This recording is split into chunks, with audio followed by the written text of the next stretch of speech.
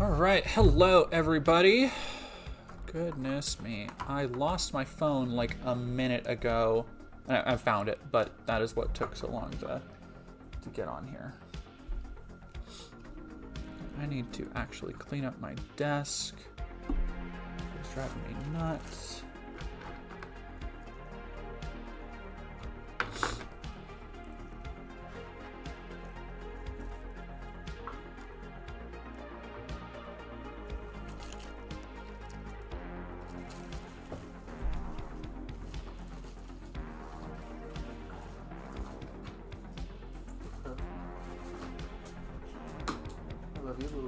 Yes, I do. Oh, nope.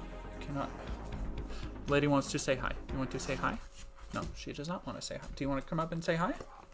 Yes. Come say hi. Puppy. Neon Rain, thank you very much for 3 months. Let's go, gamers. Okay, so she doesn't want to say hi. Never mind. I thought the dog wanted to say hi.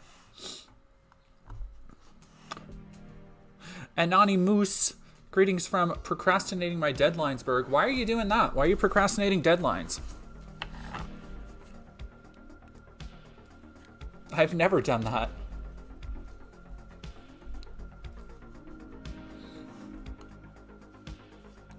No idea what that's like.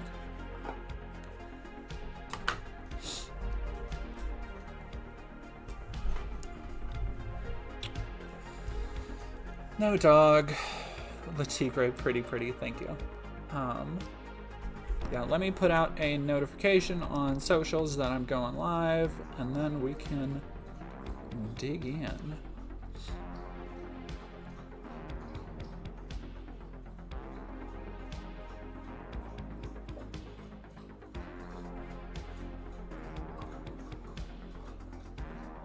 I don't know if you guys can hear that, but that is my dog. Come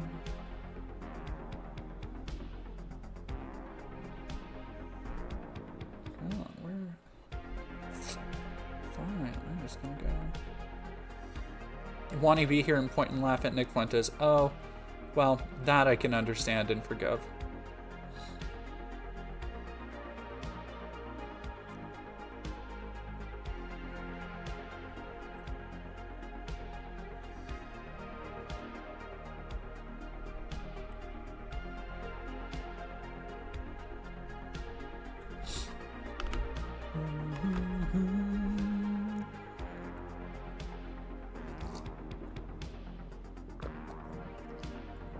Lane Kaplan.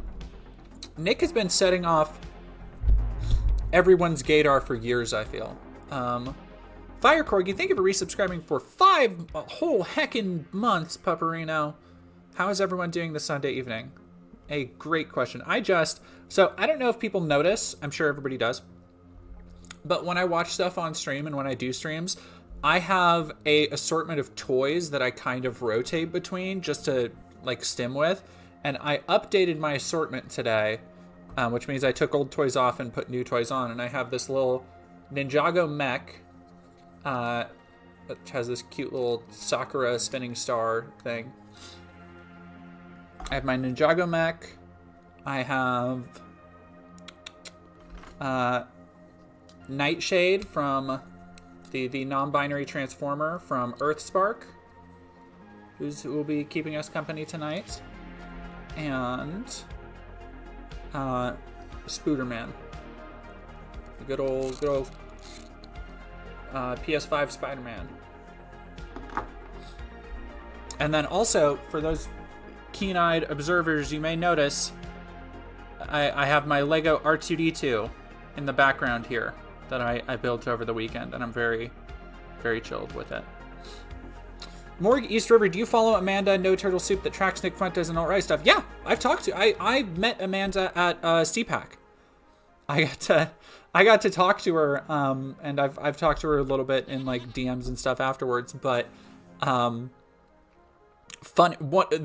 funniest part of CPAC for me was going up and trying to explain to Amanda that I was like a friendly and not a chud, because here I am decked out head to toe in Trump 2024 and Jesus is my savior, Trump is my president shirt, and just looking like everybody else. But then I went and sat down and I was like, hey, are you Amanda? I know you from this. Can I talk to you? I'm here doing basically the same thing that you were doing. And she was obviously like very skeptical, because if anybody knows about CPAC this year, Amanda actually got kicked out personally by Matt Schlapp. Well, she didn't get like escorted out personally by Schlapp, but she did get kicked out apparently on his request. So it was an awkward starter, but also I was like, because I had been following her and I had seen her like tweet throughout the week.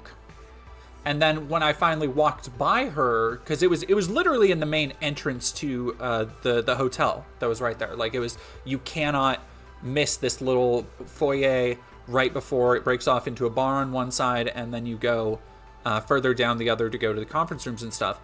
So I was just walking around, and I think Trump had just gotten done with his speech, and because she hadn't been allowed like past the entry point, but she could still stay in the hotel because the hotel couldn't do anything about it. So she had been hanging out and unfortunately being harassed by Nazis, and Ryan Sanchez, who is a racist pile of shit and associate of Nick Fuentes.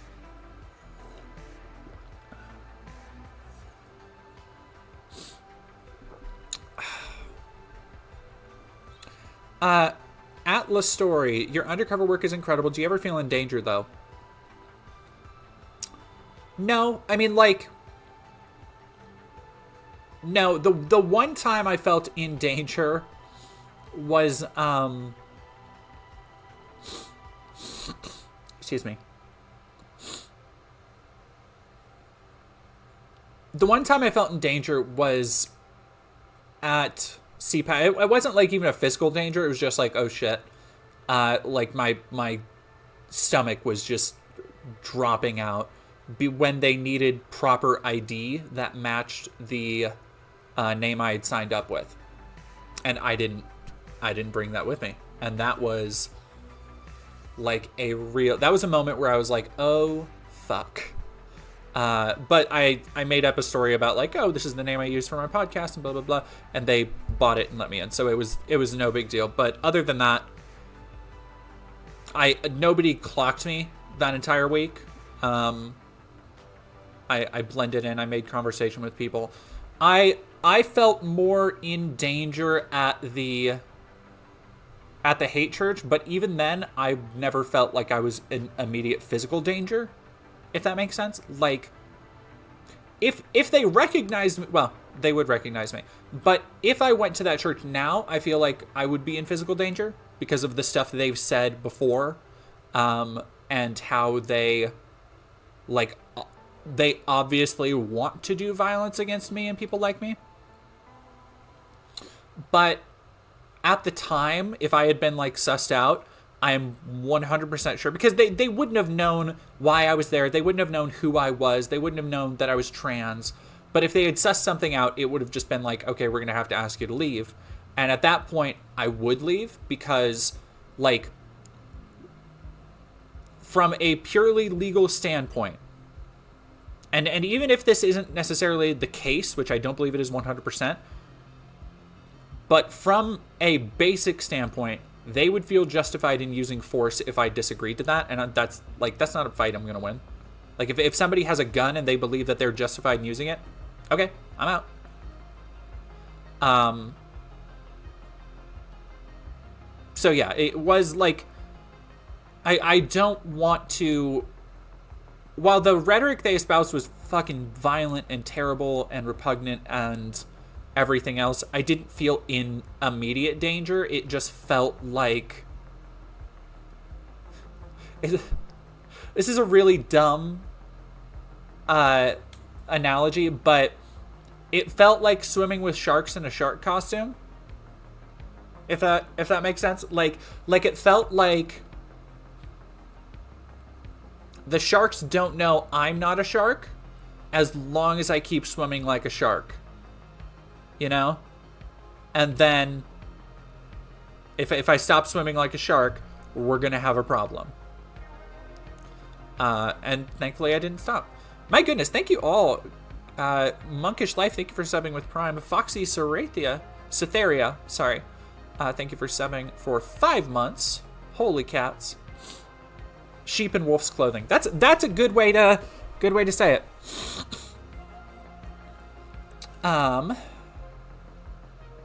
Yeah, exactly. It's the zombie disguise scene from The Walking Dead, like straight up. Like it is.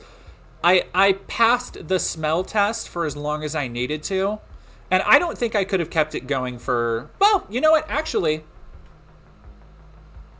here's the thing. If I was able to redo that now, I would have gone for longer and gone deeper, because the big thing at the time is that it was the first time I had done anything like that, right? Like anything at all like that. I was flying by the seat of my pants. I was making it up as I went along. I was just trying to cover all of my bases, do all the research I could, watch the VODs they uploaded every week, record everything I could from when I went there. But I wasn't able to, because for pretty much every Sunday that month, I was working at the job I had at the time, which I no longer have.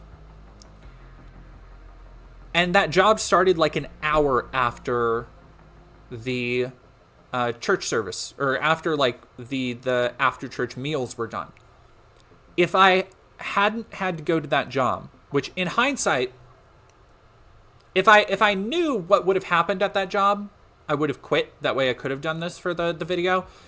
But they invited me multiple times to go out soul winning with them.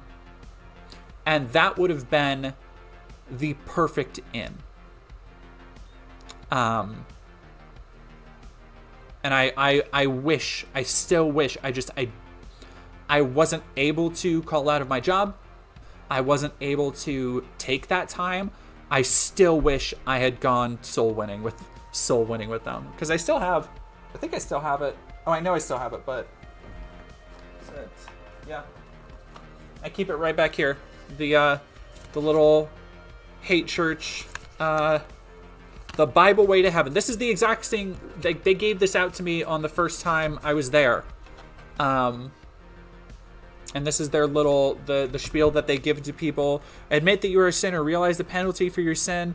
Believe that Christ died, was buried, and as payment for your sin. Trust Christ alone as your Savior. If you believe all this, let us help you word a prayer.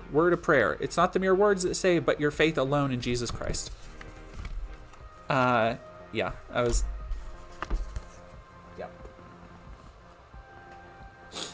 soul winning. It's always funny because I still get it's funny because I put that video is still the thing I'm known for most. So I put it at the top of my like Twitter bio and stuff, and I've had people recognize me and be like, oh my god, I didn't know that was you. I watched that video, I followed you on Twitter, I didn't know that was you. But every now and then when chuds like pass around my profile, they're like, oh my god, they're the writer for this Bionicle game. The Bionicle game's gonna suck. And it's like, no, it's not, dude. Like, I've been doing some demo work on Bionicle lately, and I can't say anything about it. Like, I can't tell you what work, but like, man, I'm so fucking excited for everybody to see it. Like, I'm so fucking excited. Not even for the stuff I've done. Like, the stuff I've done is such a teeny tiny part, but just everything else about it is so good. The team is so talented. I can literally rant about how awesome the Bionicle Massive Power team is all damn day. But long story short on that was people will, like chuds will always single out that section I put in my bio about like trans person who infiltrated a hate church, which is what I have. And they'll be like, oh yeah, I'm sure they really infiltrated a hate church, and not like, I'm sure it was, they just went to one service at like a normal church and tried to make it sound all cool. And I'm like, dog, the video is, you can go watch the video. Like, if you think that's a normal fucking church, I don't know what to tell you. Bratty, everybody, I love how everybody in the chat is recognizing Bratty.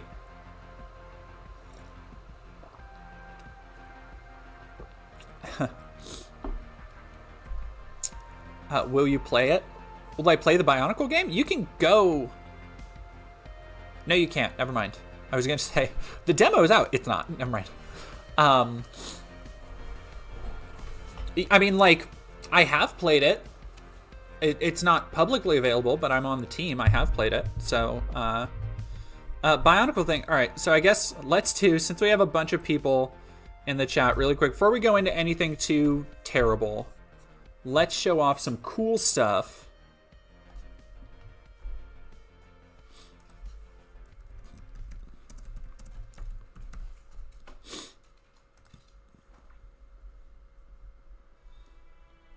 With the I am basically the lead writer on this. God. Everything is so slow today. Okay.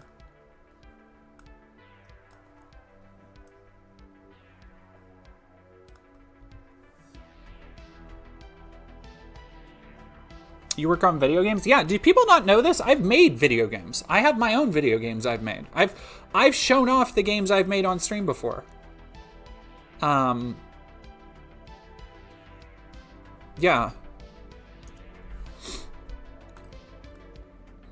Here's my game. And granted, I realize my game is not amazing. It's a shitty little art game, but I put 2 years of work into it. I still love it.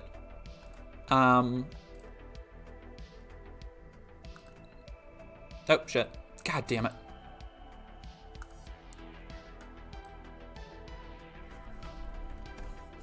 Alright, that's my bad. Give me a second, y'all.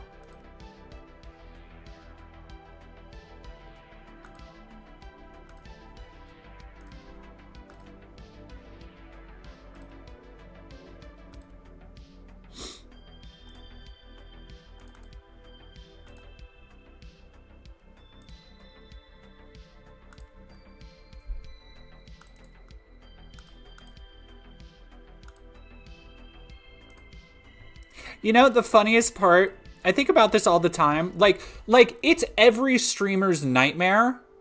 And the funny thing about Nick Fuentes showing porn on stream is that, oh, sorry. I have somebody who just came to drop off some drinks and dog food, or dog treats.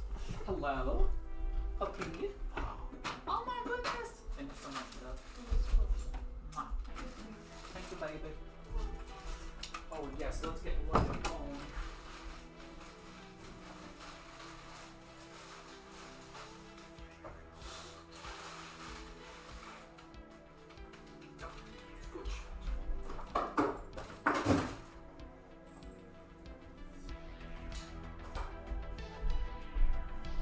Okay, sorry. Dog. Come on. What are you doing? What are you doing? Hey, puppy. What was I saying? Can't find it uncensored. I have an uncensored version. We'll be sharing an uncensored version of it. Or no, we'll not be sharing an uncensored version. We'll be sharing a censored version. But the funny thing is that it's, you know, it's one of those things that makes you question. Between that and Vosh, people don't realize that shit can happen to anyone. And this is why I never, by the way, yeah, Snood on YouTube, you've been streaming for about a year now. When do you get your iconic accidental porn reveal like Vosh and Fuentes? That's what I'm saying. I don't think anybody would be surprised. And I look at, like, sometimes if I'm looking at porn or something, I'm like, which I don't do like too terribly often, but if I'm looking at porn or something, I'm like, this isn't that weird. Like in the grand scheme of things, this is not cancelable, and I don't think anybody would be surprised, you know? And I'm like, yeah, I'm okay. I'm okay. Like, I don't think anybody, like, what happened with Vosh? Not gonna happen with me. No.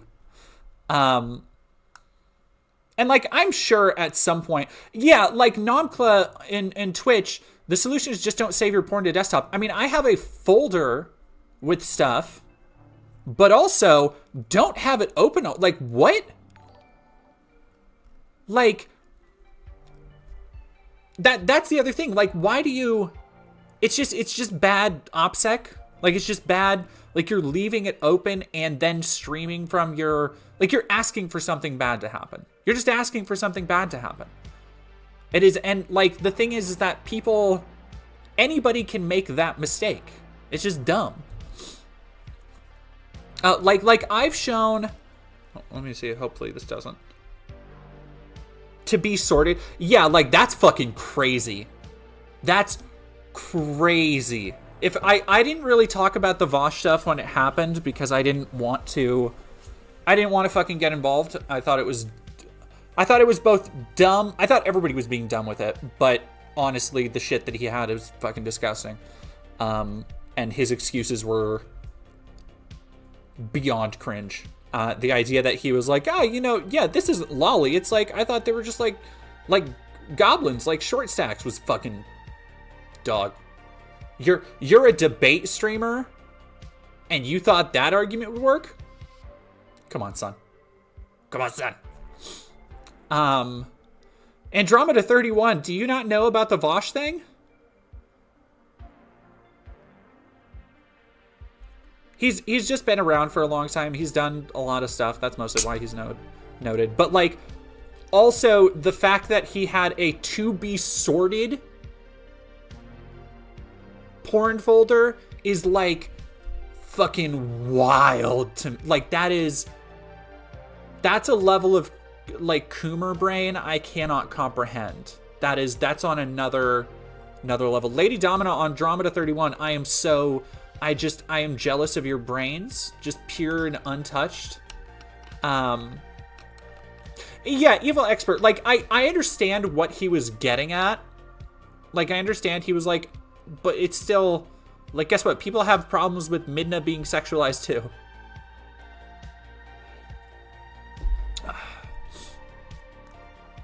Zorp, thank you for super chatting $2.99. It did not say what you actually asked for on the chat, though.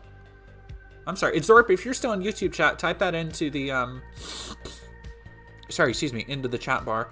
Crispy Fried, thank you for resubbing for 6 months. How you doing? I'm doing okay. The Spinning Chicken Nugget, thank you for super chatting $2. Hi, what are we looking at today? We're going to start with, because apparently people don't know, I do game dev. I don't do it much anymore, but I do. I've been writing on this since before my channel blew up, so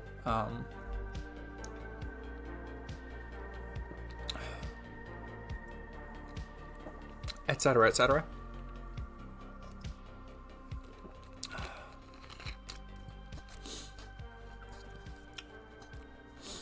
How Bionicle works into this. We got off topic because we are talking today. We are talking about the Nick Fuentes thing. We are talking about Nick Fuentes. One of the stories I don't have anymore because it got taken down apparently.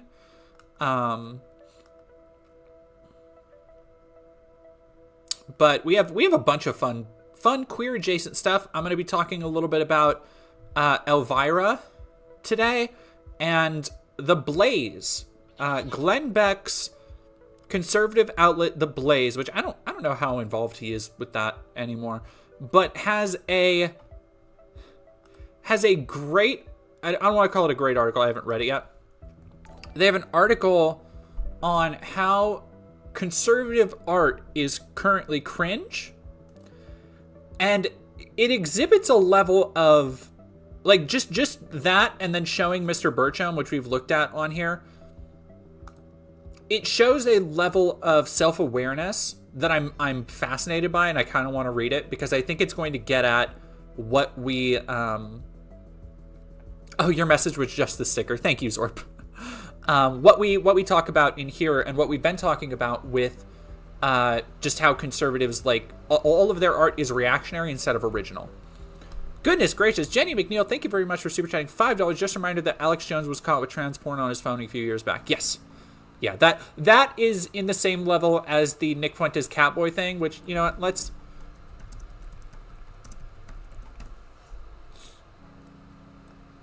Catboy Cammy, Tor Gustafsson Brooks, Swedish-born Australian streamer.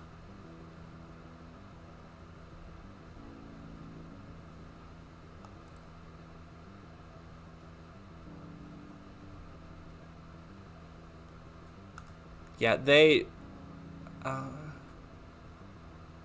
it could happen here.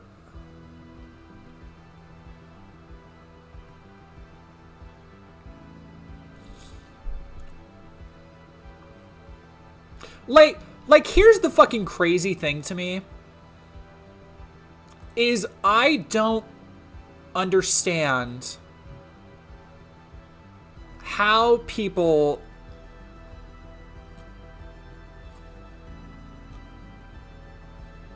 Well, we'll watch this, because the way... Oh, dude. The way Nick looks at him in the video, I have been fucking boys. From Team Kanoe.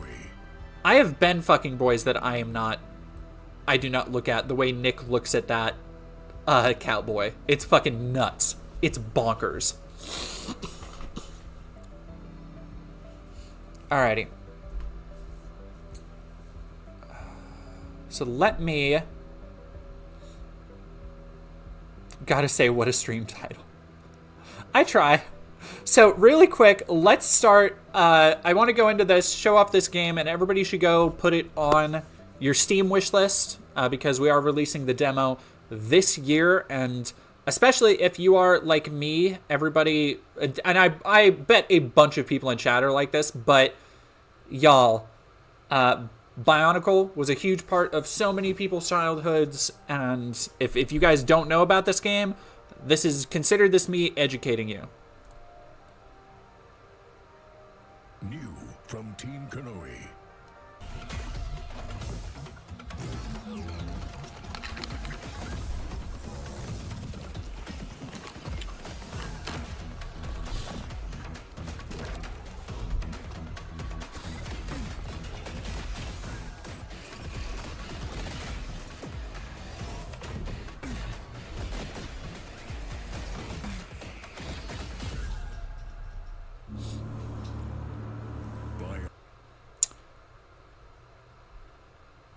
Yeah, so that's the game I've been working on over the last and when I say working on, I've talked about it on stream before, but my work is a very small part of the game because it is not let's put it on something not as terrible. My work on it as a writer is much more...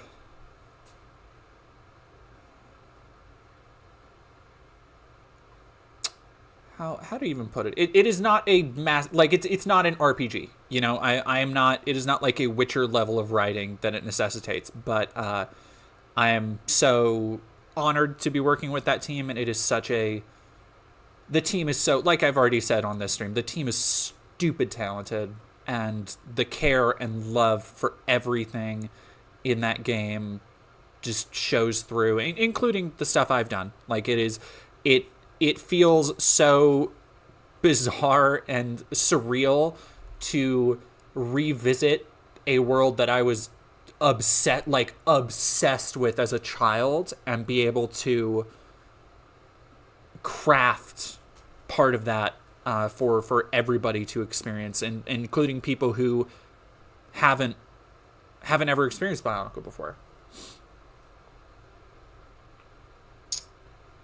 Has a demo. I put it on my wish list. Sorry, we're closed. Is that the game in the convenience store? I think that might be. Yeah. How do people not know this? Lead writer on Team Kanoe is on my it's on my Twitter bio, and I feel like it gets brought up all the time by chuds, because like we've gotten, unfortunately because of me, and I feel really bad about this because of the team, because I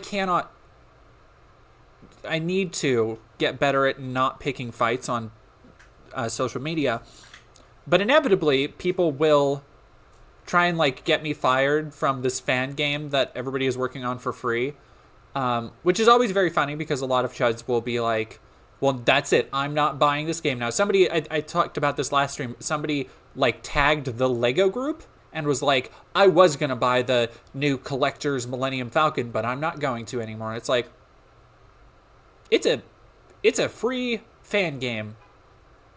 Lego has like very little to do with it except the fact that they haven't cease and desisted yet. So like, just because they seem to be pretty cool thus far. The Bionicle Flash game, yeah, I think you mean, I think you mean the Matt Anui online game, better known in the community as Monog.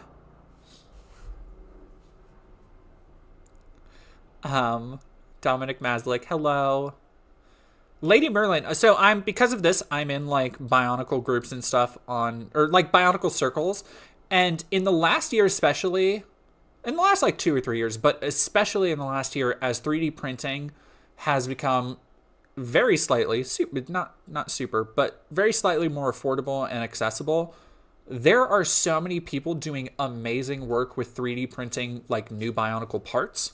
And not just like, so two things where they will 3D print new colors that were never available of some parts, but also straight up make new masks and stuff, which is ridiculous. Rock Raiders OGs. I have my original Rock Raiders set in my room right now. It's one of my favorites. A little walker with the shiny silver drill. I had to buy a new silver drill. More into Johnny Thunder. Hell, say no more. I have an original Johnny. I have some adventure sets put together in my room right now.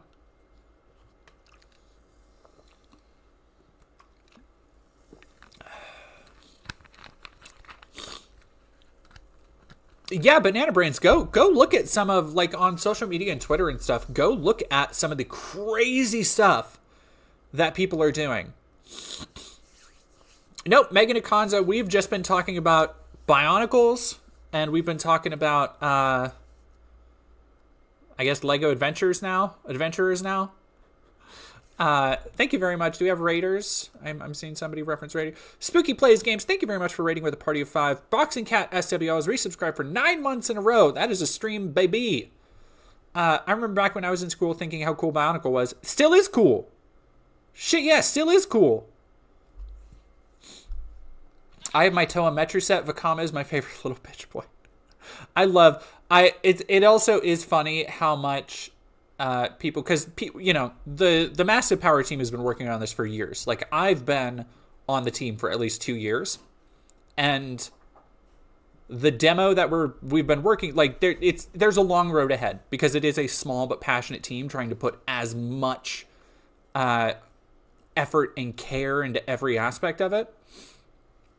So it's always funny because people are like, "Oh, when are you making the Metru Nui game?" And it's like, when hell freezes over. Like, that is a, like, you were talking to properly do Metru Nui justice, or at least just in terms of an action game, you would need to, like, we would have to make it entirely linear because there's no way you could make that explorable. It would have to be like a Ratchet and Clank type thing. Actually, that's not a bad idea. But even then, that would take a shit ton of work. Like, it would have to be different environments that you can go through, and they're not super explorable. They're pretty linear, but they give the feeling of being part of a larger world.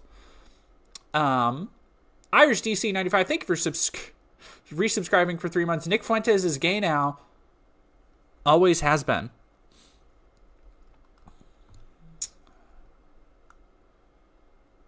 Liwa was my guy, but I also like Kopaka based. Same with me. Those are like my two. I think those might have been my two first ones too. And my two favorites. I have them all. I've showed it off on Twitter before, but I have my Bionicle setup because a couple years ago, when I was short on cashish, I took up restoring Lego sets as like a way to make money. And let me tell you, if you have like a little bit of money to invest and the time, you can make some okay money. Like, you have to be willing to learn everything about the sets. That way you notice, like, okay, this was from that was from that. But if you have the time, especially if you are TISM inclined like myself, You can make okay money restoring Lego sets and Bionicle sets. Namkla, how do you restore Lego sets? So what I did with Bionicle sets, and we'll get to the Nick Fuentes thing in a second. NBS Kitten, thank you for following. What I did with Bionicle sets was you can go online and like go to, all right, let's look real quick.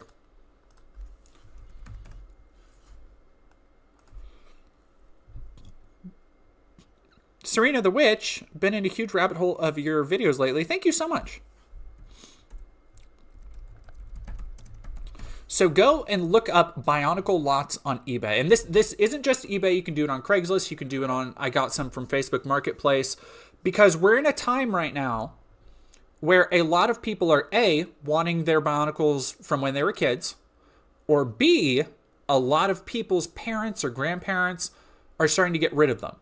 They're throwing them out. Nobody cares anymore. People are cleaning out attics and all that stuff. And so if you go and look for lots, and a lot of them are like, it's going to be a random lot. Don't get those. What you're going to want is, and that's way too expensive, but what you're going to want is, yeah, something like this.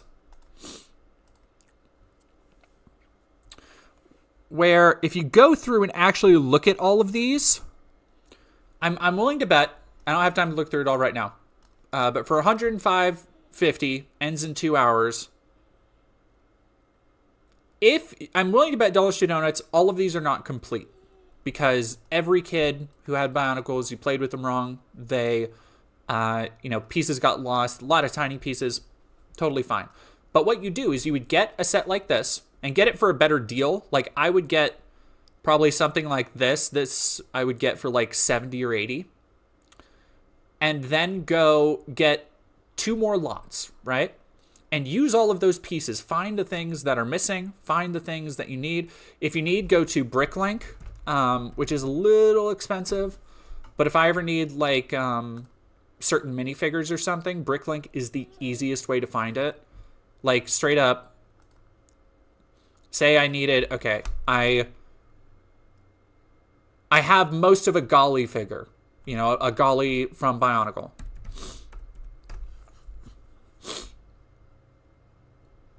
I can go to Bricklink. I can look up and see. Okay, so they have Golly, Toa Golly, Golly Nuva. It's the original Golly. I can go and look at the 35 parts specifically. And it shows a inventory of every part by type and color. And it's like, okay, I need the mask. I can go and I can find the mask. And it's not just that I can find the mask. I can find, okay, here's all of the different colors of the mask. And so say I want, which I actually have one of these, I want the gold mask. Okay, I can find one in Sweden. Now, you want to find one in USA, hot tip. For $9, I can get a Bionicle gold mask cacao. I didn't do that. But you see, like, from there, like, once you have the lots, you can find the individual pieces. And for the right buyers, because a lot of people only want 1 or 2 figures, unless you're selling them as a full set, you can get, like, if you get lucky with, like, a lot, you can get, like, 20, sometimes $35 per figure. And that's for the small ones. Like, when you start talking about the bigger sets, like any of the important characters, like that sizes up considerably. Okie dokie, Alex the Fluffy Gamer, thank you for lurking. Mega Bloks Dragon, oh my goodness. Lego parts, giving a bunch of Lego parts to make 40k terrain, Laurent Effie. I love that.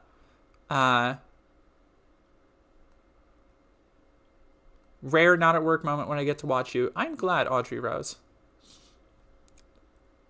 Yeah, Neon Rain, Bricklink. So I spent some time not just repairing and restoring Bionicle sets. I also restored a lot of classic space and medieval sets. And Bricklink is perfect for that. Stuff like this is generally pretty good. You have to be careful, though, because here's the thing. There are different kinds of Bionicle collectors, right? Like this down here, masks, dog. All right, dog. I don't know what dog wants, but she's just being very bossy. Like masks that aren't the standard color, like this one, probably worth a couple bucks on its own, honestly. Because people want to collect and complete those sets. Same with the Bow Rock masks. The Krana. And so, like, those are worth a fair bit. Because those are the ones that came in the little, like, booster packs with all the different colors and stuff that they stopped doing around 2003 with the Toa Metro sets. But, like, this is a great example of this Vakama, that's not the right part. This Tahu does not have the right arm or sword. Pohatu's missing his head. That's a later guy. I'm not familiar with him. This looks like a swap mashup of has Liwa's legs and Tahu's arms and Anua's body. And this isn't even the right staff for this Rakshi. So this is a great example of one that you might, $40 is way too much. And so, like, if you could get this for like 20, you'd be in business to have some to flip for an actual profit, where you could get, you could probably get 15 for Vakama. I would sell the Toa Nuva 2 for a set for like 25 maybe. Rakshi are a dime a dozen. Those are harder to sell. But then if you could restore the 2 classic Toa, I'd say probably 25 to 30 with shipping included in that. And so if you spend 20 on that, you can make 50-ish, right? But you have to put in the legwork, you have to have the parts. So it is not like, if you have the time, the interest, and like the actual effort, you can do money on it. Like I found some gold mines doing it. I'm not gonna lie. I have found some times where it's like, yo, I got that. I showed it off on some of my first streams when I used to have a set of Tarakava. And I think you can see it in the background of the Matt Walsh video. I have a set of the 2 Tarakava from 2001. And unfortunately, I'm still bummed I needed to sell them, because they were literally, I found them at Value Village. They were pristine, 100% complete. Like they had been built in 2001 and then never touched. Like not even dusty. They were just like put immediately into somebody's attic. And I got them for like $10 and sold them for, I don't even remember. It was I want to say it was over 100. Because that blue, the teal color, Lego never used again. Yeah, it was like around 100, I want to say. And so like that's the kind of thing. Like if you ever go to thrift stores, Value Village, that's what you gotta do. I have a Lego Winnie the Pooh set I got for $10. Like almost, it's not quite complete, almost the full set. It's like $100 set. Like the minifigs alone go for like 20. I know, I love that teal too. Like teal it's such a gorgeous teal. Somebody did a really great job. Blue Silence says thrift store is now super expensive. Not if you know how to look, baby. Not if you know how to look. I wonder if I can find it on my eBay. Sorry, I'm so sniffly. Goodness gracious. I wonder if it even goes back that far.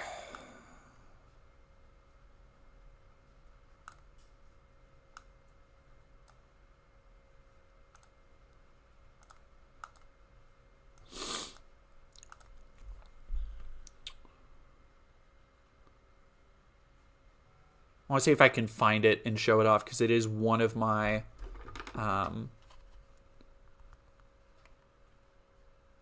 yeah, I wonder why they did, because it was right at the tail end of a lot of classic Lego colors. Like if you notice, around the 2000s, Lego vastly expanded its colors.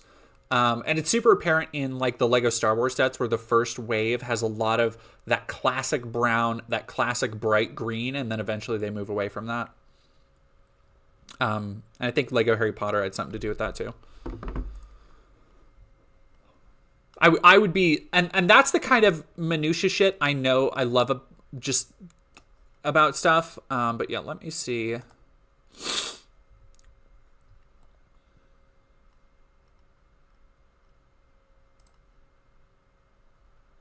I didn't sell much last year. No.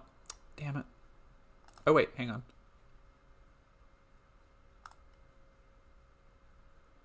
But I found at... And see, like, this is an example of stuff I still flip toys. Like, I will find something...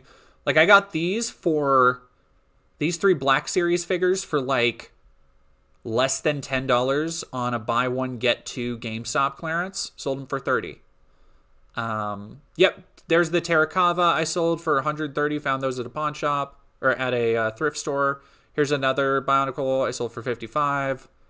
More Bionicle lots, Hero Factory lots. There's one particularly that was like one of the... This is my Miku. Yeah, I unfortunately I needed to sell a lot of stuff just because I needed money, one point or another. Here it is. Nope, not that one. It was the...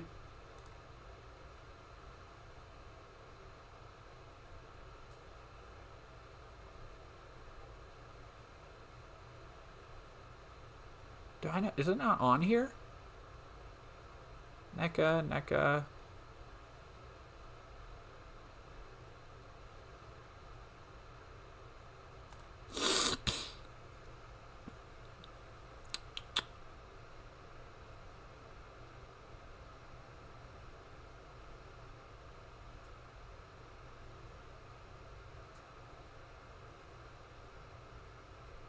That's so weird. It should be on here. Unless, did that one stay on there a while? I thought they both sold pretty quick. Yeah, that's super strange. I found for about $10 at a Value Village last year a Team Fortress 2 Pyro figure. And I do not know about Team Fortress 2. But I got it to flip it. And I ended up selling it in like a day for like $90. And it was like $6. Snood, how difficult is it to sell on eBay? I have some pretty expensive books and can use the money. Is auctioning always the better choice? No. I mean, actually, I wouldn't know. I always do buy it now because if you auction, you run the risk, especially if it is a rarer item, you run the risk of finding somebody who wants it, but you get, like, they might get a good deal, but you do not get a good deal. It is in my experience as a bidder, it's very rare to get in the bidding wars that everybody wants. I always rather just buy it now and offer it at a like slightly undercut other people's prices. I think is the best tactic. Like if I see, okay, this person's offering it for $45, I'll offer it for $38. You know, $38 plus shipping, and if I spent $20 or something on it, that's all profit, baby. And then, of course, the other thing is that if you're going to do that, make sure you have... Sorry, I'm just giving everybody my tips to make money just like flipping and selling toys from Value Village. If you decide to do that, make sure you have boxes. So, like, if you order stuff from Amazon, start saving those boxes, tear off the labels, and just write on them to save money. Make sure you have, you know, if you order stuff, make sure you keep, like, enough stuffing. I am very fortunate where I live. Like, literally, I'm looking at it right now outside my window in the parking lot of my building is a giant recycling bin full of like boxes and stuff, and people throw away packaging and stuff there all the time. So I've been able to go out and just get old Amazon boxes and shit that are still pretty small, so the shipping's not bad. But yeah, like you can if you know how to navigate it and you're smart about it, and that is the big thing, is being smart and only going with not stuff that it's like, okay, I can buy this for $5 and sell it for $10. Because at that point, that $5 in between is going to get lost in shipping. It's going to get lost in the time it's been sitting there. Like, nah. You want to do... If you want to resell toys and stuff, you want to buy low, sell high. You know, you want to, like, buy it on a deep clearance discount. and then sell it at like a decent price. Yeah, and you can get packing supplies at Dollar Tree. You can get, all you really need is duct tape and boxes, and you're good. Oh, geez, Gina, I don't think I've talked about on the stream the time my life was saved by somebody throwing away giant Marshall speakers. Like, so like I was saying, I have a dumpster right outside my house, right? And I think somebody in an adjacent apartment building, or like one of them around here, put two giant, and I mean massive, like 4x4 Marshall stack speakers, like 2 amps and a soundboard, into the dumpster out there. And I saw them and I was like, okay, well, I needed somebody's help to get them out. And then I called my partner. I was like, hey, on a long shot, do you want to go see? And mind you, I was going to be late. I was going to be late on my rent at this point. This was like a year and a half, 2 years ago, where I was really struggling with money. I was really strained. I had just gone through a divorce and everything. I was trying to regulate to having one income in this apartment that was at the time too expensive for me. And so, like, I was about to come up $100 short for rent, right? Like, that's how bad it was. And these, like, literally, the universe just dropped these amps outside in the dumpster. The only thing that was wrong with them was one of them, the front had been kicked in a little. Like, we took them all the way up to Guitar Center or wherever the hell, and we sold them for $700. Like, that, like, people, like, dumpster diving's nothing to be ashamed of. Like, keeping an eye out for a good deal, being able to flip that, yo. If it works, it works. I have a damn bookshelf in my apartment right now that was just left out by a dumpster. Perfectly good bookshelf. Yeah, I know, Mockingbird. I was over the moon. Like, because they're nice, massive speakers with great sound quality. No, Cheeseville, what I think happened, honestly, because I was like, why would somebody throw like, there's no reason to throw these away. What probably happened is somebody left them in a apartment storage unit that was getting cleaned out, either by the building or by like an ex, or just somebody who didn't know like what they were worth and didn't want to bother lugging them around, because they were fucking heavy too. They're fucking heavy. But that happens. Yeah, technically I am still married, because we're just like separated, but I also haven't seen her in like a year, so.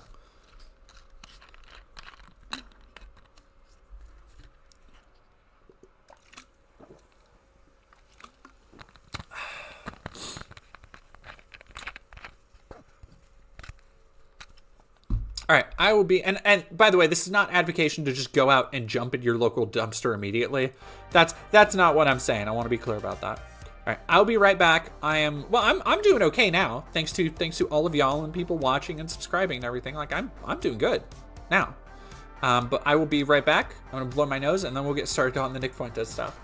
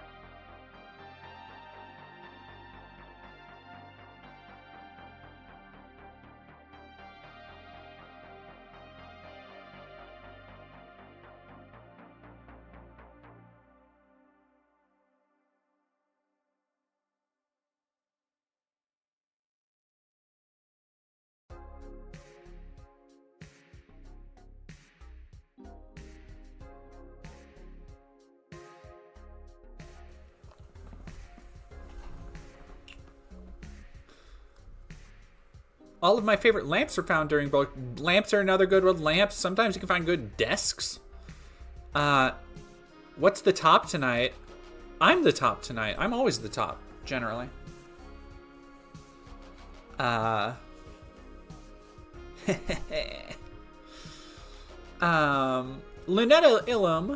Lilum, thank you very much for following and subscribing with Prime. Blue Silences, thank you for following. Audrey Robes Beavers, thank you for following on Twitch. I didn't know you weren't following there. God Sinner, thank you for super chatting $5. Sadly, couldn't use Twitch crapping out on the phone. At least I can watch this fine on YouTube. Hell yeah. Thank you, YouTube, for coming through for once. I know, Jenny McNeil. Like, he looks at the Catboy. Different floral. And this is not a kimono. It's just a slip. It's just a little covering. This is my favorite. Like, summery spring cover. Censored Forklift, thank you for following. Censored Forklift, name of my favorite,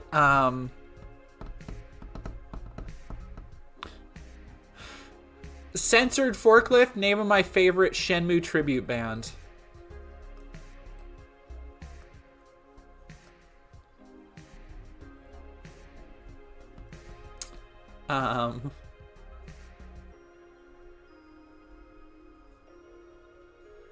So let's go really quick. Geez, Gina, does Nick Fuentes is gay? Nick Fuentes does gay. Yes, very much so. It is... What? Actual Jake covered some unsavory a-hole that prefers to shoot dumpster divers because I'm responsible if they get sick. God. Jake covers some unhinged people over there. I don't know how he I don't know how he does it all the time, honestly. And yeah, this is a rune tattoo. This one over here. Do we have to watch the censored version? We do, Mockingbird, because I literally cannot show the other one. But here's the thing. This isn't the first time that stuff like this has happened, and I have a couple other examples. Of course, naturally, there's the Catboy thing, which we will watch. But there's a couple other things that are just... They just kind of make you go, You know? So let's watch this first one. Of how Nick Fuentes accidentally started breaking TOS. And here's the thing. People have said that this was him being hacked. It's entirely possible. I don't see how it's certainly possible. But I think unlikely. Kind of. Slightly. Like, that is... Oh, who said Onision? Did somebody say Onision in the chat? Ooh, gross. Onision. Ugh. Okay, so let's watch this really quick.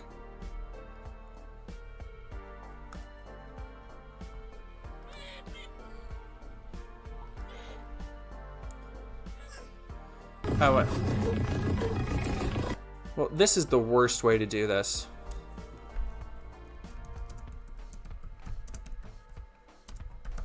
I guess I want to see what I can... Oh, gay porn might not. Okay, I'm actually going to take it down really quick. Make sure nothing too unsavory is up.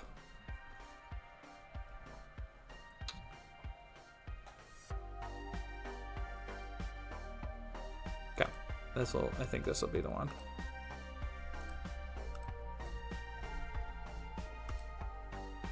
Here we go. Tomorrow. Until then, have a great rest of your evening. Americanism, not globalism, will be our credo.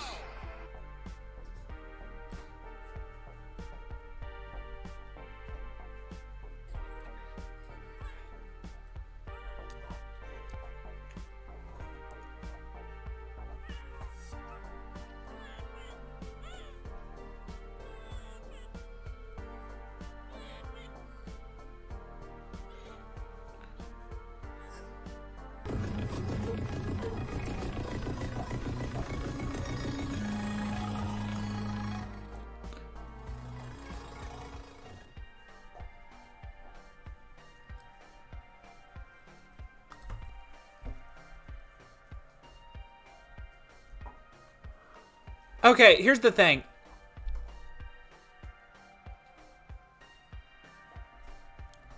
I don't think it's a hack. And I didn't notice it before. When you look at the @ on here, it says @groip rape. So, okay, so that, let me take that back. That either means it is a hack to troll, or it is a kink thing that Nick found. So he specifically wants Nazi porn, Nazi gay porn. Are those normal porn noises? No, I'm relatively sure those have been changed for. I'm relatively sure those have been changed for, like, so it's listenable on YouTube, because otherwise it would just sound like people fucking. Yeah, also, Indians, people do not understand what hacking is. Like, it would have been somebody, like, it was streamed to his account. It would have been somebody who had access to his account, right? But this is not the first time that Nick Fuentes has done something like this. Every time I think I know all the kinks, CNC is one of the very most known kinks. Are we allowed to kink shame Nick Fuentes? Yes. I declare it. You can kink shame Nick Fuentes. Does porn sound like people fucking? Most of it. Sometimes. Yeah, his followers claimed the Jews did it to him. That's one of the wildest fucking things to me, is that, like, just the bizarre cult of personality around Nick, the people who think he's like a cool guy.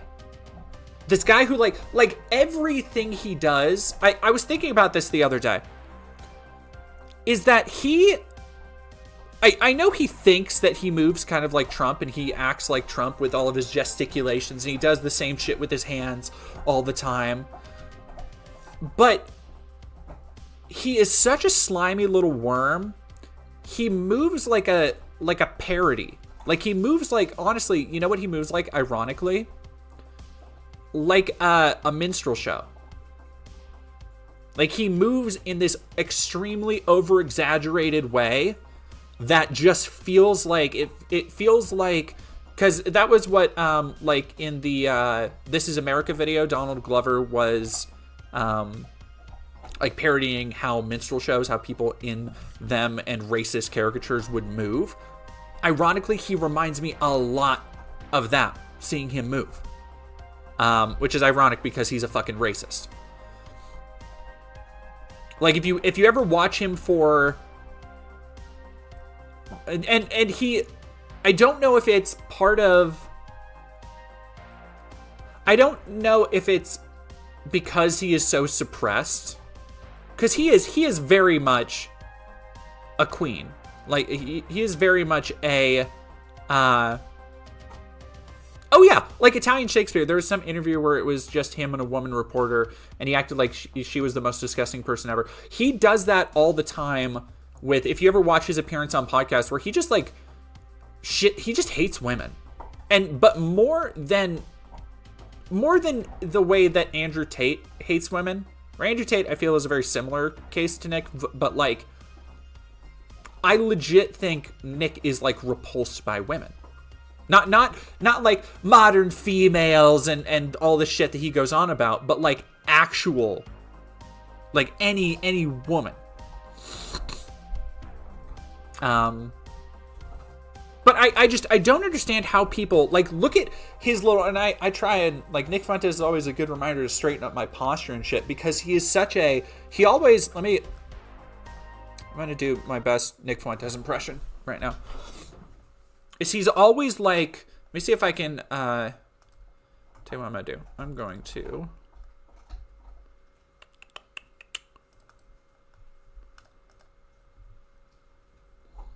I'm gonna zoom it out just a little bit so I can illustrate what I'm talking about. See, he's always like super like hunched over like this. And he's always just like, anyway, that's why the Jews obviously control everything. And it has nothing to do with the fact that I'm a burnout and nobody wants to touch me. But yeah, of course, the Zionists and the Jews in government and all of these queer liberal leftists, which I am obviously not one of them. I am obviously not one of them, right? As we all know. But you can't say that. You can't say that in public life. You can't say that Nick Fuentes is a queer liberal leftist. But anyway. And he's just always like this. Ooh, that was a good crack. I don't know if you heard that. Yeah, he's just been decent Nick Fuentes. I know. I've watched too much of his stuff to not do a good impression at this point. I feel like I might have, because I do the same thing with Matt Walsh.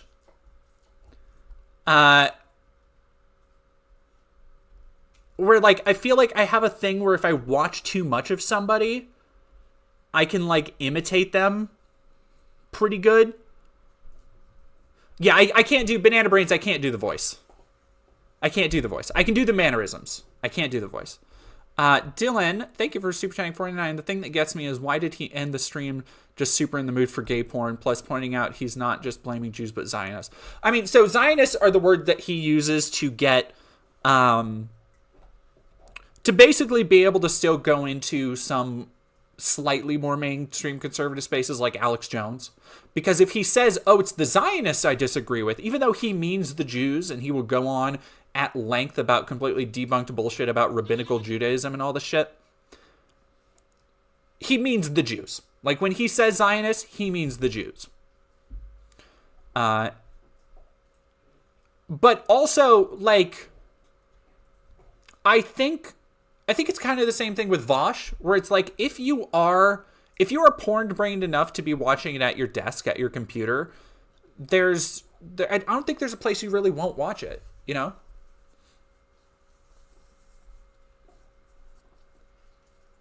And yeah, thank you for noticing. I have been getting a little bit more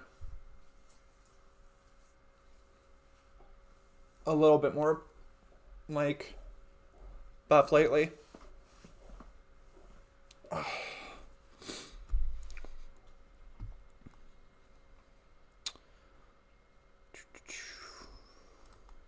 I've been putting on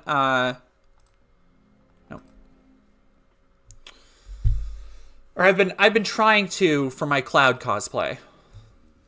And I am I'm gonna do some cutting soon, just to get my abs all poking through. And I'm actually hoping to take my cloud cosplay pics next weekend, but we'll see.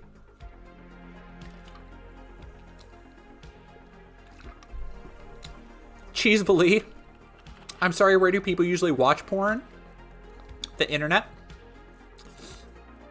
It's free.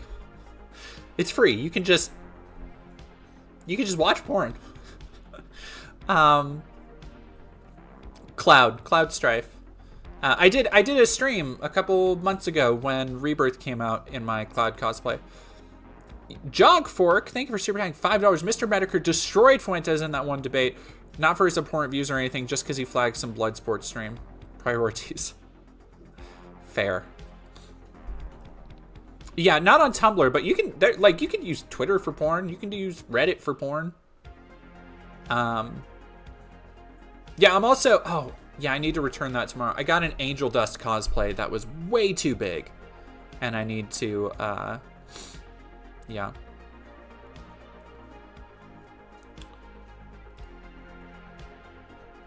I need to return that to Amazon.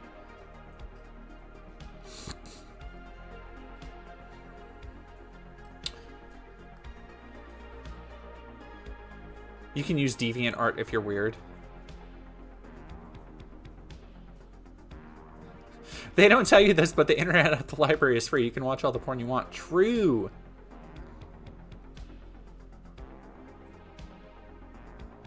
Alex the Fluffy Gamer, how do I tell what messages are from Twitch and which are from YouTube? I don't think there's a way to, unfortunately.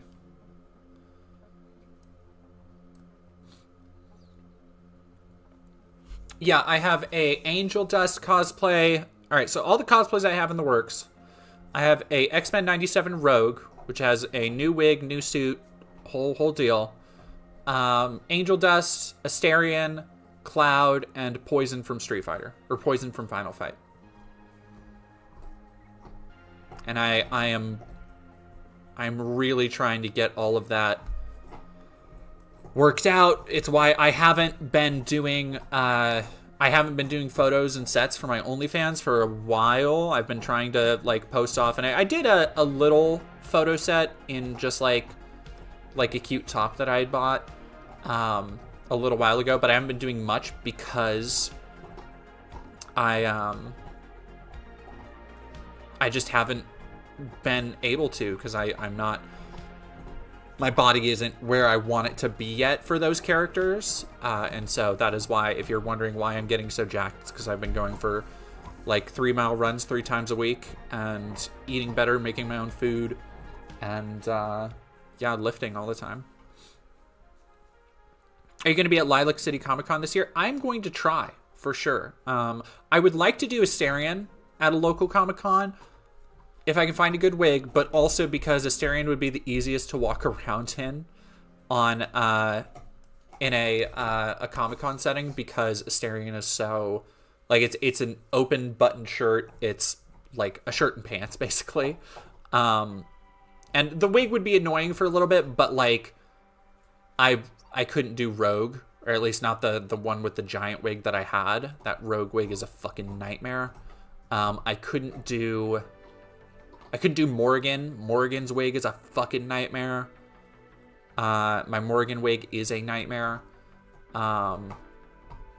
Also, Morgan is supremely uncomfortable.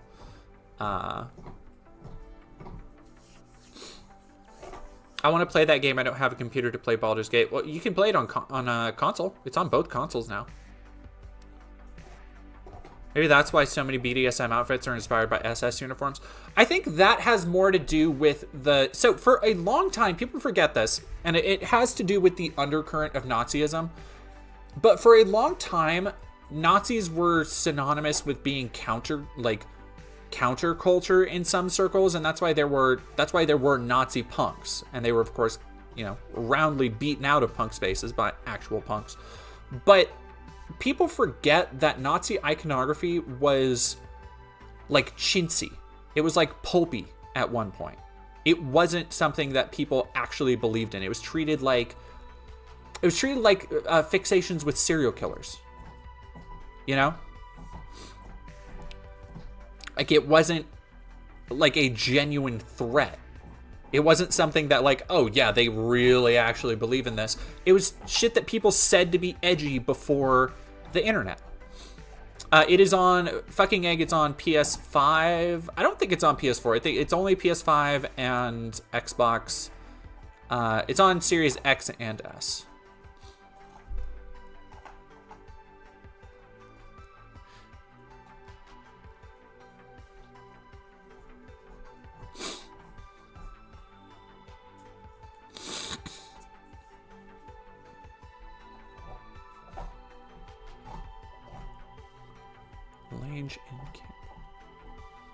Yeah, the PS4 would explode. Like, my PS5 gets going with all of the shit that happens on there. Anyway, we've gotten off track again. Lady Domino, somebody already asked if I'm going to Lilac City Comic Con. Yeah, I might be. I will be at I think I've talked about it, but I'm putting together a speech for Pride. I have a speech that I will be giving on the stage at Spokane Pride this year, and that will be, I think that'll be one of the videos. I'm going to really try and get a good filming of it, because I would like to make that a video for for the channel. But thank you very much. Hello, Koro, you beautiful shoddy. Thank you. I appreciate that. But yeah, before we forget, let us not keep going without talking about how he has himself talked about Catboys. Well, it's like I said, he thought it was funny putting on the cat ears, but all it did is made me want to hold him down and rape him. That's on you. Now, that is fucking gross, but this is one of those things that I was thinking about it today. Somebody needs to make, I don't know if I have it in me, but somebody needs to make a supercut. Oh yeah, I need to turn it back up. Somebody needs to make a supercut of all the abhorrent shit that Nick has said, because he is so gross. And when he is in, like, when people like Elon Musk are debating him and treating him like some kind of, like, he just has a difference of opinion, man. Oh, it's just like he has a slight little like it's just a difference of opinion. Like, oh, you want to censor people who think differently than you? It's like, no, this is the type of shit he says on the regular about people. Like, as I showed in my video on anti-Semitism, he just straight up called Jonathan Majors an N-word, hard R N-word, on his streams. Like, that's the kind of shit that he promotes. Like, that's his brand. So it just, like, it pisses me off, and I don't expect better from dickheads like Elon Musk and Alex Jones, but it just pisses me off when I see them, like, engaging with him and treating him as if he's some kind of political luminary. He's a basement-dwelling dipshit. He said, oh, he was going into detail about the rape kit. Yeah, they're gonna do a rape kit on you. The doctors are gonna do a rape kit, and they're gonna find me guilty, and I'm gonna plead guilty. You're gonna go to the infirmary, you're gonna go to the ER, and they're gonna use a rape kit on you, and they're gonna do a DNA test, and they're gonna match the DNA to my DNA, and then they're gonna charge me with rape, and I'm gonna plead guilty. I'm gonna say you're wrong. So that's him talking about sexually assaulting a boy. Definitely a straight person. Definitely just wanting to assert his dominance. Nothing to look into there at all. Just completely normal. I wanted to do Nick Fuentes fight.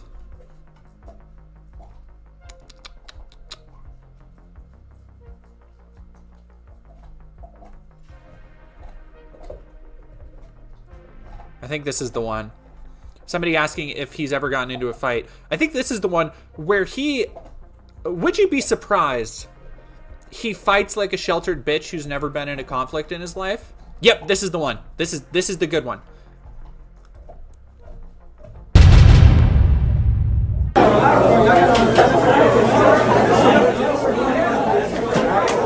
Whoa!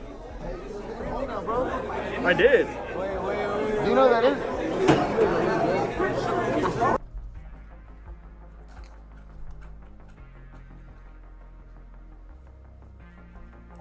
Wasn't him, but it's really him. What the fuck? Fuck Nick Fuentes! You racist? It is Nick Fuentes. He pretended that it wasn't him, but it's really him. Like, look at how, like, really, look at him for a second next to, like, a normal-sized person. What is it with him and going in and out after prom? He, okay, you know what? I found out what unites him and Destiny. They are fighting for manlet rights. They feel that short kings have been suppressed long enough, and they are not familiar because they hate libs and they hate leftists. They're not familiar. Now, on the left, we embrace short kings. So they feel that they must instead push the most awful shit to make up for their own perceived inadequacies. even though nobody would judge him. This isn't the one. There was a video I had seen of somebody punching him, and he like swishes back, which is it was adorable.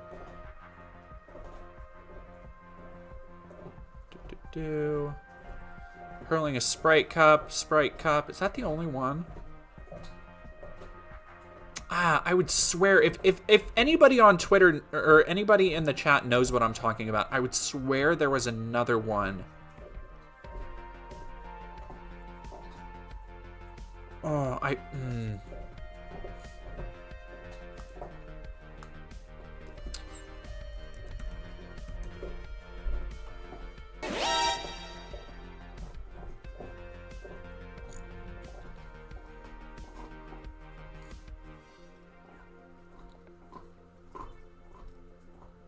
Destiny says the N-word. Yeah, because he's a reactionary dipshit who cannot take criticism and feels forced to double down anytime somebody critiques him whenever he is wrong and acts like an idiot, which is often these days. Him and Destiny and Brianna Wu should team up and just I don't even know what they would do. I feel like they would eventually just come to hate each other for not validating each other as the smartest person in the room. It would probably create like a centrist singularity, right? Like there's probably a good bit to be written there.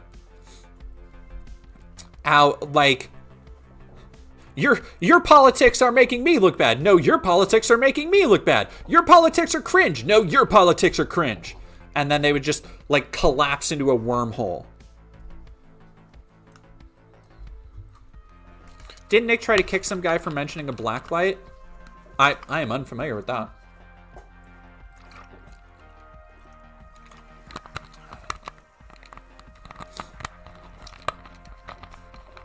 Who's Brianna Wu? Anton Preacher. You're so blessed.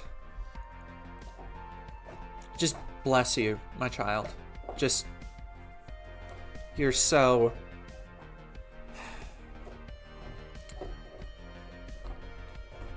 Destiny, Brianna Wu, some other third awful person. I mean, Destiny's already hung out with Nick. Here's the thing. I think Brianna would try and like cozy up to Nick, honestly. Like she has such a lack of any solid principle to work for. I didn't call Destiny far left. If that's how it came out, I did not mean that Destiny is far left. Destiny, for whatever fucking reason, Destiny, and it really pisses me off how Destiny continues to get like he had that debate against Ben Shapiro or whatever, and it was like, oh, we're gonna have the right wing versus the left wing debating this, and it's like they fucking have the same opinions on Israel. Like, what are you fucking talking about? Like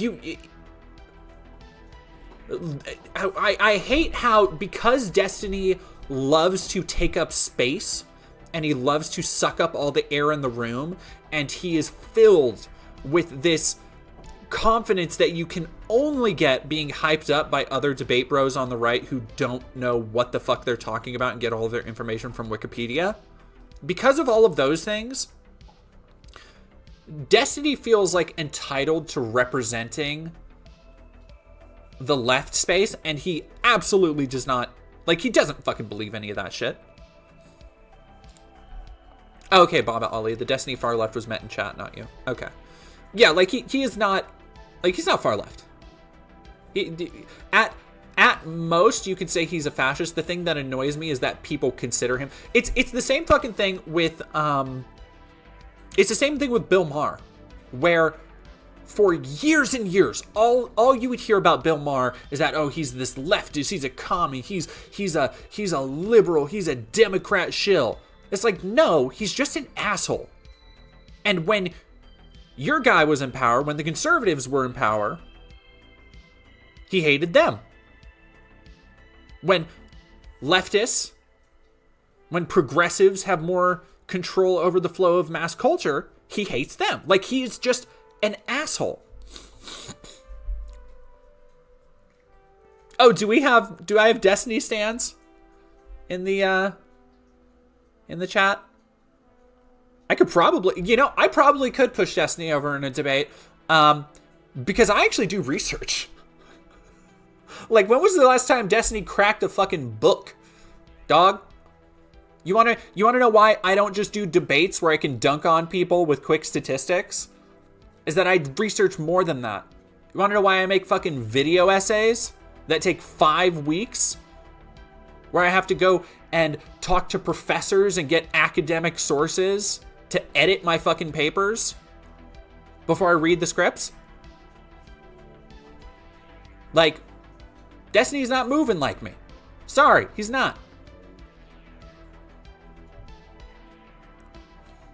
Chad Fuentes? No.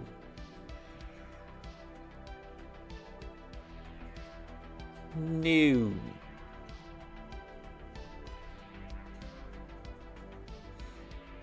Oh yeah, I don't like debating. There's a reason I don't debate. Like, I've had people being like, "Oh, debate me." It's like, why? I don't care. Like, I do not care that much about the debate space. I understand that a lot of people find debating to be effective, like praxis or whatever, or effective at spreading your arguments. And there is, like, I see where the argument is made for that, ironically, for a debate. But so much of debating just comes down to team sports. Oh yeah, there's Bruce Magnuson in the chat about to say the same thing. Destiny is a sportsman. He sounded disappointed he no longer had conservatives left to debate. After most of them got banned, I think he does have opinions, but they're suburban centrist opinions. Yeah, exactly. Like, the thing about, I think, that unites him and Brianna Wu, and the reason I brought up Brianna, is that they have no real... How should I phrase this? They both react poorly to criticism, and usually by doubling down on the thing they're criticized for. Because they have no ability to reflect and try and take criticism to heart, because, and I think in Destiny's case, I think it is because he is so debate-brained that he sees literally any kind of self-reflection as him losing some kind of grand argument. Like, it's ridiculous. He is a ridiculous, deeply unserious person. Misanthropic, off topic, but I just realized I can draw boobs. Most people can. You can. It's just like whoop, whoop, doo, doo, like. But congratulations, I'm glad you've discovered it. Soul Vigilante, Chad Fuentes, the Chad of Chuds. No, we just got done looking at a video of Nick Fuentes where he's like 4'7" or whatever the fuck. How tall is Nick Fuentes? 5'9". Oh my god. Dog, imagine babyface Charlie Kirk being taller than you. 5'9". Official height 5'8" 3/4. Great. Oh man, that's so fucking funny, dude. He's so tiny. I can just like... Hey, wait, I'm 5'9". Excuse me. Nick Fuentes is taller than me, you asshole. Men always add 2 inches to their... Is that a thing? You leave Kirk's tiny face and giant head out of here. No way he's 5'9". He might be. The guy next to him might have just been like 6'5" or something. But like, he doesn't look it. I need a surgery to remove inches? What kind of inches? Braddy, I was gonna say, if you hadn't said it, but because you said I need a surgery to remove inches, so it wouldn't make sense. But the joke I was gonna make was like, because I can give you a couple inches if you want. I could probably spare like 7 or so, I think. I'll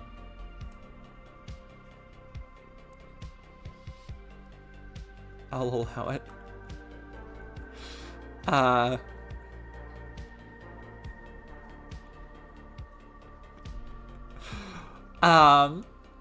Sean Chestel Osman, thank you for subscribing. Beardo, thank you for subscribing. I'm like 5'7". AMAB person here, I've never added anything to my height. Yeah, I didn't really know. I mean, like, I've been 5'11" most of my whole adult life. I don't think I've shrunk on it. I don't think I've taken enough HRT to lose height. Oh my gosh, we're the same height.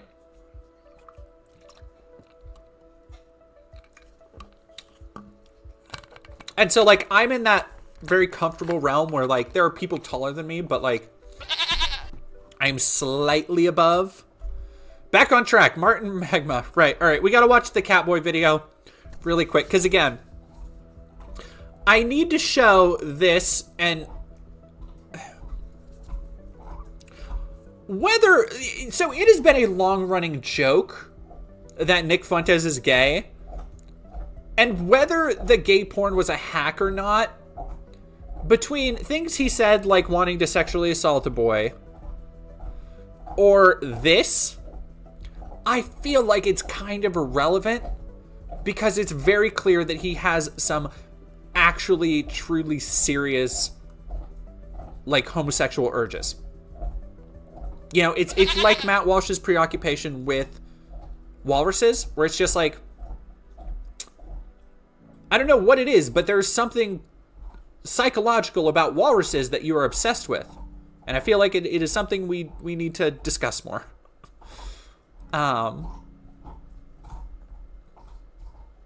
Him and Crowder should hang out.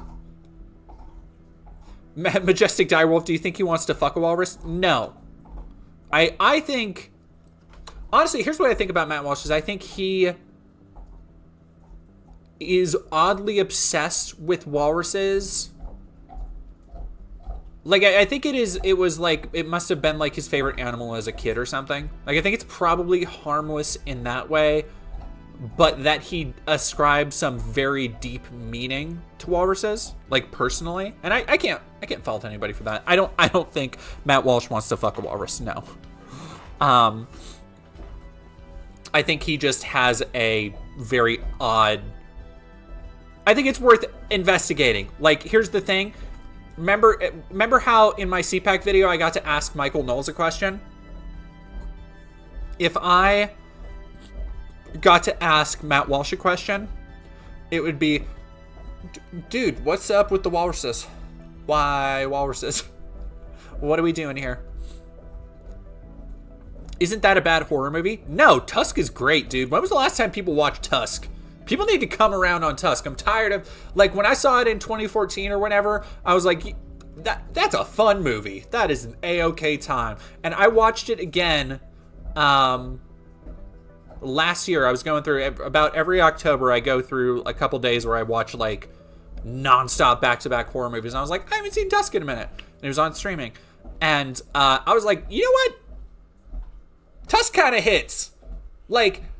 It is one of those movies that Kevin Smith was obviously high while writing and probably directing, but it has some riz. Like, it is so... Here's the thing. If Tusk was made 20 years previously, right? If it had been made in the 80s, because that is the kind of movie Tusk is. It is... I feel like people... It is this weird black comedy thing that has this really indie spirit to it. The Johnny Depp parts are the fucking worst part of it. Like, by no comparison to the rest of the movie. But if it had been made in the 80s by like Sam Raimi or God, why isn't it fucking coming to me? I have all of his movies. Oh my God, this is killing me. I want to say Crichton, but no, it's... Chat, help me out. Videodrome, Crimes of the Future, Scanners, Stereo, History of Violence, Eastern Promises, Cronenberg. Fuck. Yes, thank you. Jesus. Thank you, chat. Like, I know all of his movies. I'm like, what the fuck? Anyway, like, if it had been made by Cronenberg, like, in the 80s, same movie, obviously different actors and stuff, but same movie, it would be a cult classic. And I think it still is going to be a cult classic. I think it'll come through. It's... Audrey Rose Beavers, you need a moderator that watches every stream with like a Wi-Fi shot caller you can trust to zap you every time you get off topic. I think you just want to see me in a collar. Just like a little, like right here. That's just me. It's the journey. Mariposita. All right, anyway, sorry, we do keep getting off topic. Back to The Croods, directed by David Cronenberg.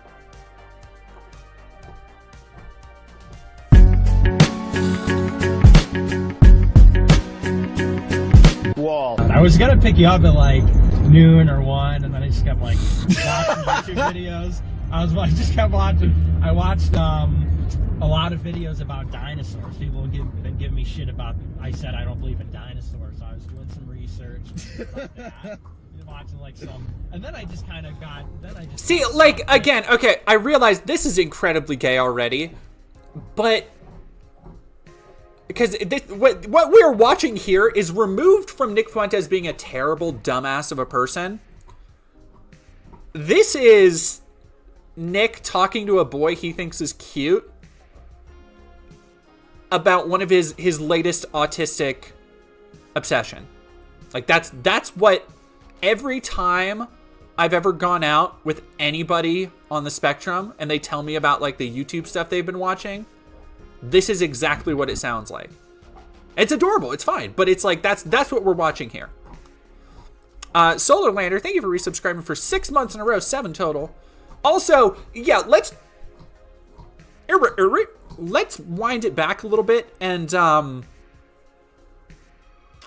you don't believe in dinosaurs? Why does anybody like you see him debate sometimes and you're like, oh, okay, he sounds competent and he sounds like he has facts and sources even though he completely misrepresents them and gets them wrong. He does the same thing that like when Alex Jones debates and stuff, or when people argue with Alex Jones on air when he has like a home field advantage, you'll see him do these things where he always talks about the documents, folks. We got the documents.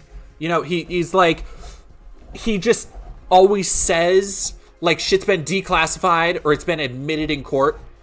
It's like, well, and Hillary Clinton actually drinks the blood of children, and that's been admitted in Congress. That's all been declassified. That's from the declassified documents, folks. And it's like, nobody is ever there to push back against him, is what makes him seem more competent, is what makes him seem like he actually has something there. And it's very much the same with Nick Fuentes, because every now and then, much like Alex Jones, he will say something that just makes you go like, pause, hold up. You don't believe in dinosaurs? And then just make you question, why does anybody take this fucking dude seriously? Like, it's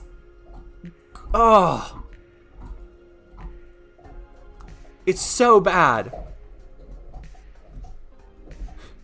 Yeah, even Joe Rogan pushed against him. It's so... Anyway, let's go back to the cowboy date. And then I was watching videos about the end times and about Noah's Ark, and then feel about Star Wars. Like, listen to this! So you've looked at the data. What do you think about the dinosaurs now then? So I guess bullshit, so they're or- real, but Yeah. they lived with people. That was the takeaway. Okay. Oh my god. It's...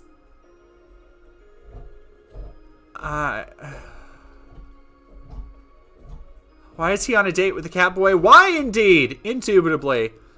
So I want to go to this, the part in the thing. What? Why does it have to be so wholesome? I know, right? Like, that's fucked up. The cat boy is Australian. Literally. Australian. Well, Nick's 7 foot and I'm only You're like walking 6. you're walking on the curb right now. You can't, the staff can't see, but you're walking. It's not you're walking on the curb. So, me and Nick were hanging out last night. We come home. Me and Nick were hanging out last night. Like, yeah, straight up. Like, well, here's the thing: is Nick is often smiling. Like, that is part of what makes him so smarmy and hard to watch. Like, for me personally, is that he always just has this like this shit-eating grin that he always just, when he's doing his weird little thing. I fucking hate it. So I think that's also part of Nick's just mannerisms. There's a shooting outside my house. Wait, did you establish that it was a shooting? Or? All right, but yeah, let's see. It was supposed to be 7. Look at this. Yeah, safe. That's why in the thumbnail you can see the red and blue light on our faces. It's all over my pants. We're very wet. Cringe. Oh. Looks like the average. It's a baby, dude. You just fucked my chips. You know the reason why that's this idea that's been brought into the zeitgeist, right? Is to stop men from making relationships because we're dangerous when we're together. Yeah. Oh, it's like, oh, you give your friend a hug. Oh, gay. Yeah, Oh, you go kiss out. your friend on the lip. Oh, you have a shower with your friend. Gay. Belly's full. Energized. Charged up. There's nothing gay. Like,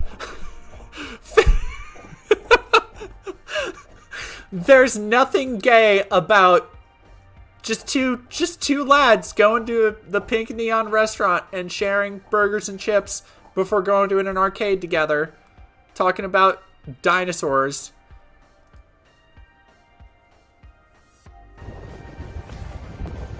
There you go. We're ready to rock. Let's rock. Baggy.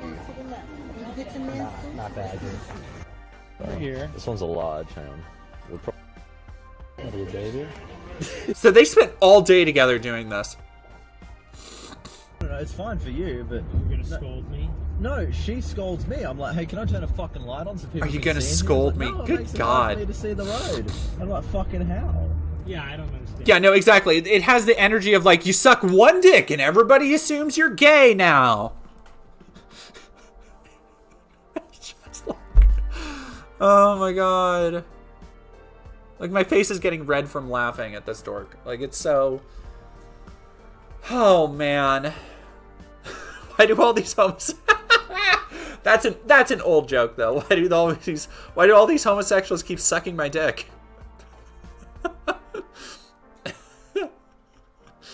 Oh, man. It's so...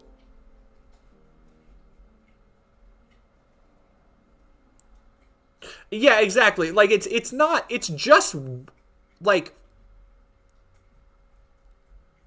they're giving each other intense fuck me eyes. Yeah, like, Banana Brain, I was saying, I have been fucking boys that I have not had look at like Fuentes is looking at this cat boy.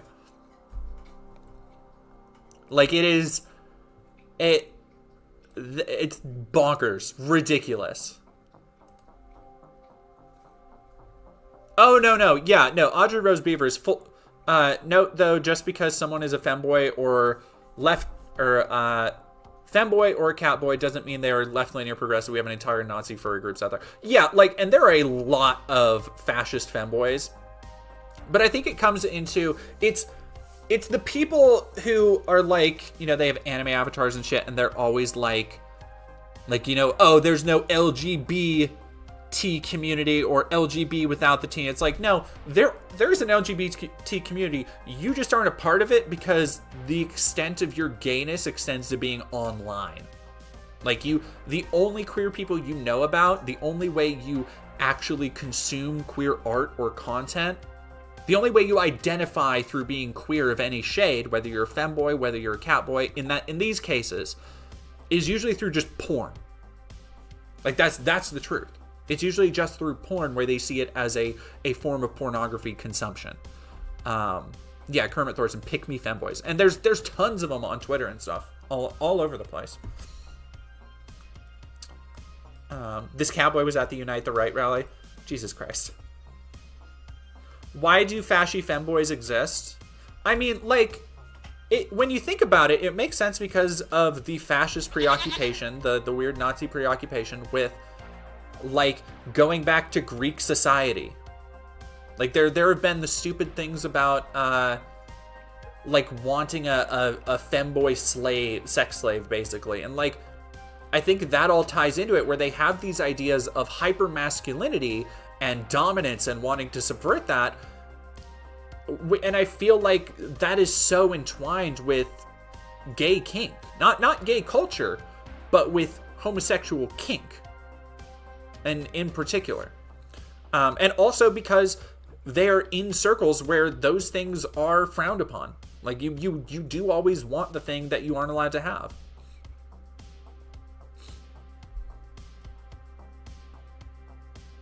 Like, I think there is a return to pederasty. Gross. Yeah, pederasty is the word I was looking for.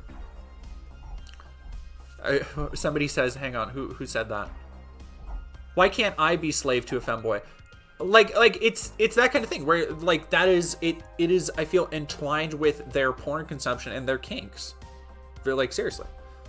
No, Majestic Direwolf, I had a history professor defend pederasty once. I was just in an argument with one of the dumbest motherfuckers on the internet, Manga Lawyer, because apparently one of the consultants on Assassin's Creed Shadows is a professor of Japanese culture who has written a book that was a look at the history of what would have been pederasty for a certain caste of, like, Buddhist monk.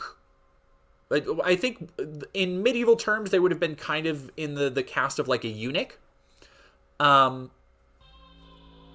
it wasn't, like, the professor wasn't saying it was a good thing. It was just examining how all these different gender roles intersected in this historical era, that because these things happened, and because they're distasteful, right? Like, people forget that for thousands of years,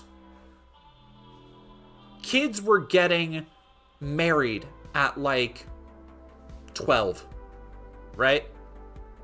Like, girls would be given away to men, princesses and kings and shit, who were in their 40s, 30s, and they're, like, 11 or 12. And that's fucked up. And people need to acknowledge that and realize that. But they also need to understand that because you're exploring the historical context of something and how it could be relevant today, and exploring things like gender and sexuality, does not mean that you're saying, actually, this is good and we need to return to this. Like, that is fucking baby brain shit. And Majestic Direwolf, I see your comment. I will answer it in a second. Like, that's baby brain shit. Like, that is the equivalent of saying, you know, like, why are you discussing the Holocaust? Why are you discussing slavery? Are you pro-slavery? If you want to understand the culture around that time, if you want to understand how those things impacted people on a personal level, that's just not the case. Like, I'm sorry to people like Manga Lawyer, where you can go, the tweets are all up on my Twitter. I'm not gonna fucking engage with that dork anymore. Where you can, like, look at something through historical context.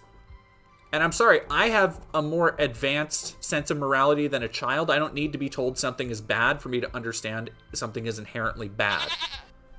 But that you can still look at the meaning around it and examine the history around it. And the book actually seems kind of fascinating because of how they talk about, like, it wasn't necessarily just children, it would be adults who were made to look more childish, occupying this kind of eunuch role. I don't know the Japanese word off the top of my head. Majestic Direwolf, this is talking about your professor who was defending someone. He was specifically defending a colleague who argued that we should modify U.S. consent laws to reflect Greek pederasty. Fucking gross! See, that is what the author, that all of the weird Assassin's Creed Shadows people, she did not do that. She just has expertise about history and gender. In a part of Japanese history that is, by her attestation and by some of the reviews I read, like, really fucking overlooked. And like, I find that fascinating. I find that shit fascinating because especially it is stuff like that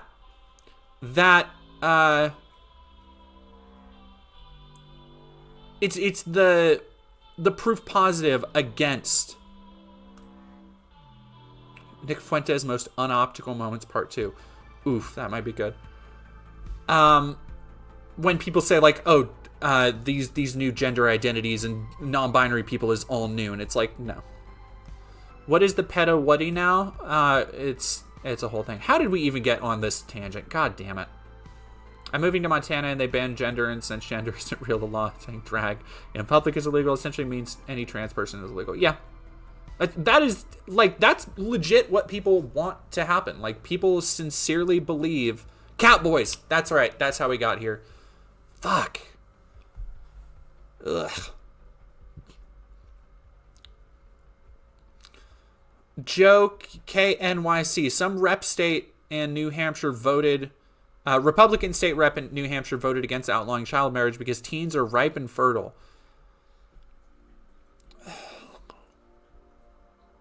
That is so fucking gross. Like, it's just... More people need to actually pay attention to politics. More shit like that needs to be broadcast on fucking billboards. Because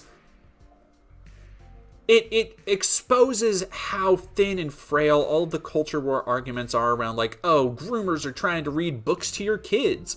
And it's like, no, the groomers are the ones trying to pass laws. Like, that's the fucking truth. RZGDSG, $2. Thank you very much. Socialism, capitalism, third way. What's your preference? I don't know, honestly. I was thinking about this the other day because people like, Short Fat Otaku assume I'm like a communist or something because I'm a leftist. And I'll call myself a leftist, but I do not ascribe enough to any particular theory. Of communism or socialism, and I would say that I am just, like, broadly progressive, like, whatever helps people, whatever broadly fixes the fucking issues in our underpinning our society that is leaving so many people destitute and hopeless, because we have all the resources to do it, and to do so, to fix those things, would, like, mean going against capitalism. But if you say that, people assume that you're a hardcore communist or you're a tanky. It's like, no, I don't identify with any of that shit. And it's not because, like, oh, capitalism or communism's never been done well or anything. It's because, like, there is no perfect ideology, and anybody who says there is lying to you. FIB Marx was sitting, but I'm not a Marxist. It's also, I was thinking about this too, is that, like, the world has fucking changed since Marxism. Like, since Marx came about. Like, even since the 50s and the Red Scare and all of that shit. People act like, and this goes back to even talking about the founding of this country, people act as though how we relate to other people, how we relate to other cultures, how we communicate has not been massively overhauled. People act like all of these things that we use, all of these arguments we have, where people are like, oh, well, this didn't work out in the early 1900s, and oh, well, communists messed this up in 1930. It's like, okay, well, do you think, like, do you think the world is the exact same as then? Because I've got fucking news for you. And I think that's probably my biggest thing, is that I don't think communist, capitalist, whatever, I do not think we need to fucking be running our lives based on what people from 100 years or so ago had to deal with. Because our problems are incredibly different and more varied than the problems that they were dealing with. And granted, there are a lot of similarities, and I think that is what we can look to people like Marx for, where Marx was looking at, let's talk about this in my Dishonored video essay, where I go into how specifically Marx and Engels were examining poverty in industrialized England. And the actual conditions that people were working in were like I should have brought this up when I was talking to talking about protesting and the kind of coal miner strikes and stuff, because people don't understand. Like, again, you get a lot of people who are like anti-union, and they think, oh, you're just ungrateful and unions just want to steal more money and all this other shit. But it's like, no, unions were around because, like, when industrialization kicked off, and this is what led to Marxism, this is what led to the theories of socialism and communism. When industrialization kicked off, the conditions that impoverished workers were forced to live in were rivaled only by Dante's descriptions of the Inferno. Like, you can go and read through the talking about tanneries, which like the smokestacks were just clouding the sky with pure blackness and belching out just offal and guts from slaughterhouses into the streets. And the reason I bring that up in the Dishonored essay is because Dishonored, through like gameplay and storytelling and the environments, takes so much influence from those critiques, from just the writings of the time, which, you know, the writings of industrialization, Communist Manifesto, Capital, is part of that. Those observations came from that time period. And so those are still, you know, granted, we do have better workers' rights, not perfect ones, but we do have better workers' rights.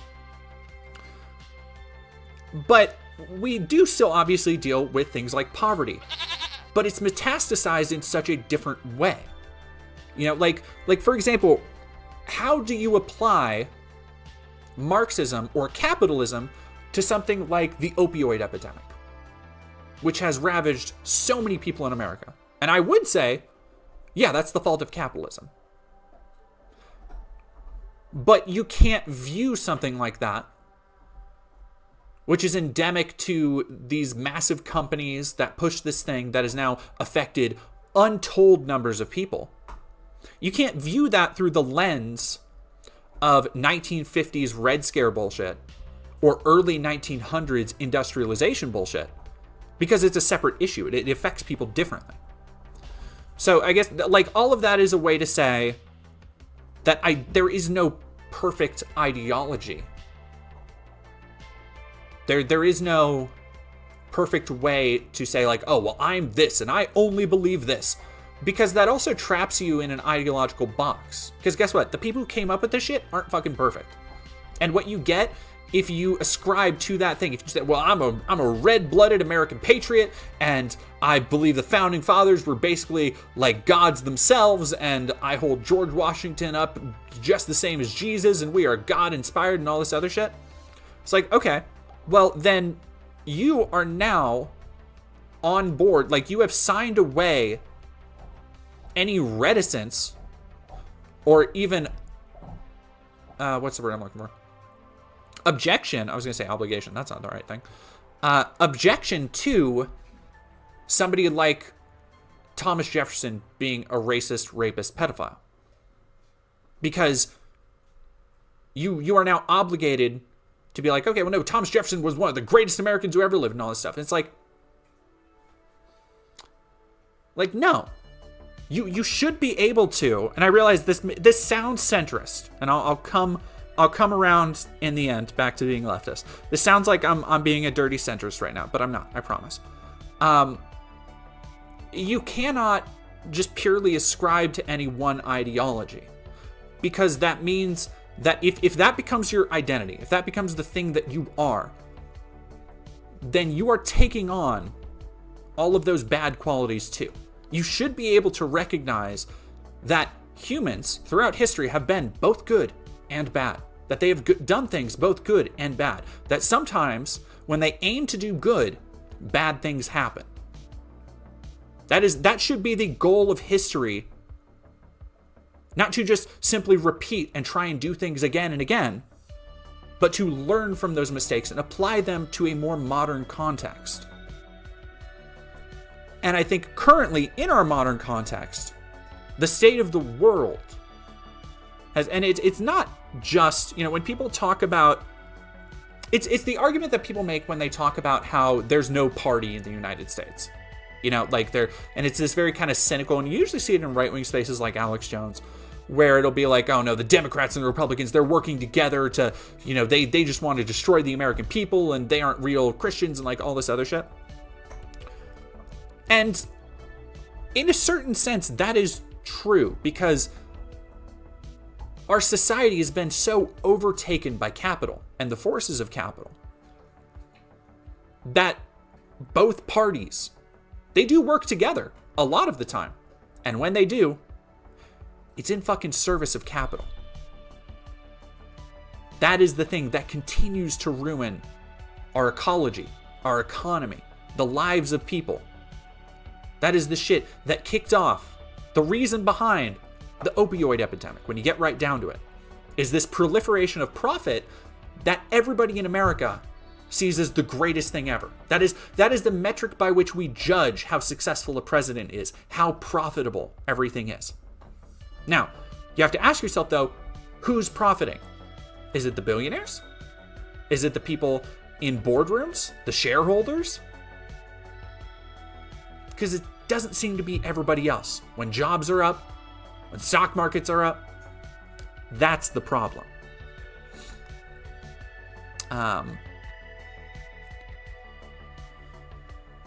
Sorry, I realized that was very... Yeah, no, like that's a really good way to put it. Politics is the entertainment division of the military-industrial complex. And it's devolved into fucking team sports. And I felt like when Kristen Sinema was palling around with right-wingers and stuff, I was just like,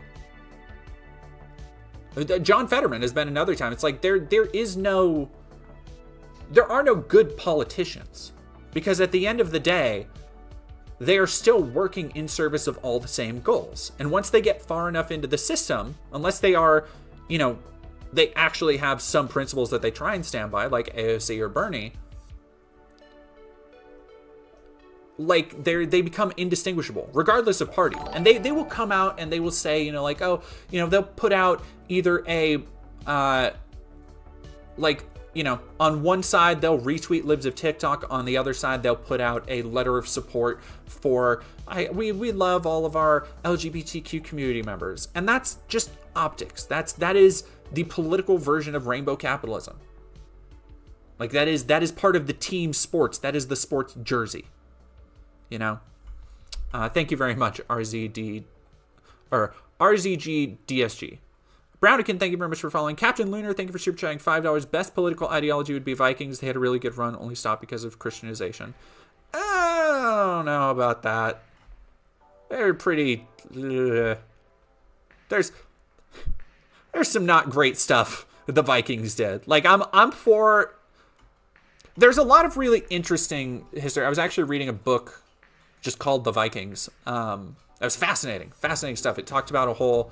a big, like a ship find. A ship was found entirely submerged in ice, and it had entombed within what were essentially, I think, 2 women warriors. And so it was like a big fight. It was like, wait, were they friends? More than friends? Storm over Corinne, thank you very much for subscribing for 4 months in total. What's Brady saying? Oh wait, there we go.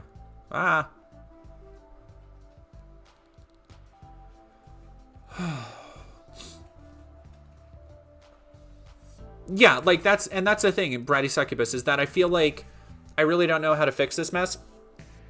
I don't mean to be, depressing or anything about it, but it is such a deeply, I know people, people joke about the revolution and stuff, but like, okay, what do you say you do get the perfect, Twitter hardcore communist Maoist Marxist revolution? Like, okay, tomorrow you have to fix the lives of millions of people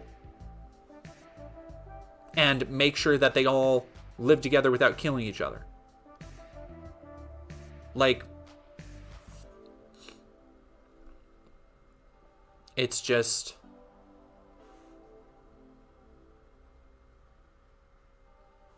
yeah, no, and I'm sure of that. India, it's they're a very smart socialist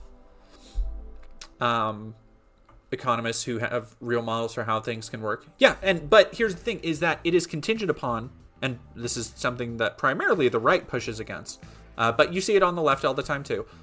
It is contingent upon people on the right wing to not want that to happen. And if for no other reason than to continue riling their base, to essentially do id poll and show like, oh, we are against this thing. And and to keep capitalism churning.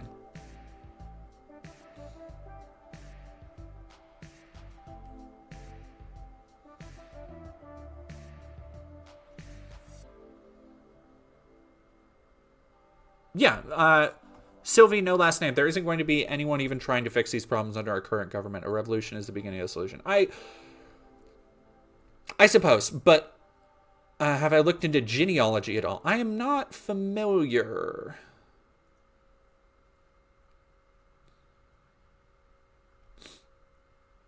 Twiggle Downtown, I didn't even realize he kind of moves his hands like Trump. Are you watching from the beginning? Yeah. Another one you'll notice if you ever watch him speak, when I saw him speak at CPAC, Vivek Ramaswamy does the same thing. Yeah, and Brady, you bring up another thing, is that we have a deeply entrenched problem in just American politics, is our gerontocracy. Like, it is bonkers to me that we have people like who will have hearings on Facebook and media manipulation and not understand the basic concepts of what Facebook is and how it works. Like, there has never been such an, and I feel like we're probably past a point where it even matters if we had term limits. But it is so,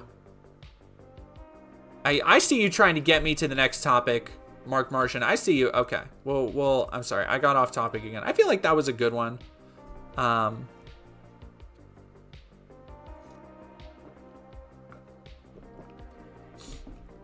Audrey Rose Beavers, the average age of members of the House at the beginning of the 117th Congress was 58.4 years, of senators, 64.3 years. Yeah, it's insane. Like, it's deeply, deeply insane.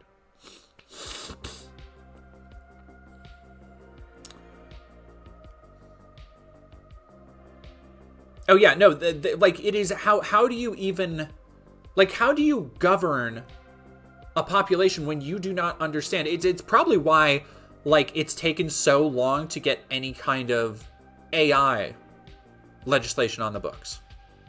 Like, any kind of anything about fucking proliferation of deepfakes. Like, these things that if you had a basic understanding, a basic connection to how mass media affects the culture, how many people see those things and can be swayed to radical ends. But it's partially because, in a very real way, politicians on both sides in America are part of the upper crust. They are like, if you make it to being a senator or a congressperson, if you don't massively fuck up like George Santos, you can kind of write your meal ticket. If you just toe the party line, you shut up, play your part. You don't pull who was the Republican in the chair in the you don't do what he did and go on Fox News and say like, oh yeah, some of the people I work with have orgies. Is like, no, if you shut up, play your part, you literally have it made. You have a meal ticket for fucking life, to not just power and influence, but money. Like, that's the important thing. Madison Cawthorn, there you go. Thank you. I was thinking Matt Gaetz, but that's not him. I think they joined around the same time.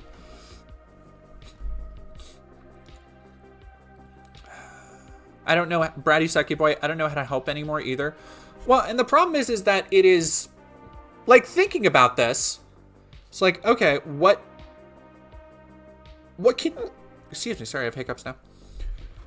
What can you even really advocate, people do? Sorry, I got 2 texts.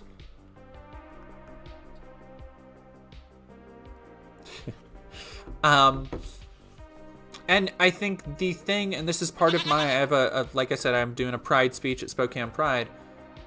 The best thing you can do is just advocate for each other and watch out for each other, because whatever happens in the next year, which is a scary concept to think about. Like, when you think about, if I'm being real with y'all, if you think about January 6th, and you think about even since then, how much more, like, January 6th, I feel, was a big turning point for how radical the right wing has become. Because it is now, even among, kind of more milquetoast right-wing people like the Daily Wire, it's just accepted that January 6th, oh no, that was a Fed plant and Antifa staged all that, and that wasn't right-wingers. It's like tangibly denying reality. So that kind of mass delusion, I do not know what will happen this next year. Like, that's very scary stuff. But I think the best thing that anybody can do is to make sure you are part of your local community. Make sure that if you go to a protest, you are ready to be communicative and helpful. You are keeping eyes out for anything that could hurt other people. You are not putting yourself in danger needlessly.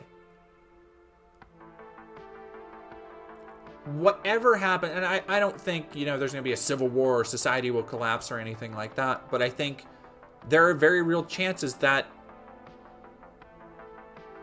people are going to be tested. And there was a great episode of Knowledge Fight, I don't remember it, but it was one of the times where Alex Jones goes off on a tangent about how people are scum and they're gonna destroy each other, and when society collapses, everybody's gonna just eat each other, and that's what the Democrats want. They want to grind your babies up into dust and eat them and murder them. Like, when he goes on those tangents very often. But one of the hosts who does all the research brought up a shit ton of varied examples throughout time of massive tragedies, whether they were mass casualty attacks, whether they were natural disasters, of people on both sides of a political aisle uniting to help one another. And that's what I think about. Because at the end of the day, and this goes hand in hand with other issues like intersectionality. And a thing that my speech for the Pride event is going to focus on, just exposing people to other ideas and diverse groups. Because studies have shown, time after time, if you take somebody who is not familiar with the group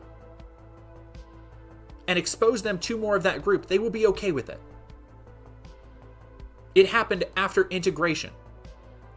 Now, if you have somebody who wants to profit off of that, say, oh, hey, those people over there, they're bad. Then now you have people who believe those people over there are bad. Even though at the end of the fucking day, people want, generally speaking, people want the same things. People want protection for themselves and their own. They want to live free. They want to pursue their interests. And for some people, it is important to convince all of us that no, you actually should hate that person over there, and you should actually hate that person over there.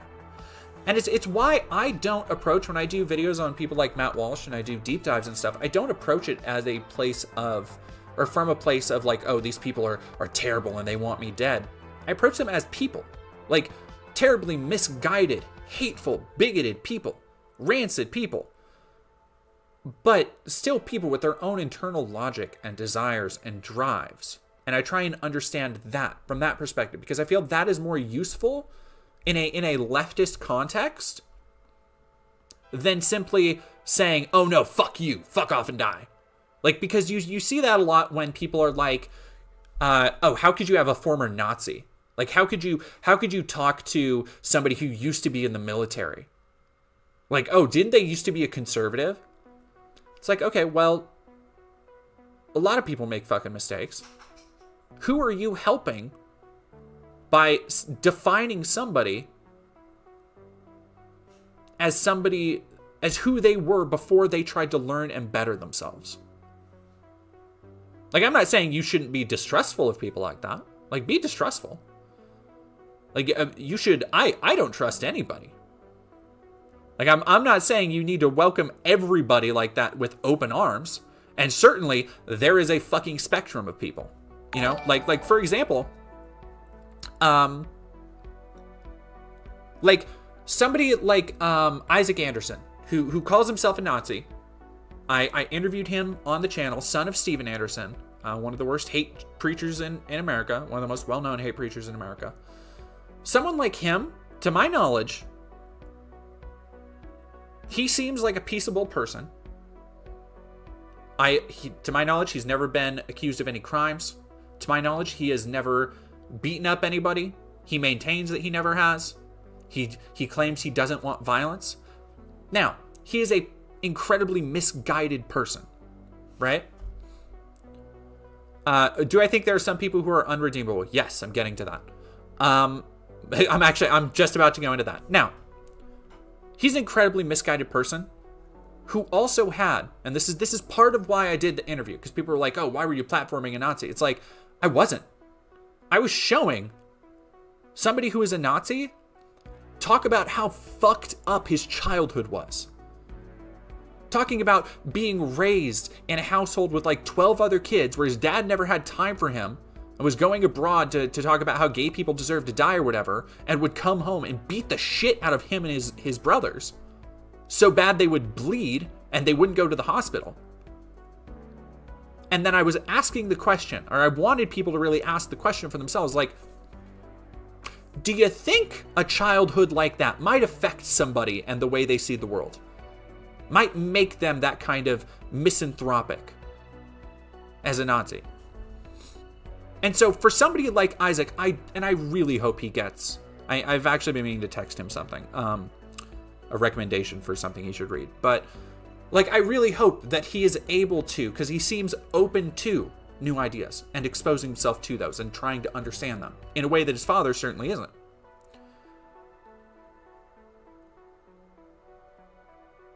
But I think he could change. He can grow as a person because he's still very young. He's like 20 or something. Like, you're barely an adult at that point. I have changed since I was fucking 20. So somebody like that, yeah, I would say you're redeemable. I do not think simply calling yourself a Nazi makes you irredeemable. However, that being said, there is a line that you cross And I think there are, you know, like you go on 4chan, for example. And again, not everybody on there, for sure. I think I would love to, I was thinking about this. What would be a really interesting experiment? Because I've been trying to visualize like different projects and stuff. One thing I would love to do like a reality show, basically showing off how being exposed to things can change your opinions on them. I would love to take, here's my, and I realize this is like super lib and dumb, but I think it would actually work. And I think it would actually, I think people would be surprised at the results. And then I think people would actually also watch it and find it fascinating. I want to take a transphobic, like Midwestern mama type.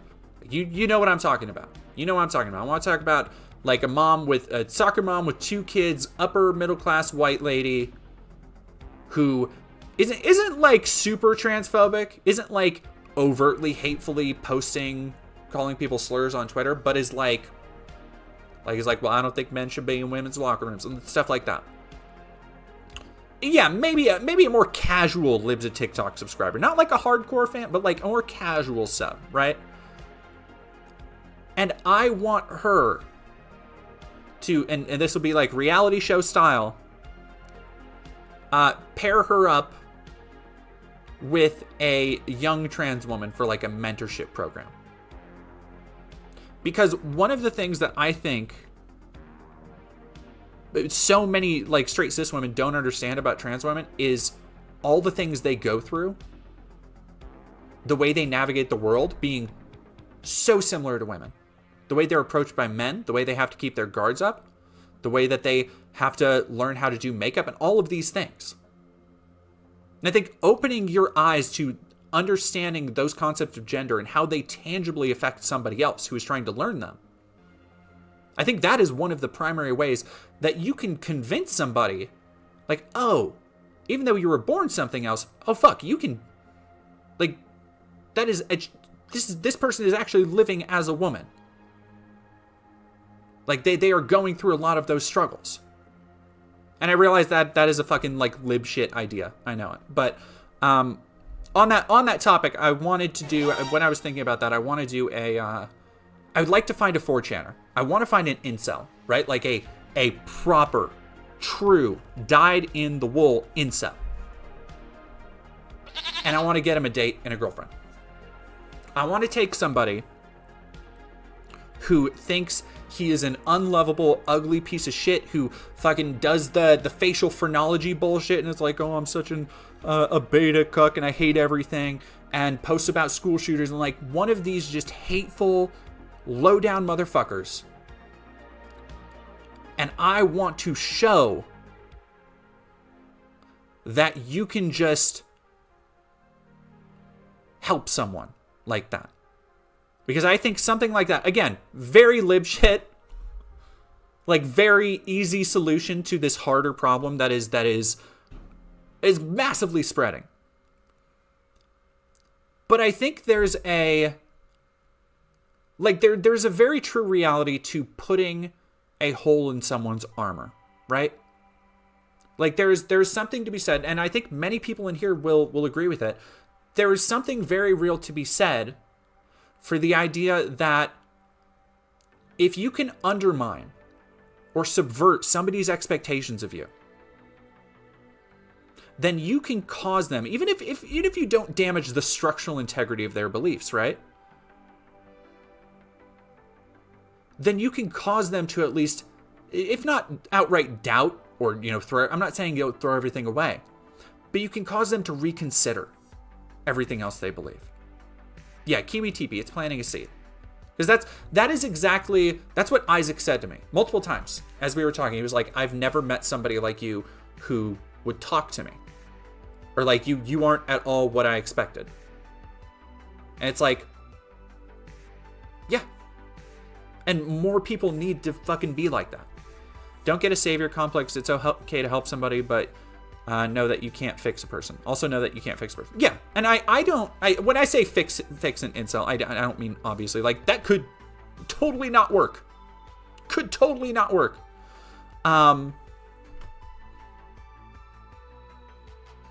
But on the other hand, like if you show somebody in a very public way, and it would take, here's the thing, I don't think it'll ever happen. I would love to. I would put in so much work and money to make that happen. If I found the right person, like a true 4chaner.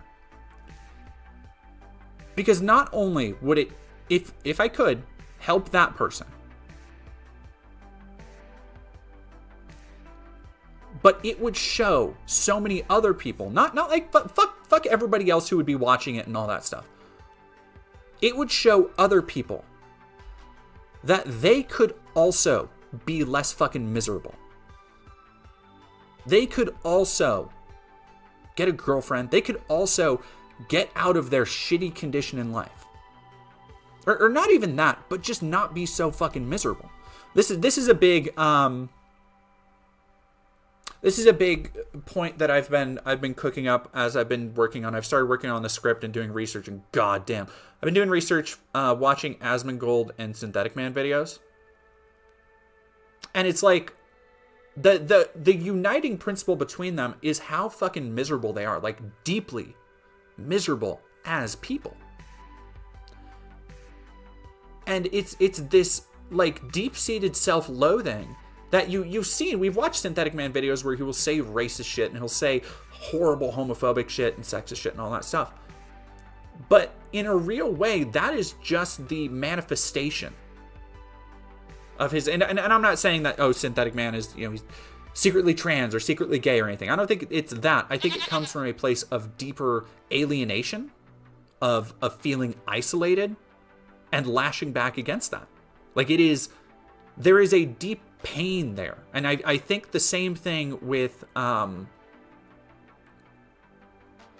think that's a similar case with Matt Walsh. That is part of why, as I continued to research more and more into Matt Walsh, is that I didn't hate him. I just felt sad for him.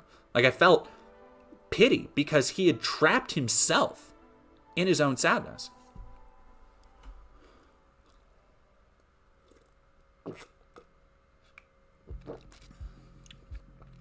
I have my Kong cup today.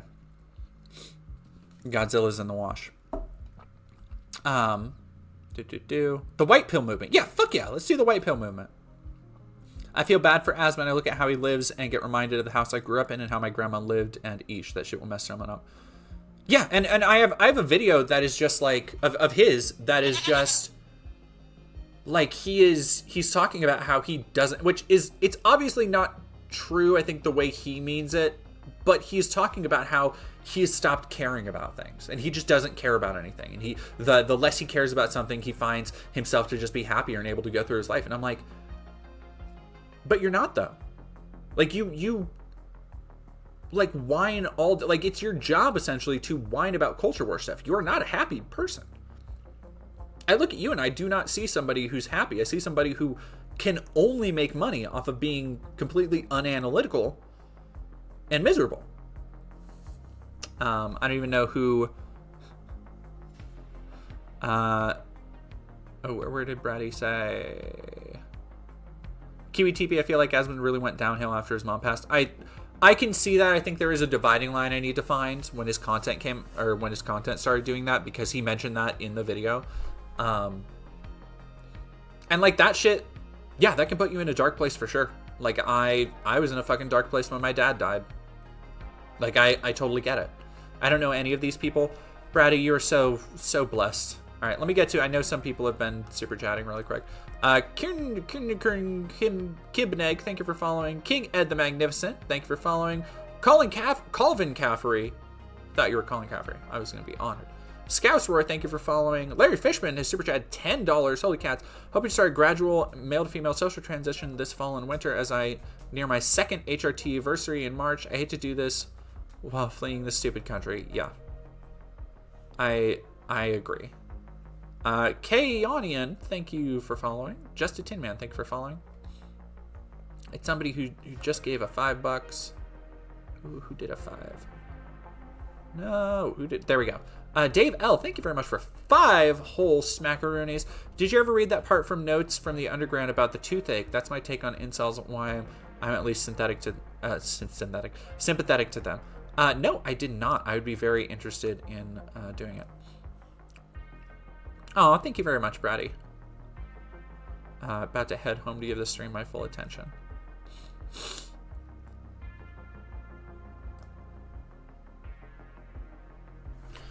Blue Silence says, I used to listen to Asmongold take on MMO, but then he went into politics. Yeah, and I'm some of this is coming from, like, you will hear a lot of these points repeated. When I go for runs and stuff, I'll put on their videos, and then I end up just to give my brain something to analyze, and then I end up brainstorming concepts and stuff. So it's Fonby, thank you very much for hanging out. It's 4 a.m. Go get some sleep. What are you doing?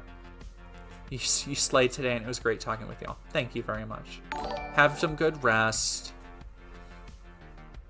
Yeah, it's been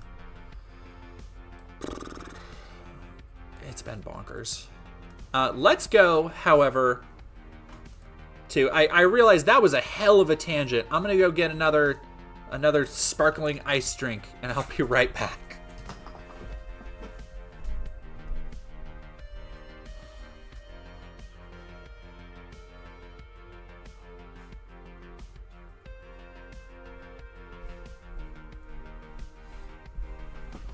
My goodness, today, ADHD go burr today, y'all. Like, for real.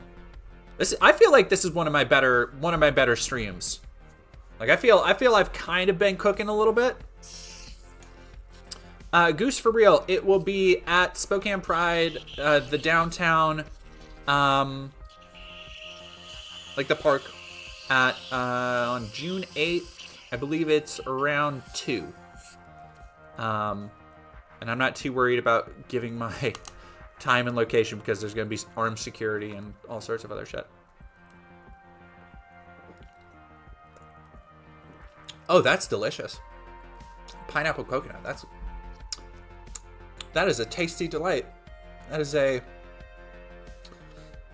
to be honest, that's a vacation for my senses right there.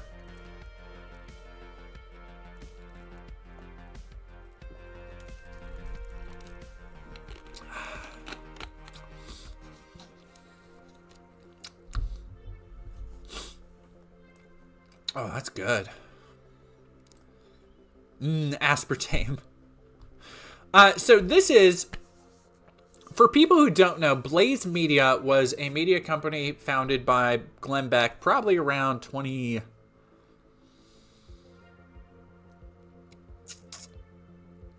God, when was that? 2013? It was a while ago. 2010s probably.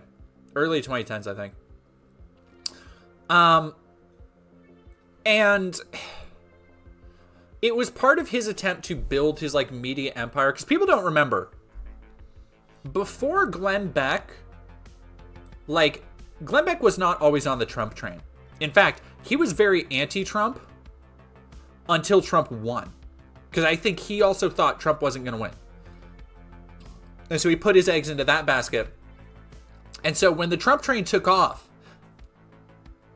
that was kind of the beginning of Glenn's descent from like massive superstardom. And I think the Daily Wire has kind of come to very much occupy the same place as him, where they're trying to put forward a cultural conservative movement. Because there was a point where Glenn Beck was like the man. Like, he had a publishing empire. He had New York Times bestsellers. He was writing all sorts of shit. Ghostwriting, probably. He had a stage play that I think toured. He was trying to get into, like, movies and shit. And one of the things that he did was Blaze Media, which was his own kind of media outlet. So they have been around for a while, but he is not nearly as involved in it as he used to be, I feel. Yeah, Kiwi TV, people fucking forget how, like, Glenn Beck was a cultural force at one point. Like, massive cultural force. Yeah, I used to listen to Glenn Beck. When I was in middle school and high school, and I was like a super hardcore conservative, which is that is the appropriate time when you are still a child and your brain is developing and you have no real world experience. Like, and after that, When you get experience and your brain's done developing, you shouldn't be a conservative anymore. Yeah, Jenny Bunny. I was there too. I was it was so funny. I was literally the only one in middle school who made John McCain election. God damn. You want to hear some fucking embarrassing deep lore? So for the election in, it would have been 2008. I was in 8th grade, 7th grade, 8th grade, one of those. I think I was 8th grade. And they had you were able to make, I don't know what they thought would happen here, but you were able to make election posters in history class for extra credit. Like, you can make extra ones for extra credit. And so what I did was, Profound Pearl, glad to have you here. I'm new. I appreciate it. I appreciate you for being here. I was the only one in the school of like a couple hundred kids. Because everybody, of course, like Obama was also stupid fucking popular at the time. And everybody was, so there was a hallway. I still remember this hallway. The school's been torn down, but I still remember the hallway. Because they had a thing where they rebuilt all the middle schools in the last, 10 years. And the hallway to the history teachers' classes, one side was McCain posters that kids had made. One side was Obama posters. And the Obama posters covered all of the hallway because every kid in every history class had decided to do that for the assignment. Because it was all about, the assignment was technically about propaganda, and it was about recognizing propaganda, and also how do you make election ads? How do you argue a point? That kind of stuff. It was actually really, pretty good lesson. And then about a quarter of the way down on the other side, I was the only McCain kid. And so it was just me making a shit ton of pro-McCain, anti-Obama propaganda in fucking middle school. And I think because they had a school election, and it was me and one other person who I still don't know who it was, versus 700 for Obama. It's just yeah, that's what happens when you have ADHD and the kind of preoccupations with autism and debating people and learning facts and statistics and all this shit in middle school. I treated it, there was a very real chance I would have grown up to be a debate bro. What kind of anti-Obama propaganda? Just I'm sure it was, I don't think it was anything racist, oh, he's a Muslim or anything like that. It wasn't, excuse me. It wasn't Alex Jones being Barack Hussein Obama, obviously, is a plant by the George Soros Global Democratic Party. He's a globalist plant who is here to bring Sharia law to America. That's not, it wasn't quite like that. No, it wasn't. I don't even think the birth certificate stuff had started yet. And here's the thing, even when I was in the throes of being stupid conservative, I never cared about the birth certificate shit. I was even as a child, I was that's, we're doing this? Really? Okay. The birth certificate stuff to me always seemed super fringe. Which I think when Trump came out and was super in favor of that, I think that cemented in my head, oh, Trump is just fucking stupid. He's just off his nut. There's no way people will vote for him.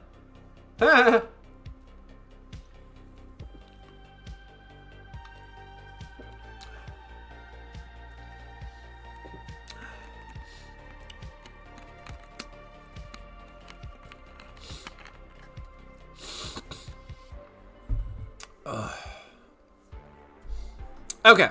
But anyway, now that we're done taking a little trip down memory lane with I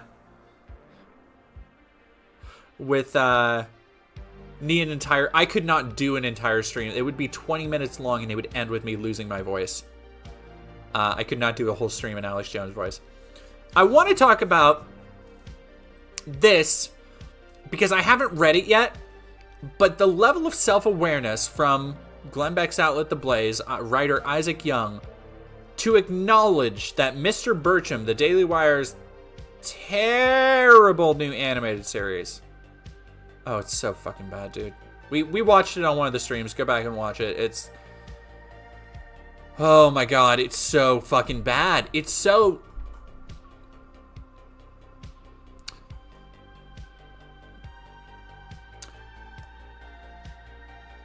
I'm very interested to see how somebody acknowledges it's cringy and then what the solution would be from a conservative standpoint. Because as we've talked about, conservative art, the problem with modern conservative art is not necessarily, like, some of it has to do with the craft and the pure quality of it. Because like something like Lady Ballers is poorly made. Like on a structural foundational level, there are pieces of blocking and editing and angling that are just fucking terrible. Jeremy Boring is a very bad director. I'm not shocked that was like his first movie, because like they're just basic concepts that, like, he doesn't ever do anything to not make himself look stupid short. Like he is a short guy, but you can use camera tricks to make yourself look taller a little bit, or at least on a level with everybody else. He just doesn't use them. Like it's bizarre. Anyway,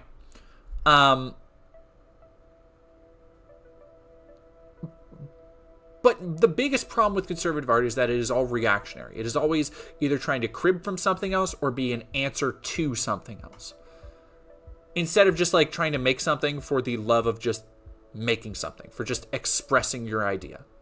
Like that just does not seem to be in the repertoire of the people who are making what they would call conservative art, whether that's, whether that's these kind of conservative comic books or conservative, or I mean, I say conservative, I mean just broadly, culturally more right-leaning. Conservative comic books, conservative sitcoms, whatever. Like, that is the thing. So I'm very interested in what this is. Catholic science fiction writer Isaac Young. We're off to a great start. Okay. Yes. Catholic science fiction writer Isaac Young.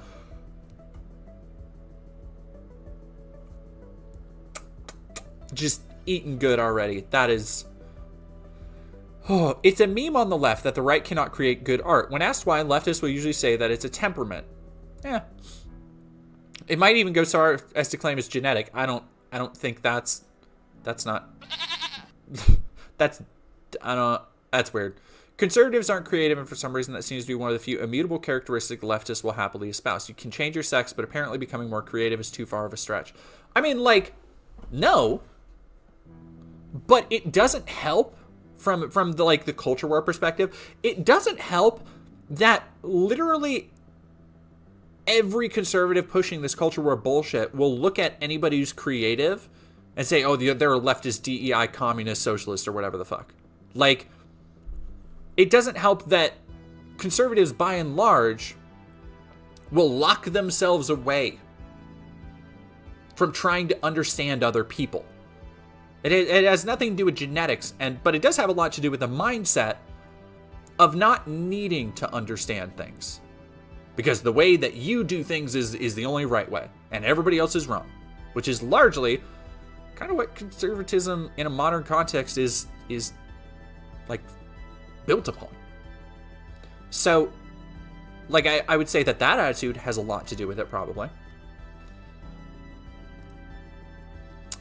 Remzilla9, thank you for following. Profound Pearl, thank you for following. Asterisk Shrine, thank you for subscribing. Lily Jade Catron, thank you for following. It's a stupid meme. Are you really going to posit that all of history produced bad art prior to the 1960s? Wait, do you think all of history was Dude. Oh. I can see why you're a science fiction writer now, not like a history professor. History produced bad art prior to the 1960s, or wherever you want to draw that. That is such an arbitrary fucking what? Because rolling back the clock a century or two, you'll find that artists were universally right-wing. They held views that are simply intolerant to... Okay, because somebody held views that were intolerant to the modern man from 200 years ago does not make them inherently right-wing. It's almost as if the standards for things have fucking changed. Like, what? What is that, dude? Oh my god, what is that fucking argument? Of course, leftists might say their favorite historical figures were secretly gay or liberal or hiding from oppression or whatnot. It's their way of easing their consciences and coping with the fact that history is decidedly right-wing. Literally, the only proof of that is just you saying it. Like,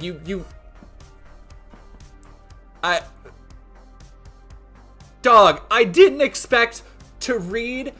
For an article that is talking about why conservative art is cringe... I didn't expect to just be reading cope. The meme sticks because it does in some sense ring true. Just take a look at conservative entertainment over the last 2 decades. Aside from a few shining examples, it's been a sea of mediocrity and cringe. What are the shining examples? On paper, the Daily Wire's new animated series, Mr. Bircham, is a step up. Is it? Is it? Is it? Is it a step up? On paper, is it a step up? Because I don't think so. It's a step up on paper. Get the fuck out of here.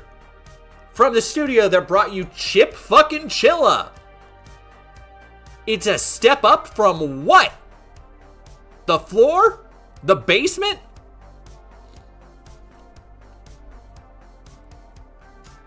God. In a post on X promoting the series premiere, Daily Wire CEO Jeremy Boring crowed that the Daily Wire was doing what the mainstream didn't dare, airing the kind of comedy that puts laughs before political correctness. No, it literally puts idpol before laughs. For decades, yeah, this is the Jeremy tweet we looked at. For decades, no network would touch Adam Carolla's animated sitcom, Mr. Bircham, for fear of offending the wrong people. Fortunately, we love offending the wrong people, so on 5/12, Daily Wire Plus is bringing him back. Whether or not it's true, Mr. Bircham is emblematic of a larger trend and is a good example of everything wrong with the approach mainstream conservatives have to media and art production. True. Based. While lack of funding may indeed be one of the things holding back conservative art, it's also hampered by a certain spiritual predilection, the deep-seated desire to become Hollywood 2.0. Or as I posted on X, whoa. Are you fucking kidding me?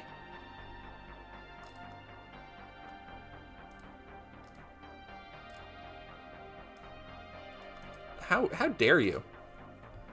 Glenn Beck, sit there and ask for my fucking money. Hello, dog. Hello, dog. Hello, dog. Dog Domain would like to say hi. Everybody say hi to Dog Domain. Dog! Hey, baby. Ah.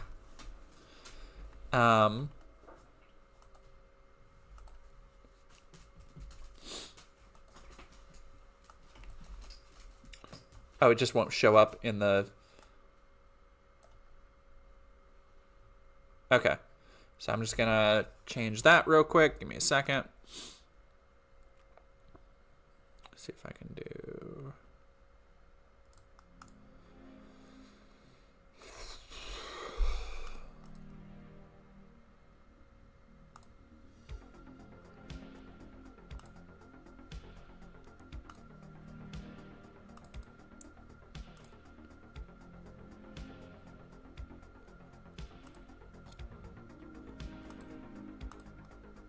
Okay, there we go. We'll see if incognito comes through. This attitude that we can do a Hollywood except we're the cool guys is cringe. It's cringe because it's an abuse of what art should be. You're not trying to be entertaining for entertainment's sake. You're not trying to reach for the transcendent or some higher meaning. You've made a series-long meme where you're the Chad and the other guy is the soy jack. See, like, he gets it. He gets it. I don't understand how he's so fucking stupid about everything else, but he understands this conceptually. These conservatives aren't concerned with plots or characterization or emotion. They're making essays on why the left is stupid and passing it off as something fresh and vital. Essays is, I would say, an over I'm hitting the 3-hour mark, so I'm losing control of my brain. And perhaps this would be tolerable still if these essays weren't filled with boomer talking points or appeals to a liberalism that everyone knows is dead. The worldview is not commensurate with the situation on the ground. Shows like Mr. Bertram are not connecting with tradition or reality. They're just doing what Hollywood did 15 to 20 years ago. Yeah, what did I fucking say? Like, that show would have been completely normal 15, 20 years ago. Trying to create Family Guy or Simpsons but right-wing is a fool's errand because the America that spawned those franchises is dead. The subversive antics in Quahog or Springfield are far less cute now that so little remains to subvert. Because of broadly conservative policies, mind you. But, continue. I'm sorry. I am so sorry. I'm,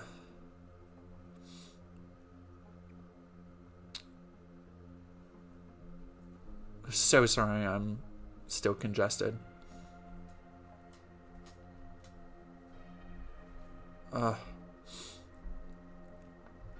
Okay. Do the failings of... Okay, now... Oh, God, like, you're so close to getting it. You're just... An intact church-going family, a community where everybody knows each other. Now that's funny. Do the failings of Peter Griffin or Homer Simpson even register in a world that is suffering a serious masculinity crisis? And what middle-class household can support a family of 5 in the suburbs on one nuclear safety inspector's salary? Do you think... Like, I know he's gonna try and bring this back to, like, wokeness or whatever, but do you think capitalism and the fact that, like, conservatives and Democrats... A lot of fucking people don't want to raise the price of minimum wage. The first thing to do is realize that right-wing art must be more than a rebuke of the left. Leave your political grievances for Substack essays and journal articles. Hollywood gets away with stamping its boot on its enemies because there's no alternative and it has the funding to dress it up. Sure, that's why. It's not because all of the creatives, like people who inherently dedicate their lives to pursuing art and exploring aspects of identity and empathy and understanding and different aspects of the human emotional spectrum tend to be more left-leaning. Shocker. We don't have time to waste on such nonsense. We're already fighting an uphill battle for attention. No one wants to hear your lecture about how you're the smartest guy in the room. Even if you could put together a perfect formulation of your points, you shouldn't do it because that's not what art is for. It's about connecting with transcendent truths. See, he's on that weird Catholic Matt Walsh tip where it's like, oh yeah, art is all about being transcendent, and it's like, what does transcendency mean to you? Because you don't. Like, talking about Matt Walsh, you don't like art, like literal gallery art. You just think old shit is inherently better because it's old. Like, that's your basic artistic principle. This isn't to say politics shouldn't be incorporated into art, only that they should never overwhelm your artistic sensibilities. Scoring points over your enemies is petty. Your gaze should always be fixed on what will make your art better, not your political agenda.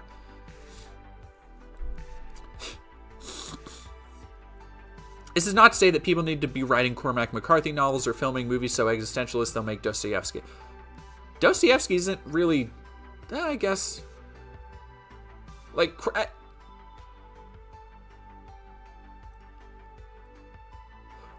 and Punishment, I guess you could say it's existentialist. I didn't feel, like, when I read Crime and Punishment, I was not like, the way, like, it might just be because Crime and Punishment is such a, like, not well written. I mean, it is well written, but like well trodden piece of fiction that it's one of those things that when you read it, you're like, oh, okay, I see how this influenced this other thing, how this influenced this other thing. But like, I was not like, oh fuck, like the weight of reality is crashing down on me when I got to the end of. I just feel like he hasn't read Dostoevsky. The spiritual depth of the work is not in its complexity as so many. On so many on the right fail to understand. John Carter and Conan the Barbarian are simple, but they are deep in their spirit. They speak to the They're not. They speak to the masculine hero in men. That's why they're remembered nearly a century later. They're remembered nearly a century later because there were fucking 1,000 John Carter and Conan novels and comic books that were pulp novels sold cheaply and were popular with kids. Like, that's not at all... What the fuck? This is not an exhortation to make 1,000 clones of Breaking Bad, all uniquely miserable in their own way. I don't think you understand. Catholics love Tolstoy and Dostoevsky. Why? That's fascinating. This is an exhortation for all art that can speak to the human experience, no matter how childish or silly it may seem. I want another Dostoevsky, yes, but I also want the next Robert Howard and Edgar Rice Burroughs. I want artists of all kinds. I want every genre, and I want artists to invent new ones. It's only then we'll have a culture again. Dude, we have that. Have you... You're gonna hate to hear this, bro, but you should see some of the shit, like, trans people are cooking up in art. Like, in music and film and video games. They're cooking. Cooking.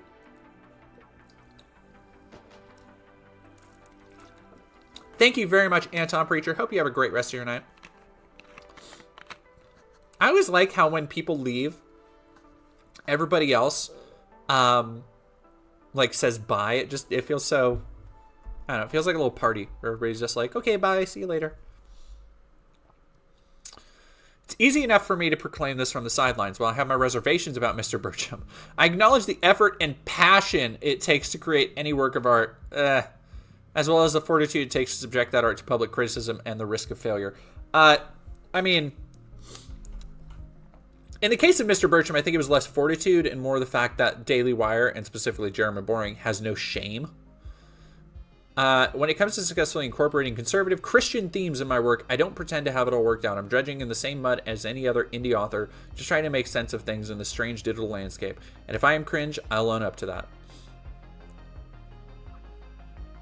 Oh no, he's going to talk about his own fiction.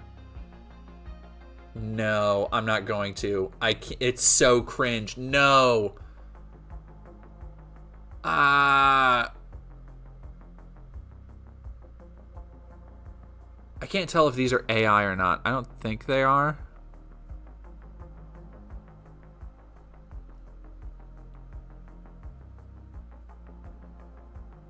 No, I think it is, actually. Yeah, it definitely is. Look at the, like, just random assorted shit in the background. Like this nonsense shelf right here. This weird, like, this small room behind him that has 3 doors. Yeah.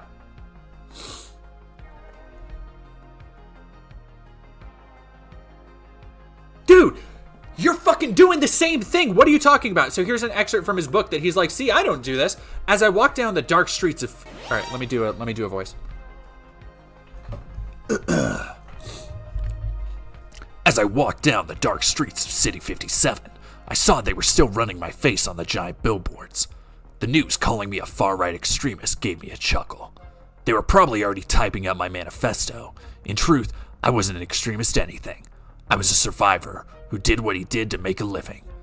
The only thing that made me extreme was that I didn't want to be quarantined in Gen Pop. Sure, my parents were nostalgists for the old America, but America was dead, taken out behind the barn and put down like an old mutt, and nothing was going to bring it back.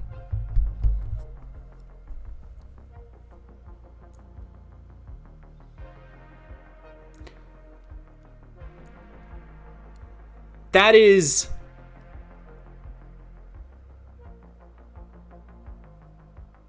You cannot write an article about how other people need to not put their politics first in art, and that's what...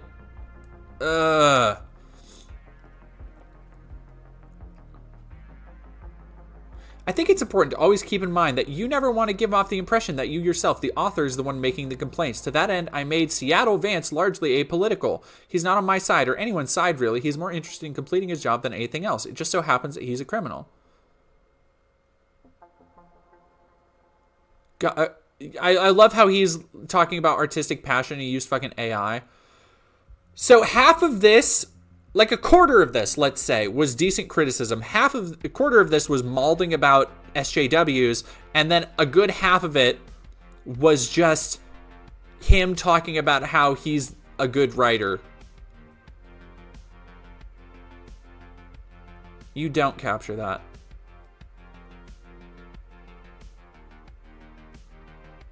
Oh, dude, this is basically saying Matt Walsh has said shit almost word for word like this.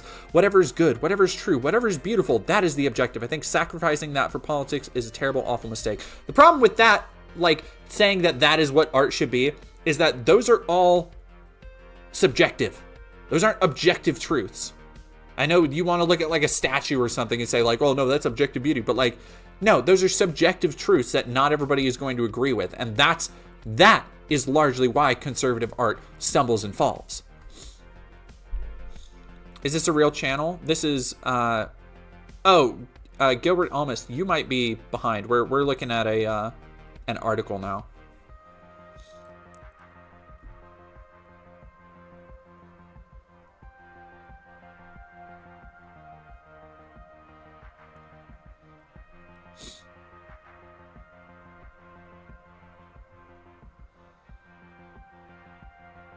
It sounds like Ben Shapiro's book.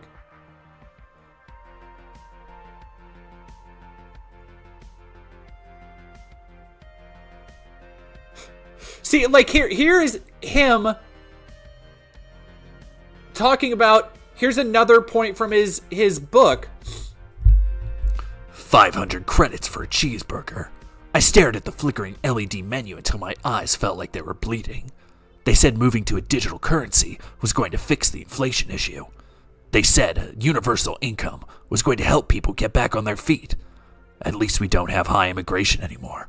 No one wants to live in the Democratic Union. Like, dude, how are you...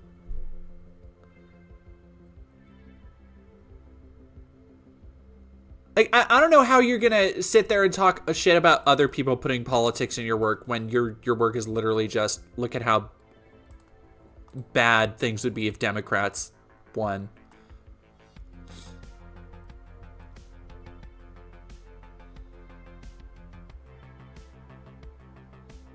Yeah,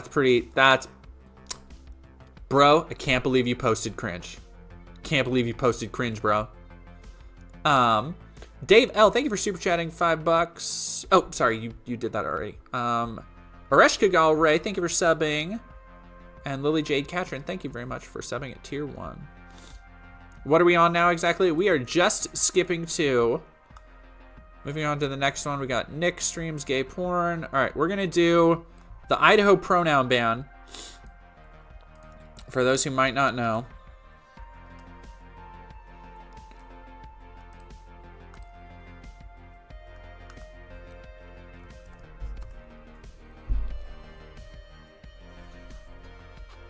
Yeah, you know, like, I feel I am paranoid as hell about my book. Like the one I've been writing, and I'm almost to a point where I can finally go back and like start like really digging into it and trying to get like really because there's parts I want to take apart and put back together before finishing it, because I know how it's all going to play out. But because my book is like a corpo sci-fi horror psychological thriller thing, I am terrified that part of my writing is cringe. But then I look at writing like that and I'm like, whew, okay, no, I'm good. I'm okay. It's not bad. Yeah, this was actually from a little while ago. But I wanted to talk about this in conjunction with a couple of things, because I was doing research for my Pride speech. And Boise, over in Idaho, like, people forget. Brady, I really don't understand why people throw such a fit about someone's pronouns. Even when I was an incel edgelord, I dignify them with what they preferred. Because to respect somebody's pronouns, for a lot of these people, they see it as an infringement upon their rights. That you're forcing me to call somebody something respectful, and if I don't, you're gonna arrest me, even though nobody's ever been arrested for that. Compelled speech, yeah, kiwi-tibi. It's like, it's almost Sovsit dumb bullshit.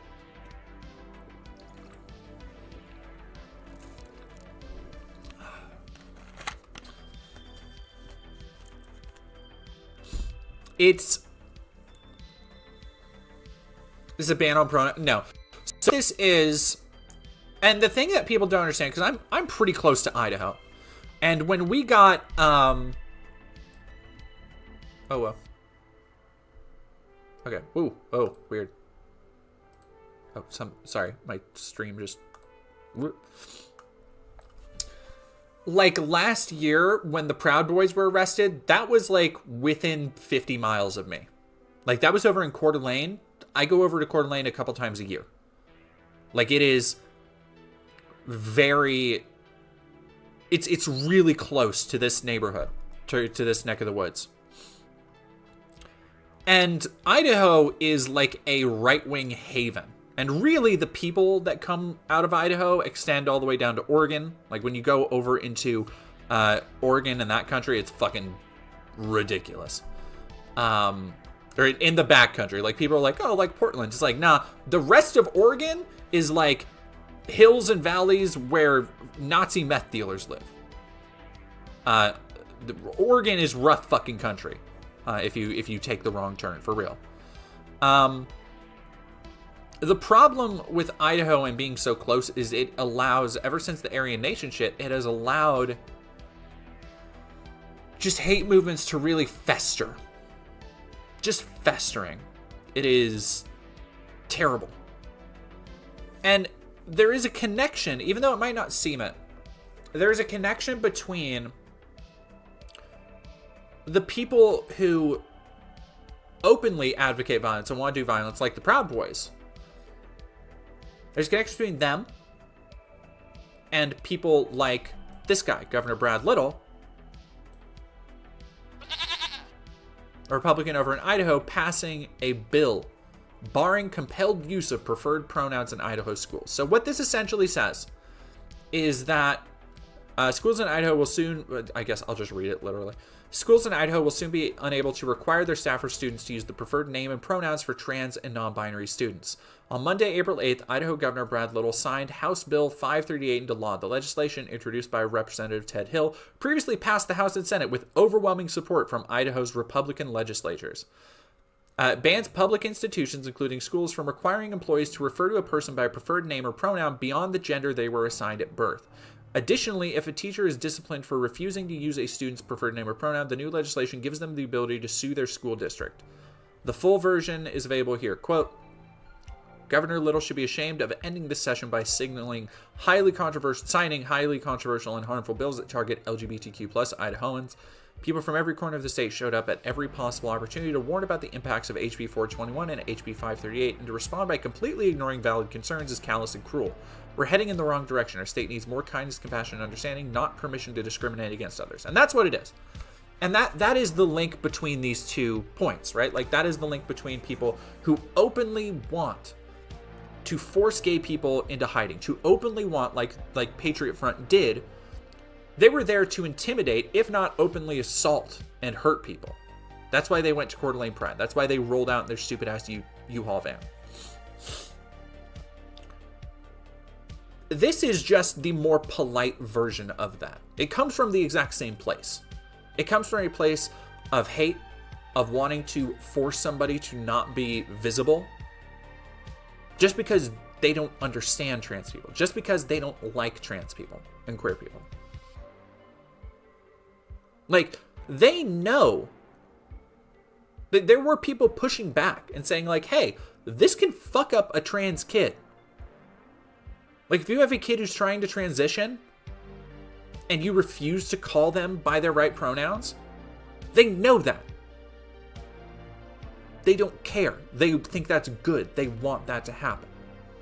On both sides.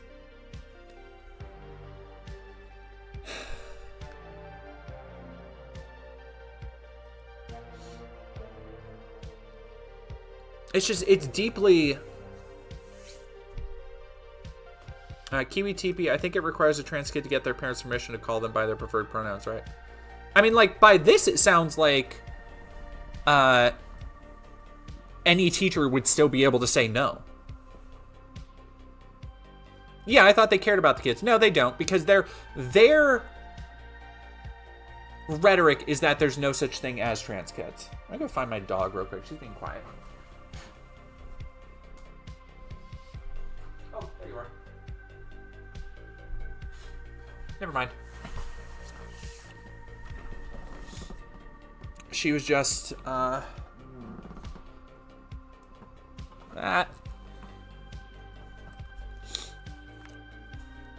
she's just literally sitting on the couch staring at me. She's like, what do you want, Mom? Don't forget that the definition of white person is ever changing. Race doesn't make a lick of sense. Yes. Yeah, there are no gay kids. Like, they don't think a kid can be gay, or, which, like, no. They can. They very much can. They don't think a kid can be trans because they think it's all ideology. Because if they conceded the idea that, like, oh, some people are just different, their entire ideology would fucking come crumbling down. Like, it is the bedrock that all of their arguments are based on, is that you are lying. You aren't real. Like, I get people all the time in my fucking comments saying, like, trans people aren't real. It's like, okay. Like, what am I, a sandwich? Like, what fucking, what? Yeah, Dispenser 05, going to school in Idaho is genuinely terrible, and at least my teachers, better teachers, would try to quietly fight the system from inside and provide a safe space for queer kids. And I don't doubt, I'm sure that there are some, like, plenty of asshole teachers in Idaho, for sure. But I think there's also, like, there have to be a lot of good ones. Because I think, in a very serious way, teachers know their students so well. They really do. And you cannot... One of the true things I hate in this country is how teachers are treated. Because you cannot be a teacher in America without fucking loving it. Without waking up every morning and putting the kids first. Like, they make no money. They get harassed constantly by parents. There's no telling if there will be a fucking school shooting. They often have to buy their own supplies, which they already don't make great money. And they do that every day. Like, you cannot be a teacher in America without fucking caring about kids. And it pisses me off. It pisses me off to no fucking end that there are people out there who think, oh, you're trying to groom kids. You're supporting the kids in your class using their correct pronouns. You're teaching them about identity and all these other things. You're trying to groom them. It's like, no. Odds are they spend more time with their kids than you fucks do. Odds are the teacher probably knows the kid better. There were teachers who I confided shit in. I would never tell my mom because I trusted them. Not just because of a position of authority. I trusted them as people. I recognized, and it wasn't any teacher. There were teachers who liked me. There were teachers who didn't like me. It wasn't just anybody. But people who I understood through the counseling that they had given me, through the feedback they had given my work, through the recognition that they had given me, that they had my best interest at heart. And that is what so many kids need right now. And it's so disheartening and disappointing to see that Teachers who are there for their kids and understand the struggles they're going through, or even if they don't fucking understand, they're trying to understand. They're trying to create a safe space. Like, there's probably no shortage of lib teachers who have no fucking idea about being queer, who have no understanding of what it means to be non-binary or trans. But if they see a kid in their class who is struggling with that, there are probably so many teachers out there who will try to learn, who will try to create that space for those kids to grow, to enrich themselves, to be better, more productive people. And it pisses me off to no fucking end, the amount of people who will look at those teachers doing their jobs, being, in many cases, what those parents can't or refuse to be. A person that those kids can trust with who they are. Like, my heart breaks for the kids who cannot fucking come out at home, who have to use different pronouns and names and different clothes at home because they know their parents would beat them or throw them on the street.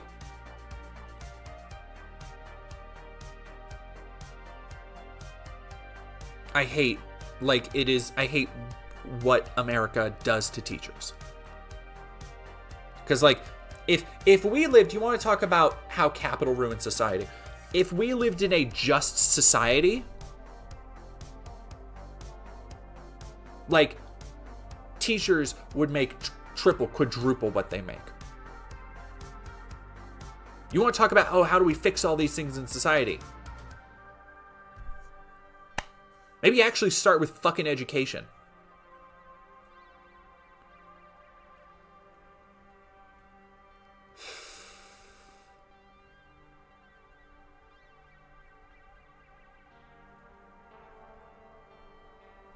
Anyway, with that out of the way, I have a couple more stories today. It's kind of going to be a weekly roundup. I have a couple quick ones.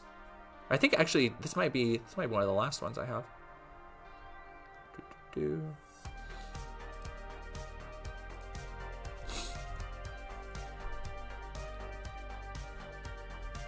How's everybody doing? I realized that was a lot. It's a lot to go through. Ienzo, hey there. Heck, I just got done with the true crime episode about a dad who fled Egypt and tried to... Why is...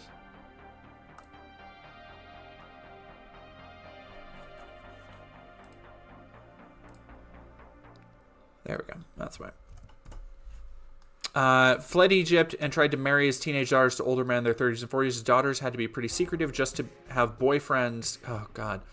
Around their father. Their teachers were one of the few people to, conceal their secrets. Their dad pretty much was a stalker that tapped their phones and eventually unalived them because he was a piece of crap. Fuck, man.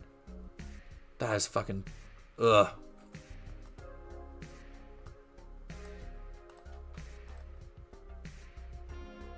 Right, we're gonna go... Action figure from NECA. That's right, this little sucker comes with so many extras, like different expressions on the face and the hands. Also, a beautiful rainbow gown and ruby slippers. Oh, and don't forget, a little pride flag that has stickers so you can express your unique pride with that. Also, I love Cassandra Peterson so fucking much. And I have my Elvira back here. Like, literally, I keep it. So what I think I'm gonna do actually is I was thinking of getting the Pride Elvira and the Christmas Elvira, and then just keeping them in the background there, and just changing them seasonally. I think that would be very funny.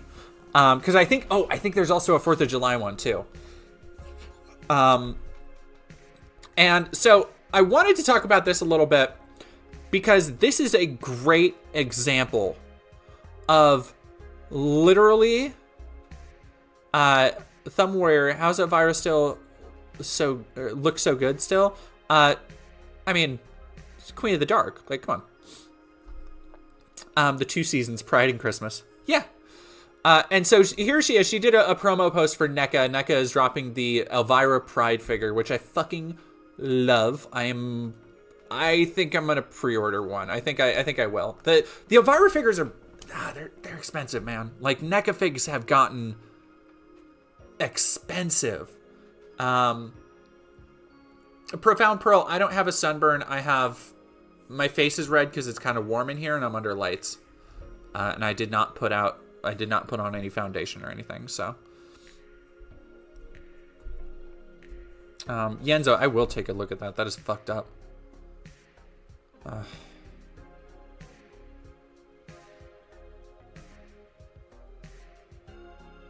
Already this nasty stereotype of POC teachers being either uncaring, negligent, or abusive, and I don't like seeing that spread. Yeah, nobody spread that. It's absolutely not fucking true. Patricia and her parents are from Texas. Yeah, no, so I wanted to go into this real quick. Because Elvira, classic queer icon forever. She's been on, I think I've seen her on Drag Race. I've only the ones, my shoulder red. Oh, I do have a little actual, I don't know if, I guess you can still see it. Yeah, I have still a little bit of a sunburn. I was not smart. The one literal day, although it's mostly gone now, but the one day that I didn't put on sunscreen to go for a run, I was like, oh, it's overcast. And then I walked around for like 3 more hours and I was like, ugh.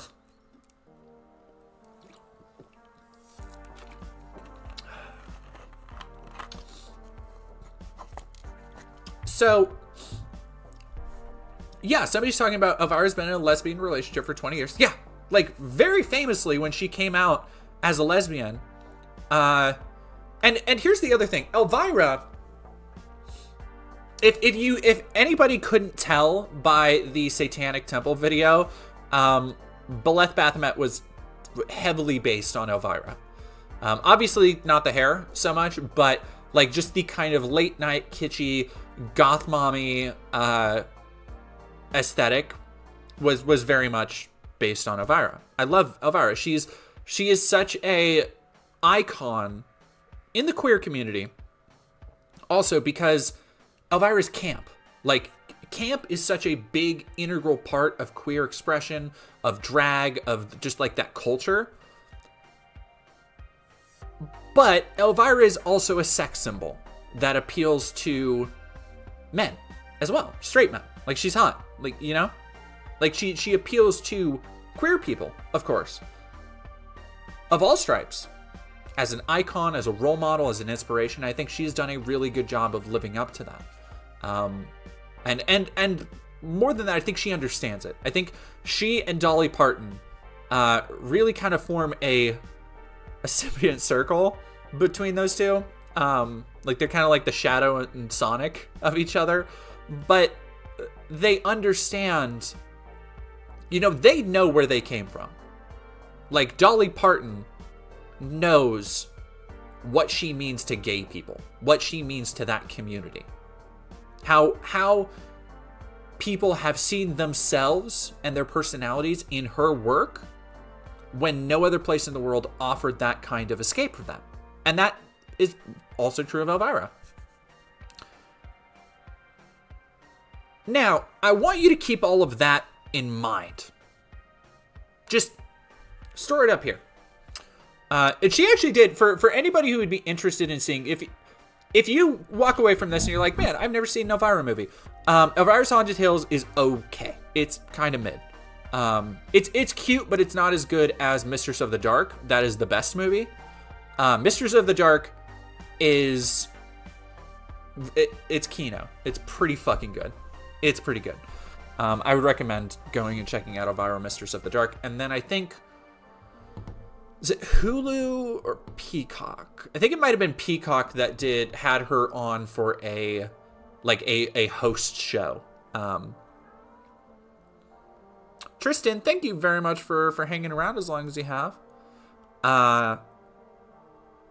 And so she did her like hosting thing where she kind of like Joe Bob Briggs, if you ever watched that show, where it's kind of just like a commentary show that plays old horror movies and then comments over them every now and again. So like a little bit like MST3K kind of. And that was her shtick, and they did that for, I think it was Peacock. You have to look it up, though. But go check those out if you are curious, if you've never seen Elvira, you don't really know what the deal is. Yeah, Mistress of the Dark is great. Let me see if I can... Let's go, before we go too far into anything else. Let's see if I can find the gate scene.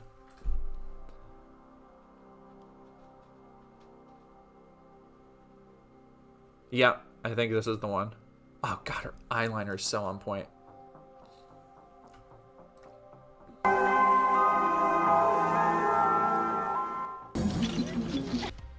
It's peak. It's peak. I'm sorry, it's peak. It's peak. Like,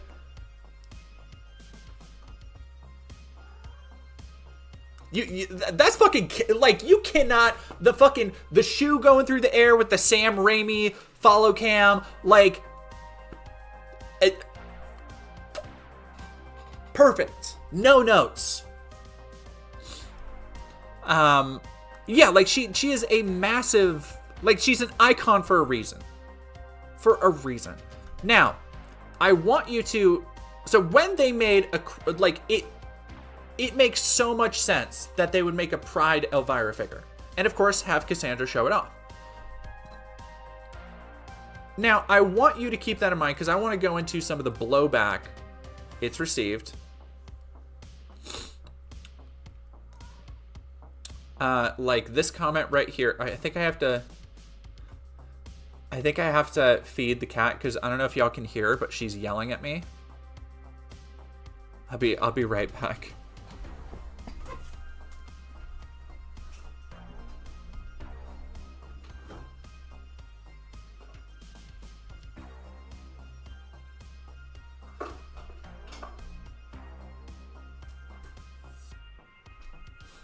Okay.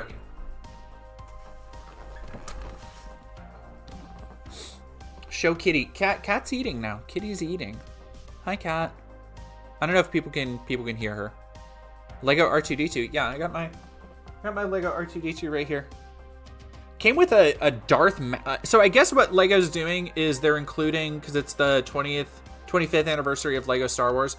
They're including a bunch of like special anniversary figures that they've never made figures of before.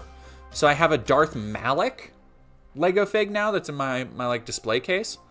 And I like it from KOTOR.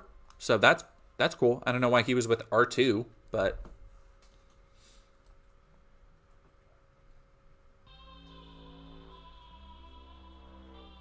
yeah, all right, I'll go get my display case to show you my Lego minifigs.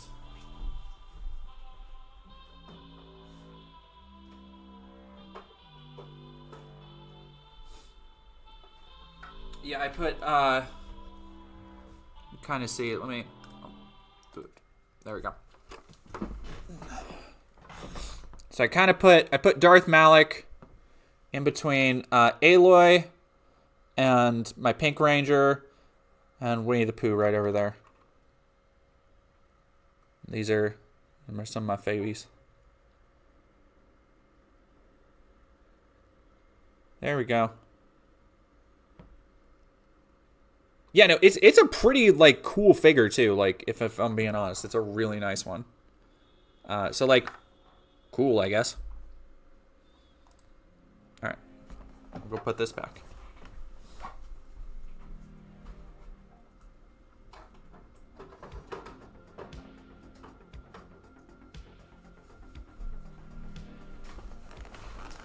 Oh, I love my M-Tron robot. That's a original one. Just do a dedicated toy. I should, but here's the thing, Banana Brains. I'm putting a lot of stuff because some of my shelves are getting a little cluttered, so I'm putting a lot of stuff not on clearance, in storage. And I have Bruce Magnuson. The Aloy minifig comes with the Lego tall neck from Horizon. And I love my Ghost Guy. I'm actually excited for whatever that Lego Horizon game will be, because that sounds neat. I'll fucking play that. I like Horizon. I like Lego. Let's fucking do it. Callioperave. Callioperavi.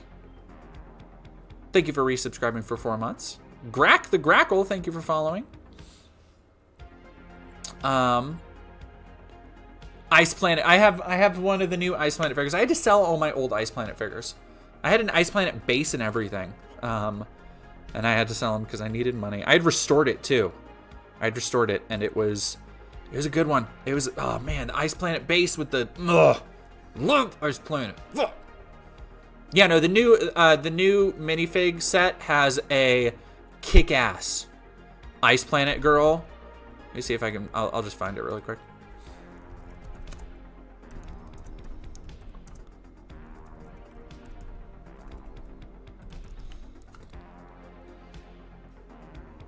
Yeah, here she is. She comes with a like a cyborg robot. Yeah, here's what she looks like, and she has red hair. She's like, oh yeah, here it is. And y'all can't see that on the screen.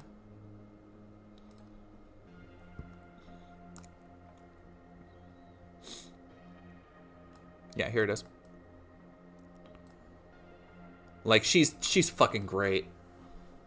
Like, with the pack and the armor and cyborg penguin. Come on, man.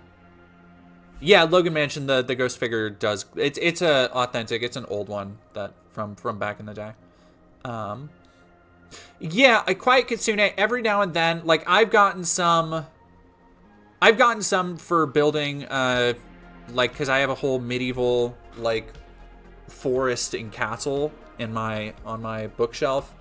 So I have a, like, there's some minifigs I'm like, goddamn, I need to get that. I need to get, like, the Goat Herder was one I really wanted. I got 2 of the Vampire Knights from the last one.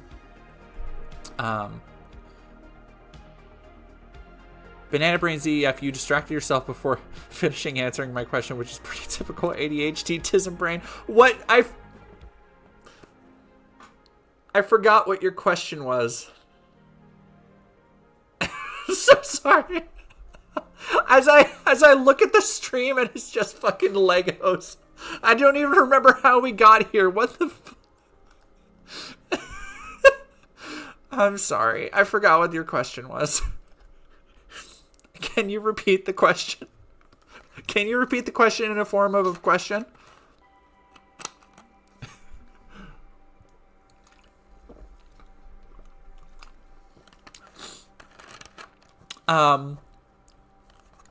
But yeah, there is a, so the Lego R2 comes with Darth Malak was my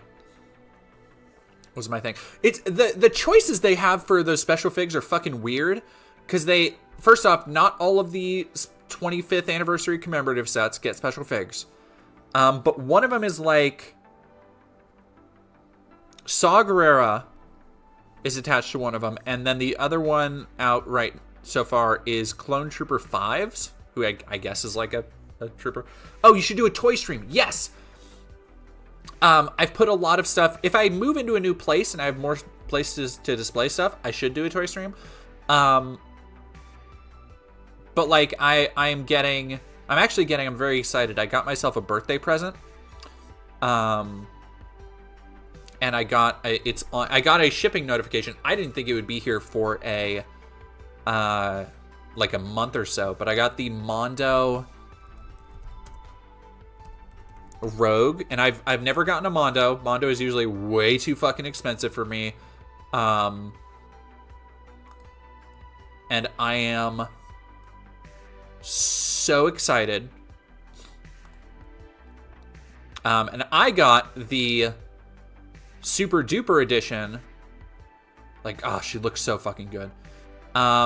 Oh, Cal Kestis is a minifig. Mockingbird. Yeah, they are. Cal is coming with the $100 Star Destroyer. I'm pretty sure.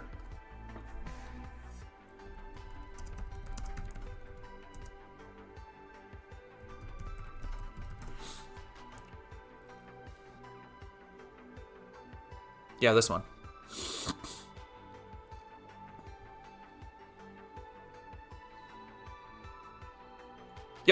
It comes with a Cal Kestis figure.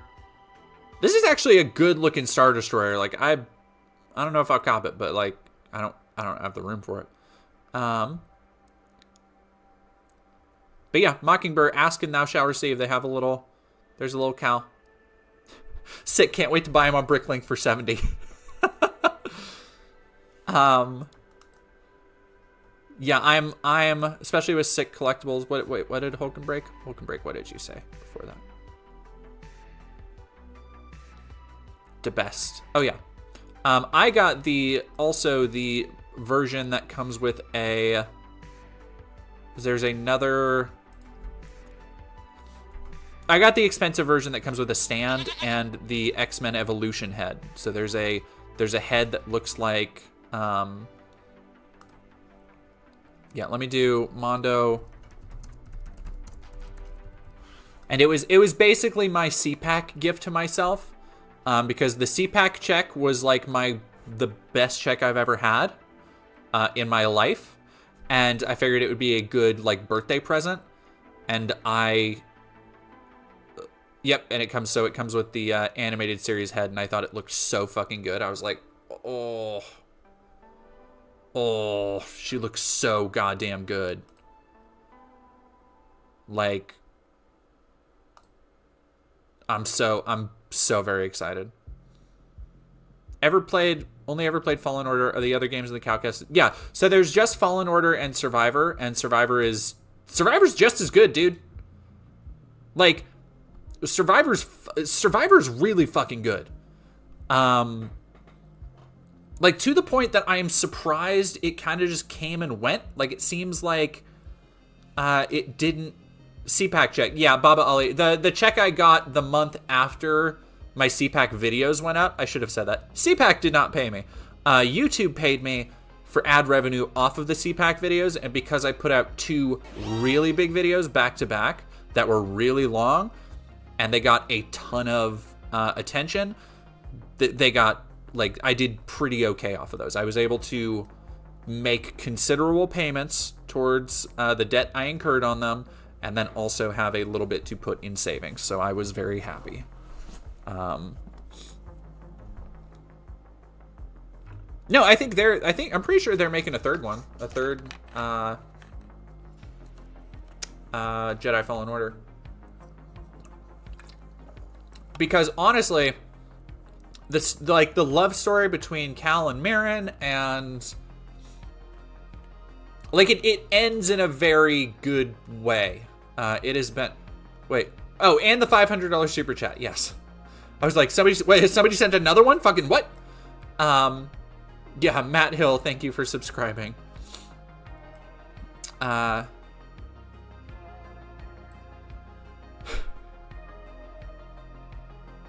Ribs are in orbit too. It would be hilarious if CPAC paid me.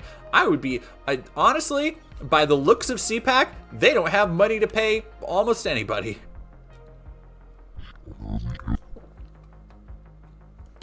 Lars Brown, thank you very much for subscribing. Oh my god, Thumb Warrior.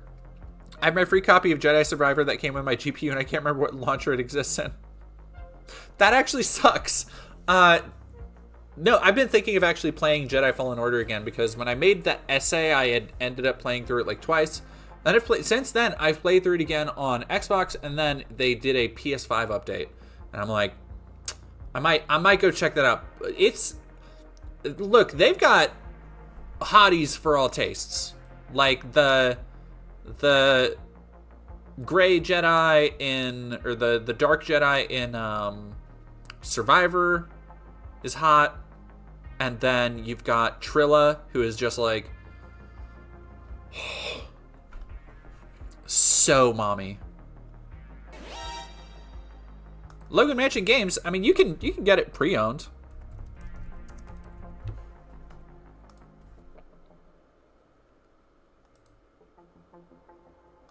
Yeah, like Trilla is just like mother, and what I want, here's what I want for part 3. What I would do, I would have her get Darth Vader. I would have her come back as like a half cyborg. Yeah, no, the baddies of Fallen Order are slept on. Like, in a crazy way.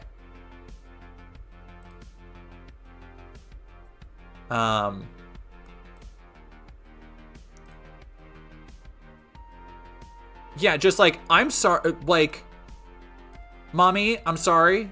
I'm sorry, Mommy.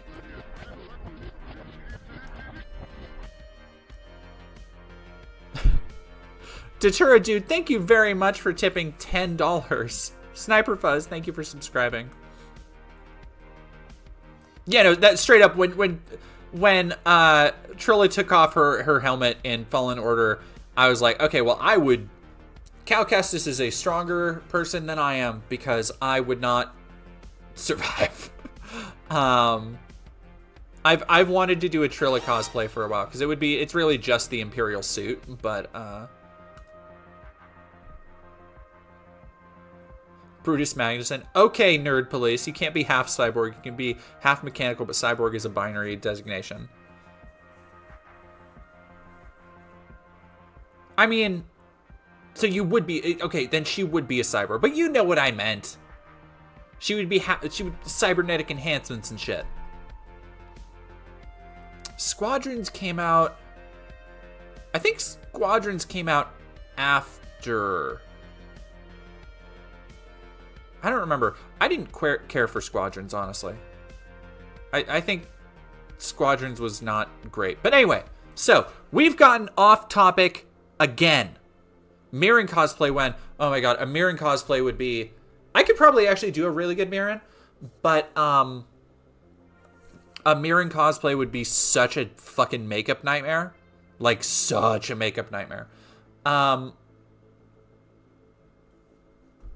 So I wanted to go back to this to read through some of these comments of people coping and malding about Elvira Pride. Topic who? For one person saying, quote, I'd be just as disappointed if NECA released a figure of her with a MAGA hat. We don't need our action figures getting political.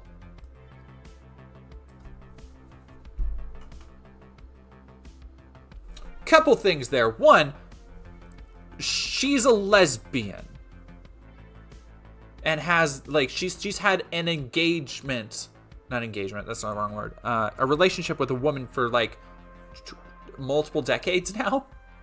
How are you gonna, like, that is not political at all. This is such a misconception, and I hate seeing it. Why, Cassandra? Why? Why did you sell out? I gotta see. Oh, wait, no, hang on.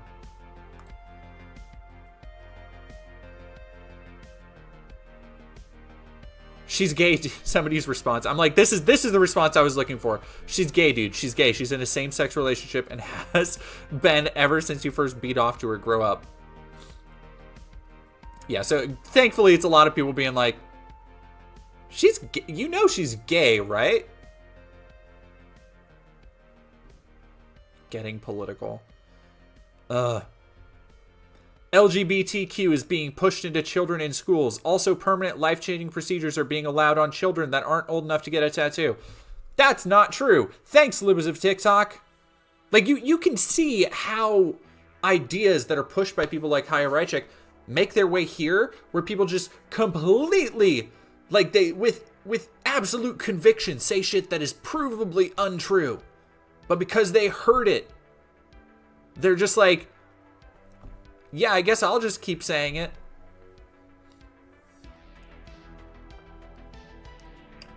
All right, let me, oh, here we go. Why do straight dudes always think they are the only people fandoms should cater to? Elvira is and has always been a huge gay icon. If it's not for you, don't buy it. It's really that simple. Got it in one, bro. Fucking, I don't know if you're straight. I don't know what you're doing. You look, well, I guess you got a gay pride flag. Be gay, cool. You are the fools that wave a flag and need to express your idiocy. Wave that flag and dress like weirdos in Gaza. That'll work. They really don't have any other argument. Like it's really just like, Yeah, you think being gay, you want to be gay? Why don't you go where somebody will kill you? It's like that is like one step away from straight up like advocating for killing somebody. Brutus Magnuson, also I'm straight dude and can still enjoy Elvira. Yeah, there's nothing wrong with that. Like don't get me wrong. Like I do not I am not making the argument that only gay people can enjoy Elvira at all. Like not that at all.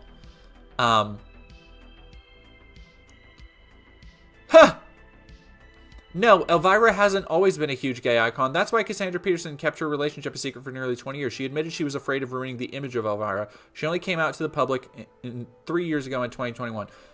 Okay.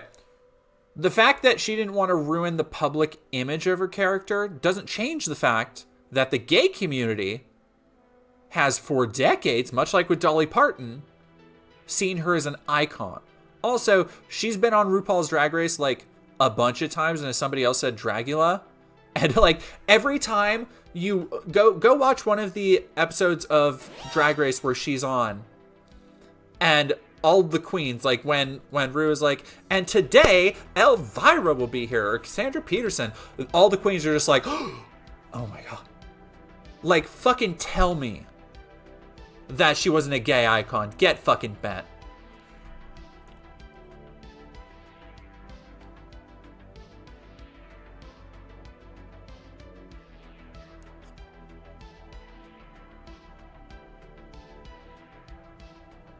Yeah, so I'm actually really, because there are a lot of people in here who are super hateful, but there's a lot of fucking positivity, and I love that. Especially from, the queer community and the horror community, which, like, there's so many queer people in the horror community. Like, you're crossing the streams here. Yeah, Pet Dogma. Fear of coming out is literally because of nerds like that. It exactly is that.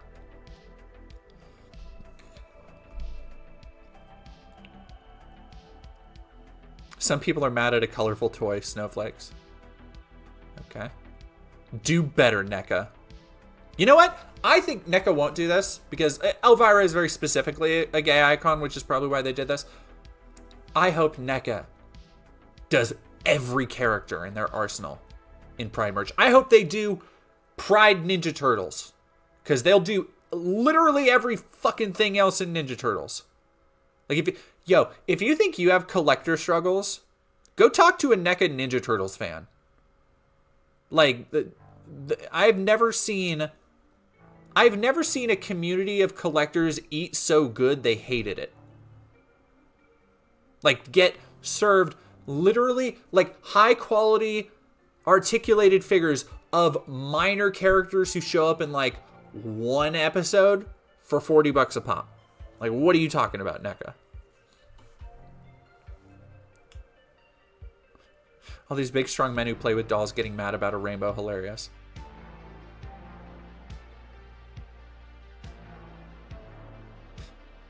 Oh, here we go. Here we got the pick me. Give me the gay guy from the second Nightmare on Elm Street. Facts. I wish I was a NECA Ninja Turtle fan. I'm glad I'm not. I like Ninja Turtles. I don't have any toys. I'm like a very fair weather Ninja Turtles fan, but like when you see, for those who don't know,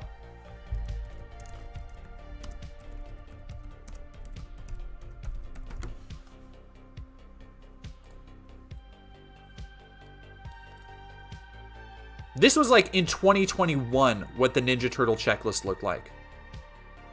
And it's gotten bigger since then. Yeah, like this is just, it looks like the animated series ones. And then here's the Eastman and Laird ones, the Ronin ones. There's an entire movie series. Like, NECA Turtles is not fucking around. Like, people don't, NECA Turtles is on another level. Oh, but here we go. Let's do the pick me gay comment really quick. Nobody asked for that. As a gay male, I'm sick of all pride merch. We don't need that crap to be reminded of who we're. It's insulting that everyone you look, it's dumb ass pride merch. Everywhere you look, it's dumb ass pride merch. My gosh, being gay was better when it wasn't so open. Was it? Was it? No. And you know what? I like fucking pride. I'm sorry. I know it makes me a filthy rainbow capitalist shill. I enjoy pride. I enjoy seeing rainbows everywhere. I enjoy being reminded that there is a possible future where people like me and the people I love are not just going to be locked up for the whims of people who are just too fucking insecure to deal with other people. Yeah, Marquise is dead. It's giving being gay was so much better under anti-sodomy laws. Braddy, I just realized we're like 2 weeks away from Pride. I know. That's why I've been like, I need to get my speech together.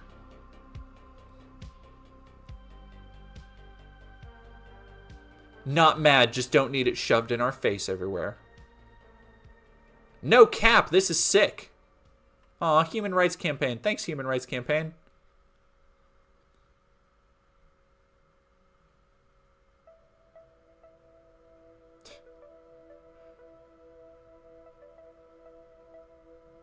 Oh, the most based.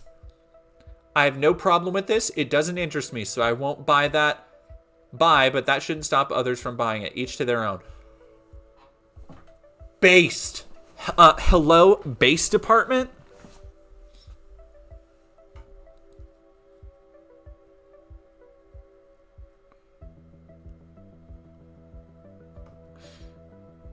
It's a lot of people. Oh, cavity colors. I love cavity colors.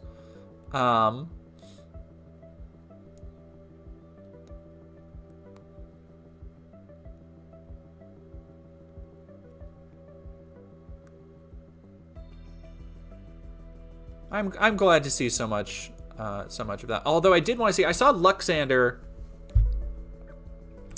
and I wanted to look that up really quick because I did not have time to watch their stream before. But okay, here we go. Yeah, let's talk Target Pride. Bratty Sucky Boy, gonna go marinate in the tub, but gonna be listening in the background. Have fun marinating.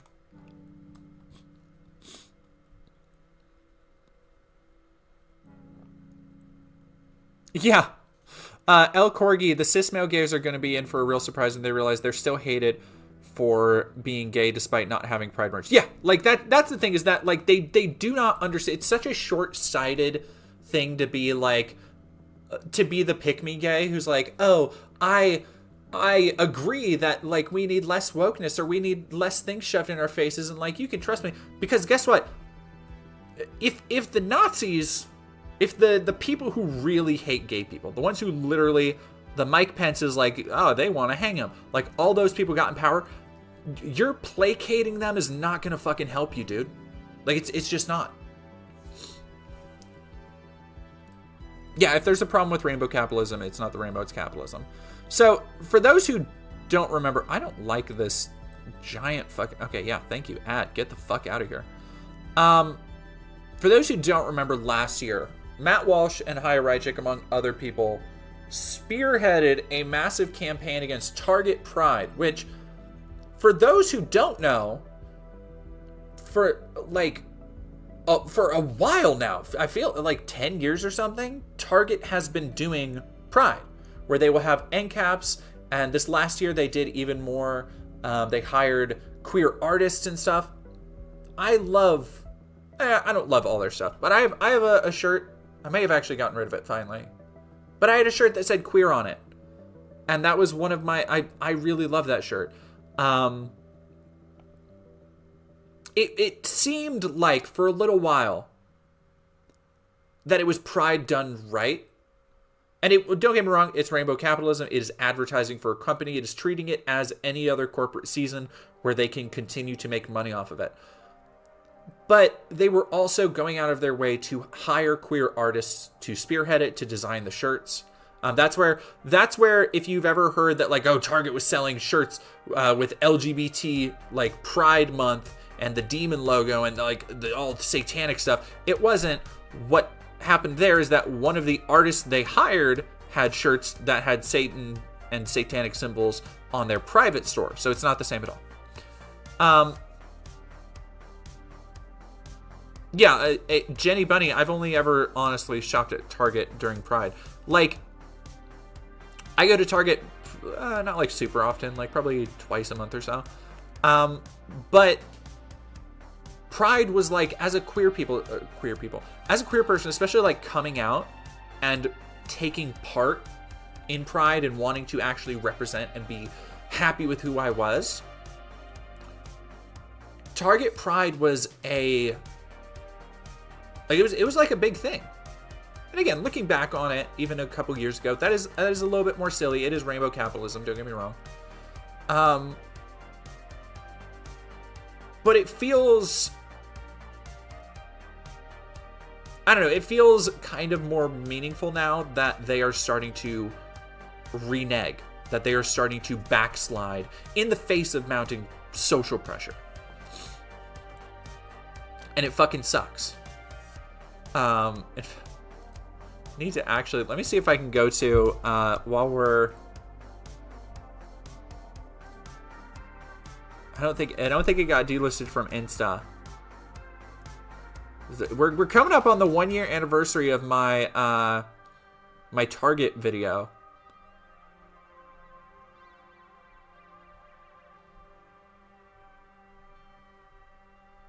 Where was it? It would have been around here, I think. No.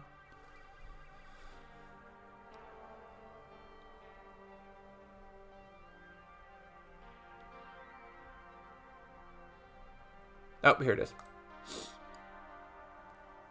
Yeah. Hey, we're here at Target today. Okay, we'll watch that in a second. Gotta do my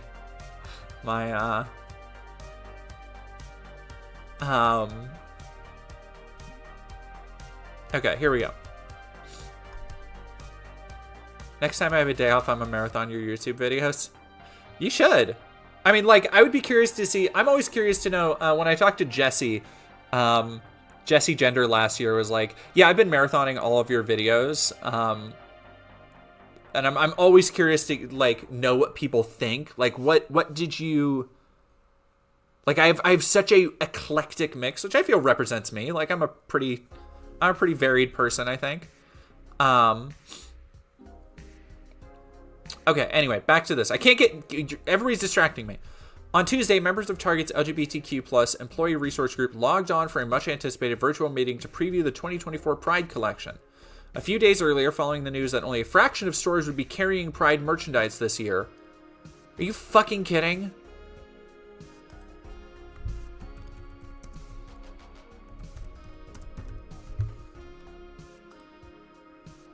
I hadn't heard about this at all.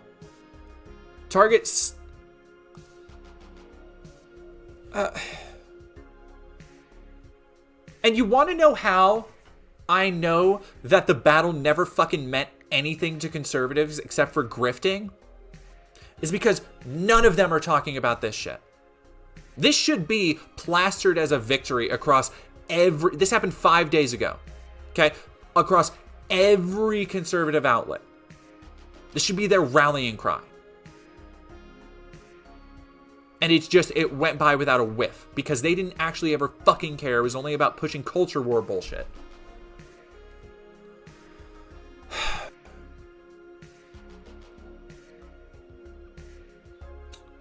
Including adult clothing and home decor during the month of June, both online and in select stores, depending on historical sales performance.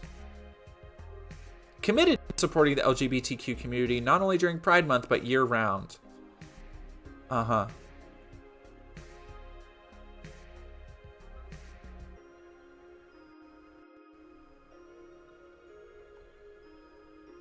Like, on one hand, though, I think, here's the thing, Mockingbird, what do you think Target would do if we boycotted this? they wouldn't bring it back because no queer person I know is going to make bomb threats. And that is why. That is why. Like, people are like, oh, Target backslid. It's like, they kind of didn't have a fucking choice.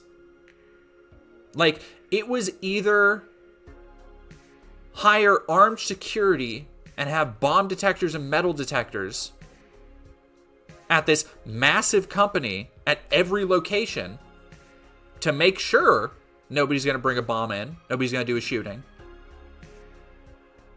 Like, which is a tall fucking order, dude. Like, that's an unrealistic expectation. It really is.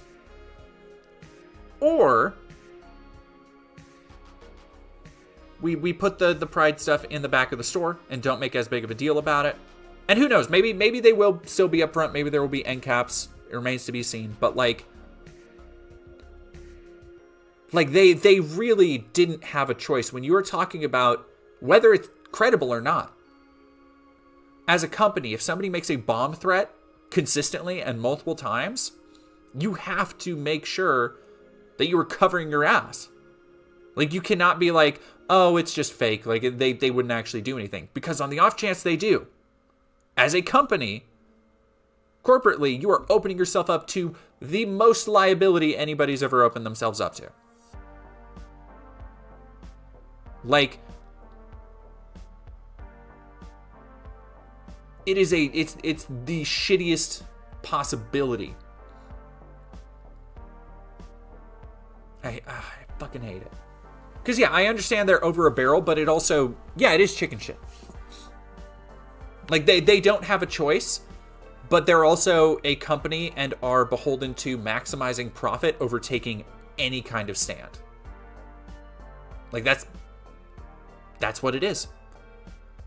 They are not beholden to, even if the people who run the company, right? Even if the people at the very top are the most queer, gay-supporting, loving people in the world, at the end of the day, the people who run Target are beholden to their shareholders, not to principals. Shareholders takes precedence. VP Brand Management Carlos Saavedra promised to share all the details about the celebration in internal preview. The two council members said that in prior years, members of the 3,700-person group known internally as the Pride Plus Council were able to participate in selecting vendors and products to feature in the collection. Last year, Pride products had already been on sale for weeks by mid-May, and each of the retailers' nearly 2,000 U.S. stores was busy setting up displays near their front entrances. As of Friday, the online collection that once boasted over 2,600 items consisted of just a few dozen items, mostly pet gear, a bottle of rosé, and a thumb drive, and the promise of new arrivals coming on May 28th. A landing page for LGBTQ+ owned or designed brands mostly included a small collection of apparel from Fluid Project and Kombucha. That is so fucking bleak. Altered Rin, thank you very much for raiding with a party of 23. Raccoon Skeleton Girl, hello. That is so... Thank you, Isabella Isuela, Carrie, Altered Rin, Salvo. Thank you for following, by the way. I totally missed you.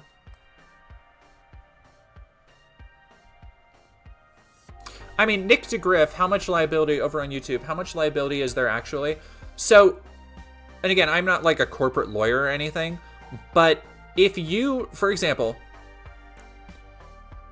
you, within a certain range, you are responsible for the safety of people in your business, right?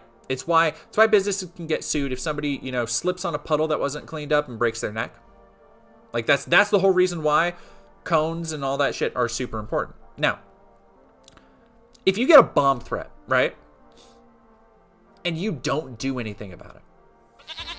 If you do not take action immediately, 99 times out of 100, I'd say more than that, honestly, with libs of TikTok boosting the ratio, they are going to be bullshit. They're not going to be real. But on the off chance that one of them is real, you have, through your negligence, you have endangered somebody's life. If something like that terrible were to happen and somebody died, Target would be open to liability. It doesn't matter that necessarily they aren't at fault, of course, but at a certain point they are at fault for not taking any precautions.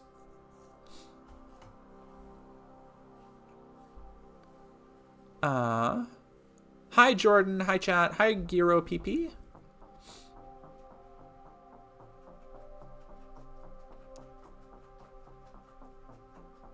Yeah, exactly. Marquise de Sade. And to be fair, already, Target gets enough nutty right-wingers coming into the stores to start shit for clout. Yeah. Fucking, was it Tom McDonald or the targeting kids video? Was that Forgiato Blow? Why isn't there like a 10-year prison sentence for making these threats? A lot of them are made anonymously, like over phone, and that stuff is super that stuff is easier to spoof now, literally, than ever. And I imagine that. So I imagine one of two things: one, they're easier to spoof. Two, you probably just don't hear about it if they do get brought up on charges. Because there are people who get found and convicted, especially with libs of TikTok. There have been a bunch of people who, a lady who made a bunch of bomb threats, and they find out through deposition or through discovery or whatever. They're like, oh hey, they were a libs of TikTok fan. Shocker. It just seems like these threats should be the domain of law enforcement. Well, they do contact law enforcement, but at another point, okay, here's the thing. Any manager of a Target would first contact law enforcement, FBI probably. But on the other point, so say you knew you got it's not necessarily even just it, though I think it is liability. It's also public sentiment. If you knew, hey, you were doing this thing that got you bomb threats, and then that bomb ended up getting somebody killed, it is one hop, step, and a jump from that to conservatives or anybody really being, well, why did you keep doing it if you knew it was going to get people killed? And again, conservatives don't actually care if somebody gets hurt over it. They don't care. That's beyond the point. They want to push the point that everybody else is wrong and that they're right. You've seen Matt Walsh use that same argument of why, oh, you think it's so important to have these pride events even if they get bomb threats and stuff, you're just putting people in danger. It's no. They're just not backing down. Sorry, Matt. Some people have fucking principles. Unlike you.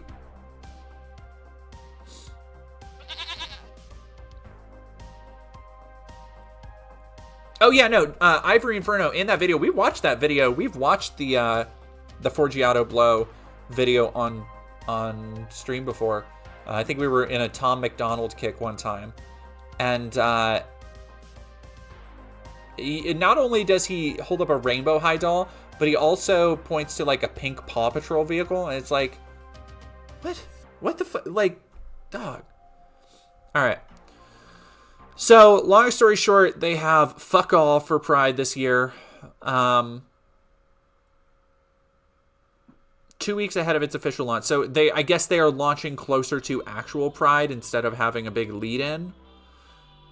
Eager to see what was in store for this Pride Month, Pride Plus council members joined the Tuesday meeting to find that only presenters could speak, comments were disabled, and no products were shown. The two council sources told Business Insider. It's a far cry from just over a year ago, the member said, when Target was doing something that few large companies had ever done, embracing both halves of the LGBTQ+ acronym. For the second year in a row, the company had offered a line of functional garments and a range of apparel and accessories boasting slogans that acknowledge and celebrated transgender and non-binary members of the community. Yeah, they sold not Packers, but tops. What the fuck are the tops called? I forget what the trans mask tops are called. The compression tops. Somebody in chat knows. Binder. Yes, fuck, thank you. I am crop tops. Mockingbird crop tops. I am, like, having a real day. Yeah, no shit. Target declined to address specific questions when contacted by Business Insider and instead referred to its previous statement on the Pride 2024 collection. Quote, "We have long offered benefits and resources for the community. We have internal programs to celebrate Pride 2024. Additionally, we will offer a collection of products for Pride, including adult apparel, home products, food, and beverage, which has been curated based on guest insights and consumer research." At a time of year when corporations are often accused of rainbow washing for Pride in June, members of the LGBTQ+ community held Target up as an example of what true allyship could look like.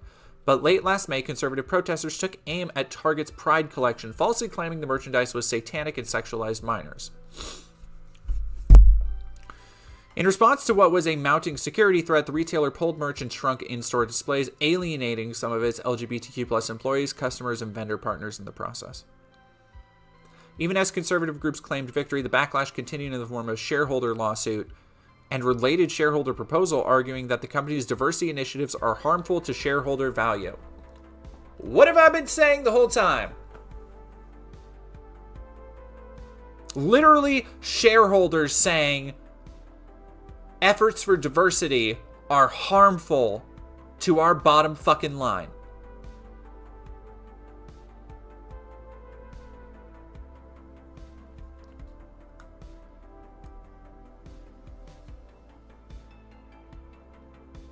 Target says it rejects those assertions and is defending itself in court. However, the two Pride Council members and multiple LGBTQ+ vendors who worked on past Pride collections told BI they feel the company hasn't done enough to rebuild its relationship over the past year. Eric Carnell, the trans designer whose Target merchandise was pulled due to satanic references elsewhere in his portfolio, again, not even at Target, told BI that the company declined to provide him an explanation about its decision beyond what was included in its public statements. He hasn't heard from them since. "I don't expect to hear from them again," he said. "I don't doubt that there are people working high up in Target who do genuinely care about or are part of the LGBT community and did honestly want to support the trans community, but these people aren't necessarily responsible for certain decisions." That is true. At the end of the day, the pink dollar isn't quite as strong as the Christian right dollar. Fuck. That's true. That's true.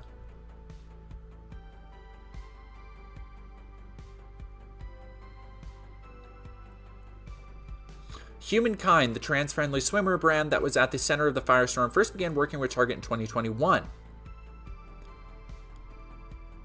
After Humankind products were pulled from the shelves, a Target representative did reach out to Marzullo, according to emails seen by BI. "We understand this has an impact to you and your team and wanted to check and see how you're doing if there are any questions you might have." The emails show that Target and Marzullo discussed a year-round assortment of gender-inclusive apparel in partnership with Humankind, but the idea eventually stalled. She said she eventually learned through a non-Target source that Humankind was not going to be a part of this year's June collection. "Everything was set to continue to expand. We spent time and energy developing new products and new colors only to be cut." Leslie Garan, the CEO of Tomboy X, said her company was invited to sell through the Target.com marketplace after a successful 2022 in-store collaboration. The brand still has over 60 items listed online, not in stores, but Garard told BI she has noticed some items delisted in recent weeks, including a Pride rainbow design and a tucking underwear bottom.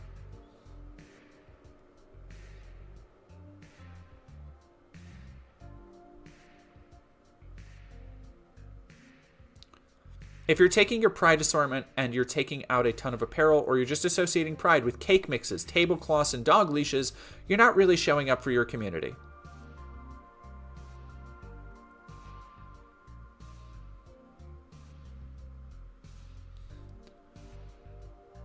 One of the employees involved in the Pride Council told BI that a lot of LGBTQ+ people, herself included, joined Target specifically because it stated support for trans and queer rights. Target's handling of Pride this year so far tells her that, quote, "They are here for the LG and B, but not the TQIA and plus. This very much feels like a betrayal."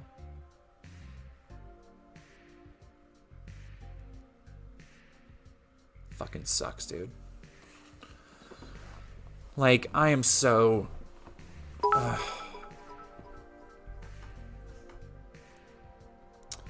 The Thinking Saber Cat, thank you for 100 biddies. If you're looking for the clearest case that Nick Fuentes may be closet gay, it's actually from this creationist cat.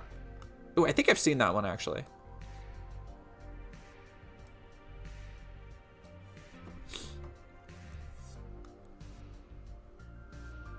LGB without the T, Bratty Sucky Boy in the chat. I'll never understand the LGB without the T. It's basically fuck you, I got mine. Like that is the attitude of people who are like, oh, I'm LGB without the T. Is that, well, I have a base modicum of respect. Like people have ceded progressive ground to me, but I don't want to do that for others. I don't want to be putting myself in harm's way at all. Yeah, LGBT without the T. Also, like, when you investigate those, you find a lot of fucking straight people. And you find a lot of people who don't think that bisexuals are real.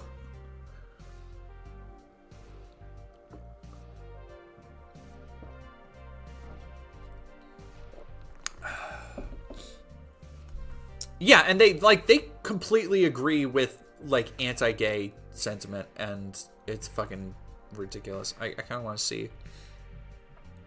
Yeah, ladders being pulled up is a good way to put it. All right, so this is back on NPR. Heavy criticism.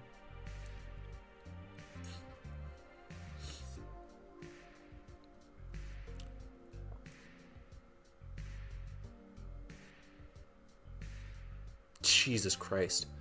News of Target's scaled back efforts for Pride Month comes as the FBI and Department of Homeland Security issued a warning on Friday that foreign nationalist organizations may potentially target LGBTQ+ events and venues during Pride Month in June. Foreign nationalist? Or foreign terrorist organizations? I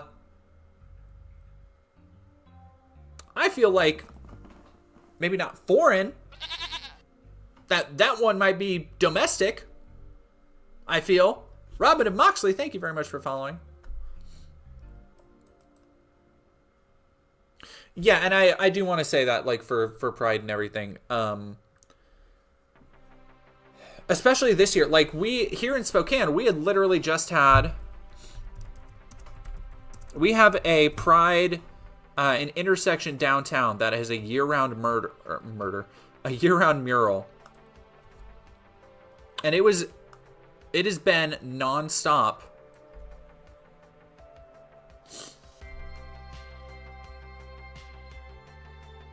Yeah, we'll just watch this. This is like 10 minute walk away from me. Like, this is super close to me. KHQ, why is your web player so dog shit? This is actually the place I used to work. And they've always had dog shit infrastructure.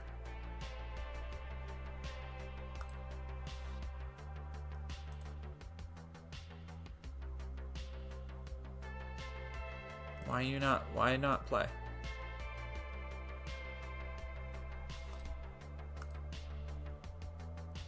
Okay.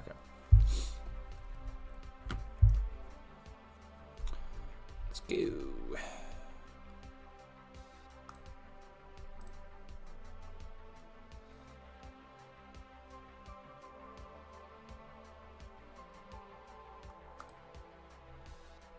Liberation, not assimilationist. Hell yeah. What was I doing? What was I? Oh God, I'm so tired. Oh yeah.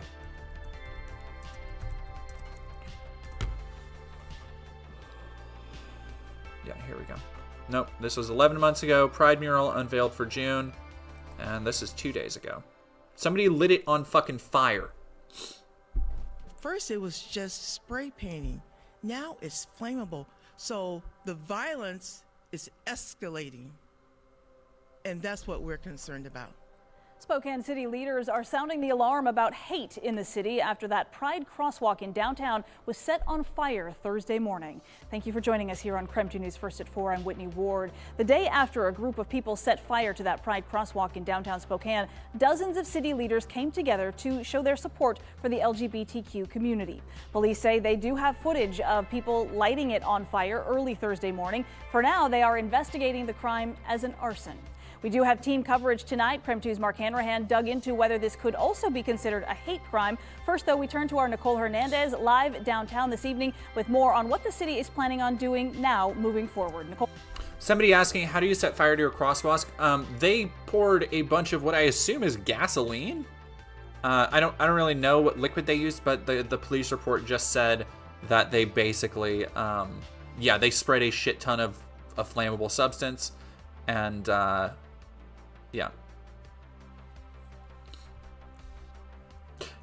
that is like, I play this to show, again, this is within a stone's throw of where the Patriot Front dorks got arrested in their minivan for trying to assault a pride last year. So I play this to say that if you are going to a pride this year, you need to take precautions. And that doesn't mean you need to come with a bug out bag or anything, but you need to understand like routes of escape.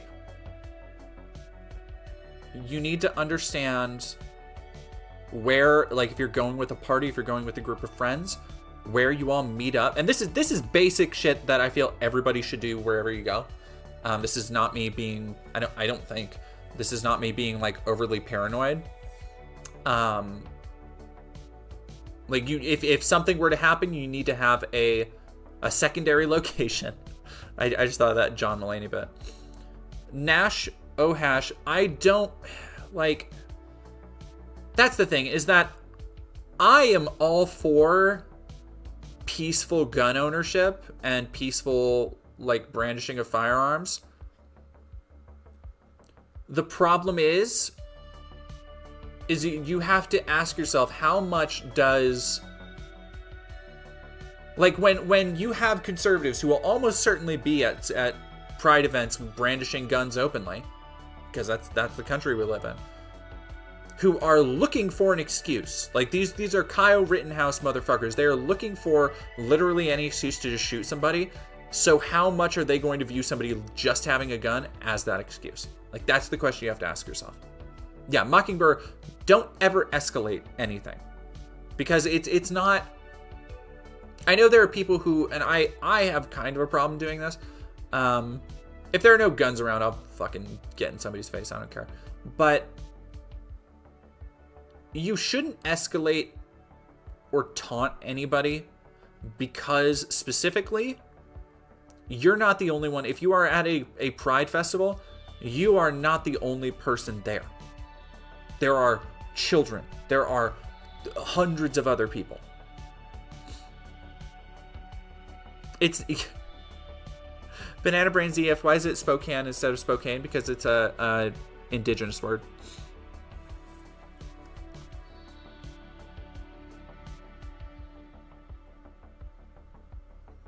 Who was just saying? Marquise decided, I honestly don't know if I'm going to Pride this year. The police have been arresting and intimidating the trans community, saying they'll be guarding the parade. Yeah, no, and that, you know, we all saw, like, even the recent college protests, everybody has seen how the police will, like, basically let the protesters they agree with do whatever the fuck they want. And that, you know, that's nothing fucking new. We saw that with BLM. We saw that with everything else. So, like, again, that is another thing, is that you cannot, ideally, in a perfect society, we'd be able to depend on police to help us. But that is super not the society we have. Never has been. NB Femme Fairy, even though Brazil is the country that kills the most trans femme, I can't imagine living in a place with such an extreme, intense gun culture. It scares the shit out of me. Be safe there, queens. Also, armed trans people. Yeah, Brazil bumps me because there's a femboy porn star I've been following on Insta, and I think he's from Brazil. And I'm just like, I'm like, honey, please be careful.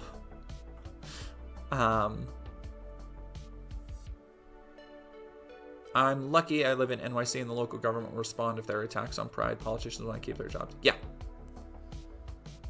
Yeah, Great Monarch, I can't believe that. Like, it is, and they did it like 3 a.m. You know, like it's just, yeah, let's finish watching this. Yeah, Whitney, so this is not the first time the city of Spokane has had issue with hate-fueled crime. This crosswalk and others across the city have been vandalized before. Now the city is asking for the community's help, asking that if you have any information about what happened here specifically to call Crime Check. They also wanted to make sure the city of Spokane knows that what happened here is not okay. Dozens of people today, all with similar sentiment. This has no place in Spokane. One, anger. It's not that hard to give dignity and respect to people who live differently than you. Another feeling from today, apologetic. We apologize to our city for what's going on, but we need your help. And so let me apologize for anything the church has ever done that might contribute to the hate we are currently seeing. Also, sadness. These are my fellow citizens that live here. I know it was called vandalism, but it was hate. It's how we show up for each other in our families, in our homes, in our communities, in our neighborhoods. We got to show people some love. A lot of those feelings are negative after Thursday's arson, but community leaders are also still hopeful. Love always triumphs over hate, but hate will always try. The community supports creating a space. Yeah, so that park is also where the Pride event, like that's where the Pride parade ends, and there's going to be a huge, if it's anything like the last couple of years, it's going to be like a bunch of booths, and like that's going to be where the festival actually is. And so all through Pride last year, because that crosswalk is right there, all through Pride last year, there were trucks, like redneck trucks, that specifically people spent like a day doing this, where they would drive around the park specifically to burn out on the flag. Like, the shittiness of people cannot be overstated. In Spokane, where everyone feels like they belong here. That's our newly adopted city motto. In Spokane, we all belong. Behind that motto is action. Councilmember Zappone says he's working with the Attorney General's office to set up a hate crimes hotline. And Council President Wilkerson is working with Spokane Police to add more monitoring and cameras to the area. This is the hard part. The accountability starts with everybody. And as for the crosswalk right now, we're going to keep repainting. So Spokane Arts actually just... Yeah, it's actually, it's funny, and they're going to talk about it because just a couple weeks ago it was defaced again. It's actually kind of funny because it's not like a super detailed mural. It's like very intentional. It's super easy to fucking repaint. Like, it is literally only basic colors, so I guess fucking, like, oh no. Repainted this crosswalk a couple of weeks ago. It cost $14,000. That money did not come from taxpayer money. The city actually has a fund set up that comes from red light camera tickets to pay for murals like this and repairs to them. But Spokane Arts is still asking for donations to help. Now, with that, I want to go and show, because there are so many people who think it's so fucking okay and cool and awesome. Oh, now, yeah, Dev, we're almost wrapped up, but I have a funny video. Well, I like my video. Spokane does not want to be Seattle. The city council needs to stop pushing their politics on the community using public funds. You can tell he didn't watch that because they say it's literally not public funds. You fucking dork.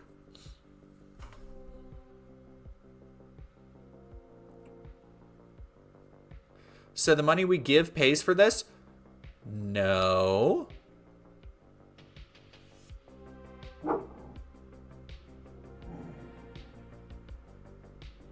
The word hate is overused and misused. I think the message the vandals might be making was more likely to just quit pushing and plastering everything with political social statements to force them to constantly think of your priorities. Yeah, I'm sure that's exactly what they want.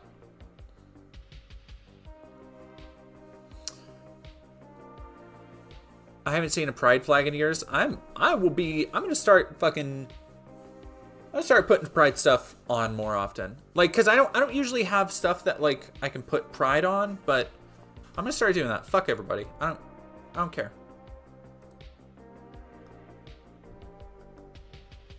So to that end, I look so different already. I feel like my face has already changed from HRT in the last year. This is one of my favorite videos I don't do many like comedy videos, but there were so many like conservative influencers who just like they jumped on the Target bandwagon. If anybody hasn't seen this is one of my favorite jokes I've ever done. I'm cute as fuck, Bratty Seki boy. No, you. Stop it. I'm not blushing. Stop it. This is one of my favorites.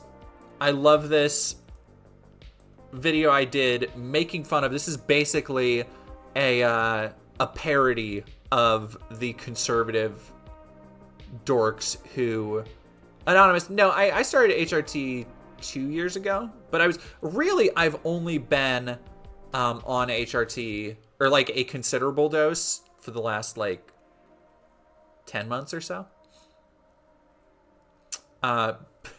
Thank you very much, Targag. Oh no, I am not 5 years at all. No, I was on like 1 milligram a day for like the first 2 years or so. Yeah, this one is this is my boy modding phase. Expose the woke LGBT agenda trying to turn you and your kids gay.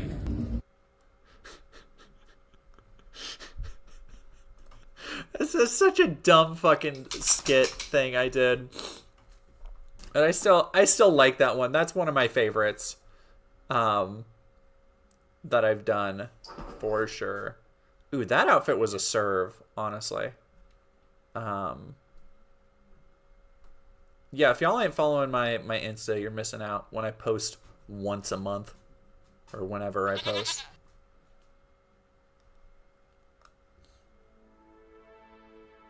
A good tactician, thank you for following. Nataril, thank you for following. Hexabook Keeper, thank you for following. A group of SJWs is called a Zomo. I don't feel like I made that up. I feel like I heard that somewhere. But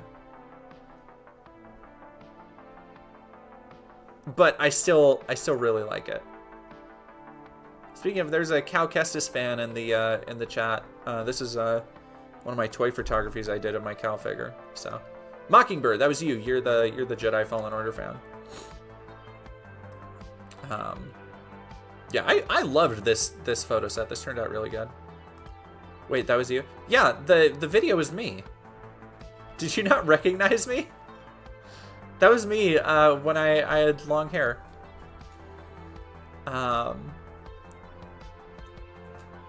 This is another good one. This is one of my favorite. I love this piece of toy photography. This one's super cute. I'll put this on like a greeting card. Man, I need to do more. Did I do multiples on this one? Yeah, I did multiples on this one. Yeah, my toy photography kind of fucking hits sometimes, y'all. Yeah, hell yeah.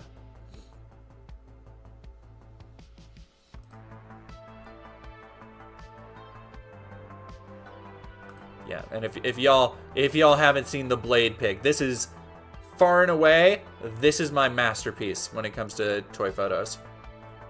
Like I don't think I'm ever gonna peak with this one. Would you do sketch comedy professionally? Probably not sketch comedy, but I do comedy professionally. Like I try to. I do stand up.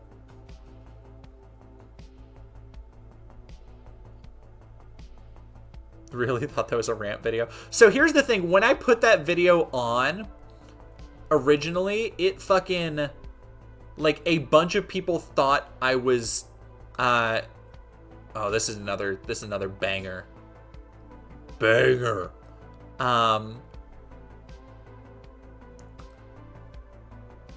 It is no, I haven't yet. Mockingbird, I'm gonna wait for that one to come out entirely. But I really like, yeah, like, fuck yeah, I like Blade, like, come on, yo. This is a bunch of one. Oh yeah, that's a fucking good pick right there.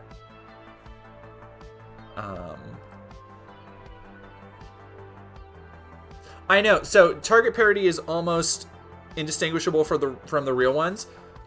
That is so many people who watched it thought I like. In conservative spaces, I shared it with like the conservative hashtags they were using, like boycott Target and stuff, and they wouldn't. I don't think they even watched it, and if they did, they didn't understand what I was saying. Like they didn't understand I was fucking making fun of them. Here's my Double Trouble cosplay for anybody interested. God, that fucking green face paint was like that shit was behind my ears for weeks. Have a nice evening, Euro PP. Oh, look, my Gerudo Link. This was one of my, like, first cosplays. Aww.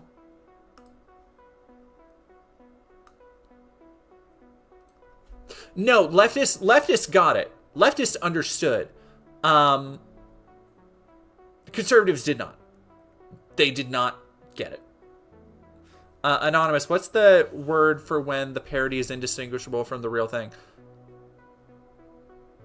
Satire? It's not satire, but I think it's just like they're too dumb. Black lipstick again, like this one? I was still learning to do makeup then.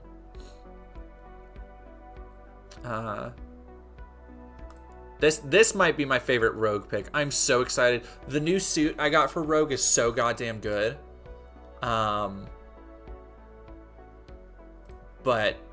I'm very. Was this one? I got to thinking about Transformers. That's a good. I tell good jokes sometimes. Very rarely, but I do. Thank you. I'm super excited for my new Rogue. Like I can't wait. My alien pictures I took.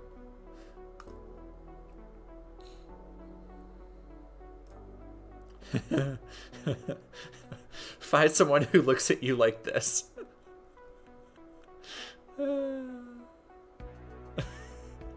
That's very silly.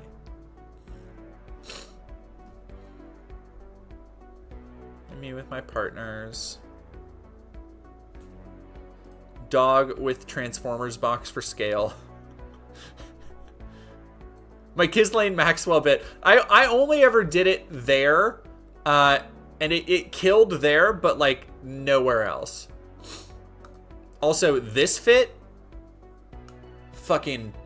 Like, there are some fits I do that I'm just like. Fire. Like, I had a lingerie snake bodysuit. Blue satin jacket. Fire. Going horde. Man, I was such a different person. I straight up looked different a couple years ago. God, when was Skeletor? Was that 2022? Fuck, man. That just seems like, oh, look at this cat on my shoulder. That's a baby.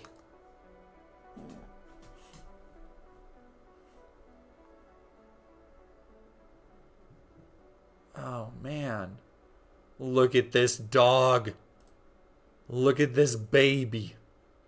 Do y'all see this dog? Look at this tiny baby dog. Little puppy. Tiny baby puppy.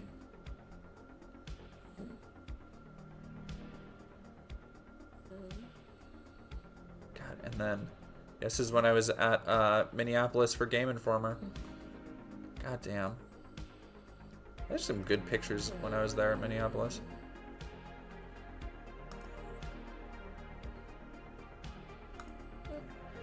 Beautiful city, Minneapolis. Hello. Dog says hello, everybody. Dog says hello. Lady says, ah! You attack me! Attacking! Attacking! Puppy. Is it time to go? Yeah, okay. Alrighty, everybody. Thank you all so much. This has been a wonderful stream. Let's find out who is Who is streaming still? My goodness, I have 118 on Twitch right now. What are y'all doing? Okay. Do we want to go... Let's go say hi to Jack. Is everybody cool with Jack? I would do USA hold, but Jack only has 25 people right now. So y'all need to go check out Jack. And I feel like everybody here has watched Jack. Right? Like you've all watched Jack. Like go say hi, go sub, go throw her some likes and subbies. Because Jack is super cool and based. And I hope you all have a wonderful rest of your night. Oh, did I just get raided? God damn it. I'm sorry. Just got raided.